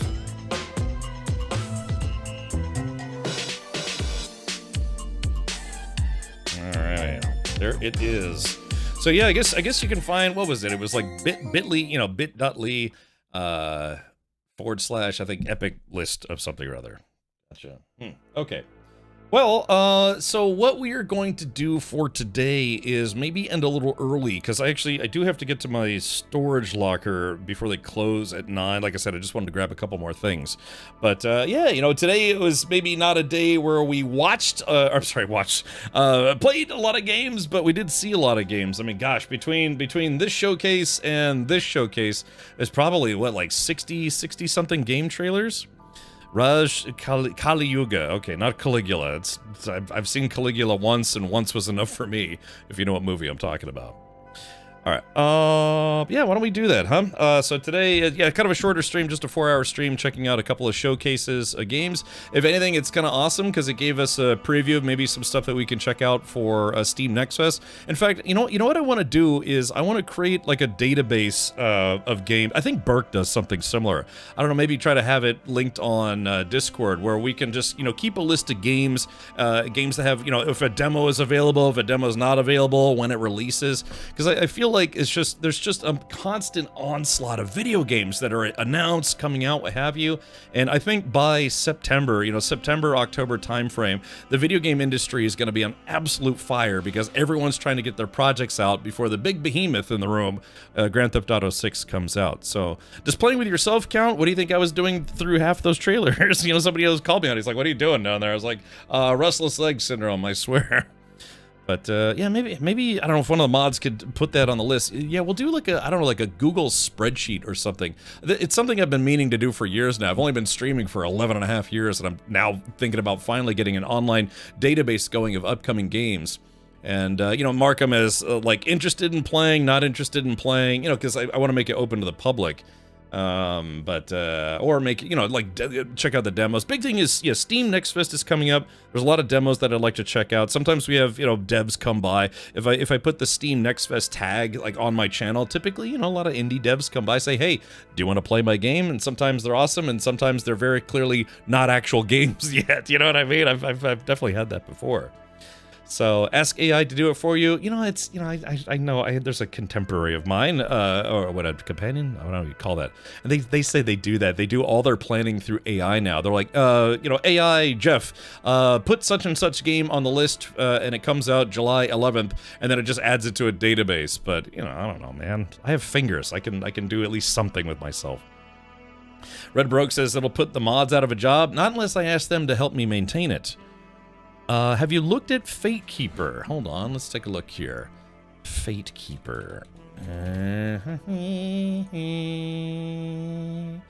Looks like it's an early access now. It's got very positive reviews. Let's take a look here. Fate Keeper. Venture into a handcrafted world where ruins whisper of past cataclysms. Master the art of sword and sorcery and forge your path with relics, spells, and choices that shape who you become in this first-person RPG. I remember hearing about this, but oh geez, it's only $8. Oh, that's not bad. I don't know. Let's watch the trailer. Let's bring this down. It's published by THQ. That's a good sign.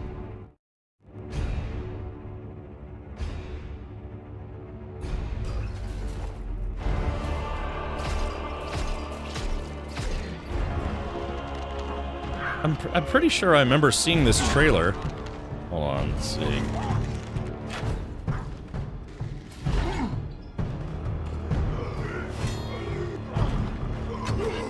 I mean, visually speaking, this game looks very well. Oh god, very well designed. It's only $8 right now.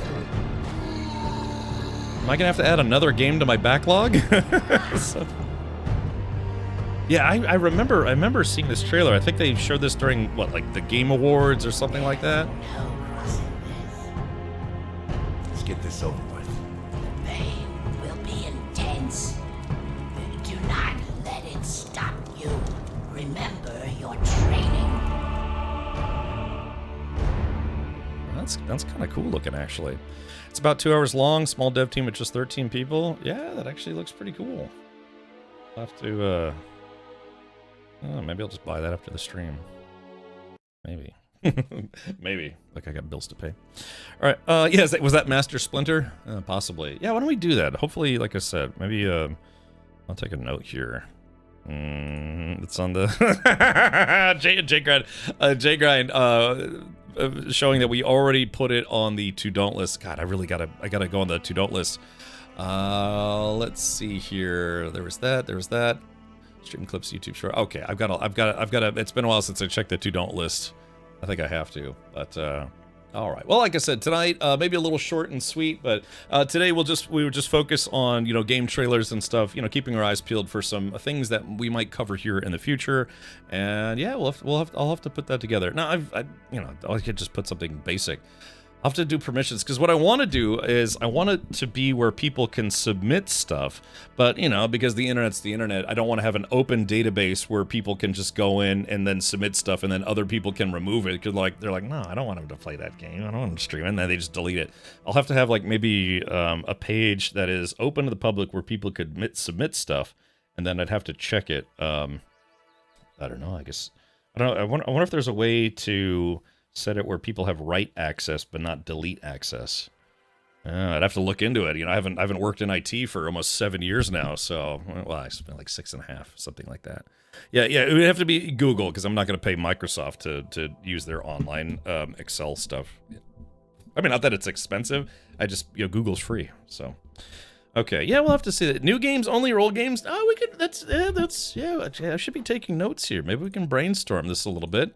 Maybe we could have a section. Hold on, I'm just gonna take some notes here. So let's see, section for. Let's see, maybe we do section for upcoming games.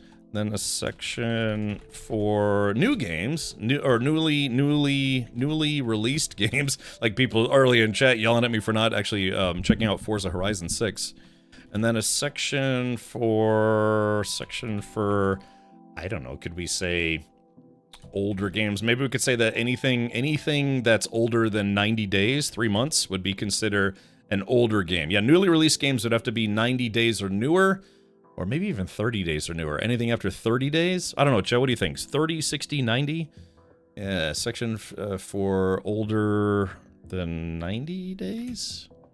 Some people might suggest games like, yeah, here's a game from 2018 that you missed that's actually incredible. Or like J-Grind, he's like, hey, Cap, you think you might ever play Kingdom Come Deliverance? And I was like, maybe. It's what it released. It's like, oh, released 5 years ago in early access. It's like, sure. And then I ended up loving it, you know? So yeah, then, well, we need a section just for Red Baroque to start screaming Jagged Alliance 3. Now, this would be good. You know, a Google form that I could check out every so often. Do you have a section for games 14 years in the making? Yeah, we need a section for games that cost $1 billion to make and still aren't finished. Yeah, you know, it's just, I'll have to do that. Maybe I can work on that. I think I still know how to use Excel here and there. All sorts of stuff. Hey, Khadgar, thank you for tuning in, Khadgar, but I unfortunately, we are actually going to be jumping off a little early today. So I don't know, what do you think? 60 days, 90 days? Any days? Because it's going to go on the to-don't list? Sometimes things on the to-don't list actually get done. Oh, I was just gifted a sub to Efrain DLC. Does anyone know a streamer by the name of... Oh, no, to Anarf. Is there a streamer named Anarf? I was just gifted a sub to Anarf. Not Anarch6, but Anarf. Yeah, no worries to catch the VOD. Yeah, Khadgar, I'm surprised, man. You're still going through all my old VODs. Yeah, I think like half of my views on YouTube, period, are now from you. All right, let's do this. Like I said, I got a couple more things I got to do. And I want to get to my storage locker before they close in 35 minutes. So let's do this. Let's see who can raid for tonight. We haven't raided in a while. Yeah, who can we raid? It hasn't been... rated by us in a hot minute.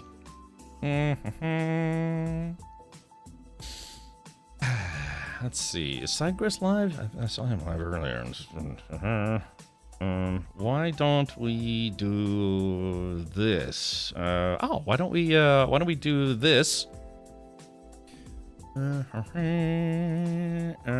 Let's see. Speaking of cozy games, why don't we go raid our friend Katie Peters. Katie Peters is streaming right now. She's wearing her Gunner optics. She's about to pwn some noobs in what is a game called Just Chatting. I think it's called Just Chatting. So let's go say hello to Katie. Katie likes to stream a lot of horror games and sci-fi games and space games like I do. And so if you've never met Katie, she is quite a lovely individual. Katie Peters plays, and boom shakalaka. There is that right there. So yeah, feel free to go raid her channel. If you're a subscriber here, be sure to use your rad rad something. Use emotes. You know, God, my brain is fried. Like I said, I've been kind of working all day yesterday and today. Tomorrow, God, I don't know. Tomorrow I've got, I do have Directive 8020 still to play through, and I have Aphelion to play through. Both are sci-fi games, like kind of spacey sci-fi games. One's kind of more of a horror game. I don't know. Maybe we'll run a poll in Discord chat. By the way, come check out my Discord. Type in !Discord on chat. I'm a Discord partner as well. So I have like 2,600 people on my Discord, and at least 4 people post almost every day. So, sure thing. Yeah, Red Baroque's a lot of fun. Thank you again to Sony and The Mix for letting me co-stream their presentations without giving me any DMCA strikes, I hope. So, all right, well, yeah, that's going to do it for me. I will be back tomorrow at 4 p.m. U.S. Eastern. Hopefully I won't be late. That's 8 p.m. Universal time, and we'll probably be playing one of the 2 or 3 sci-fi games, space sci-fi games that I have on my backlog. And then, yeah, we'll plan on Steam Next Fest. So, all right, thank you to those of you tuned in over on the YouTube side as well, and I hope to see you all tomorrow. Yeah, take care, everybody, and we'll have some fun on tomorrow night. Good night.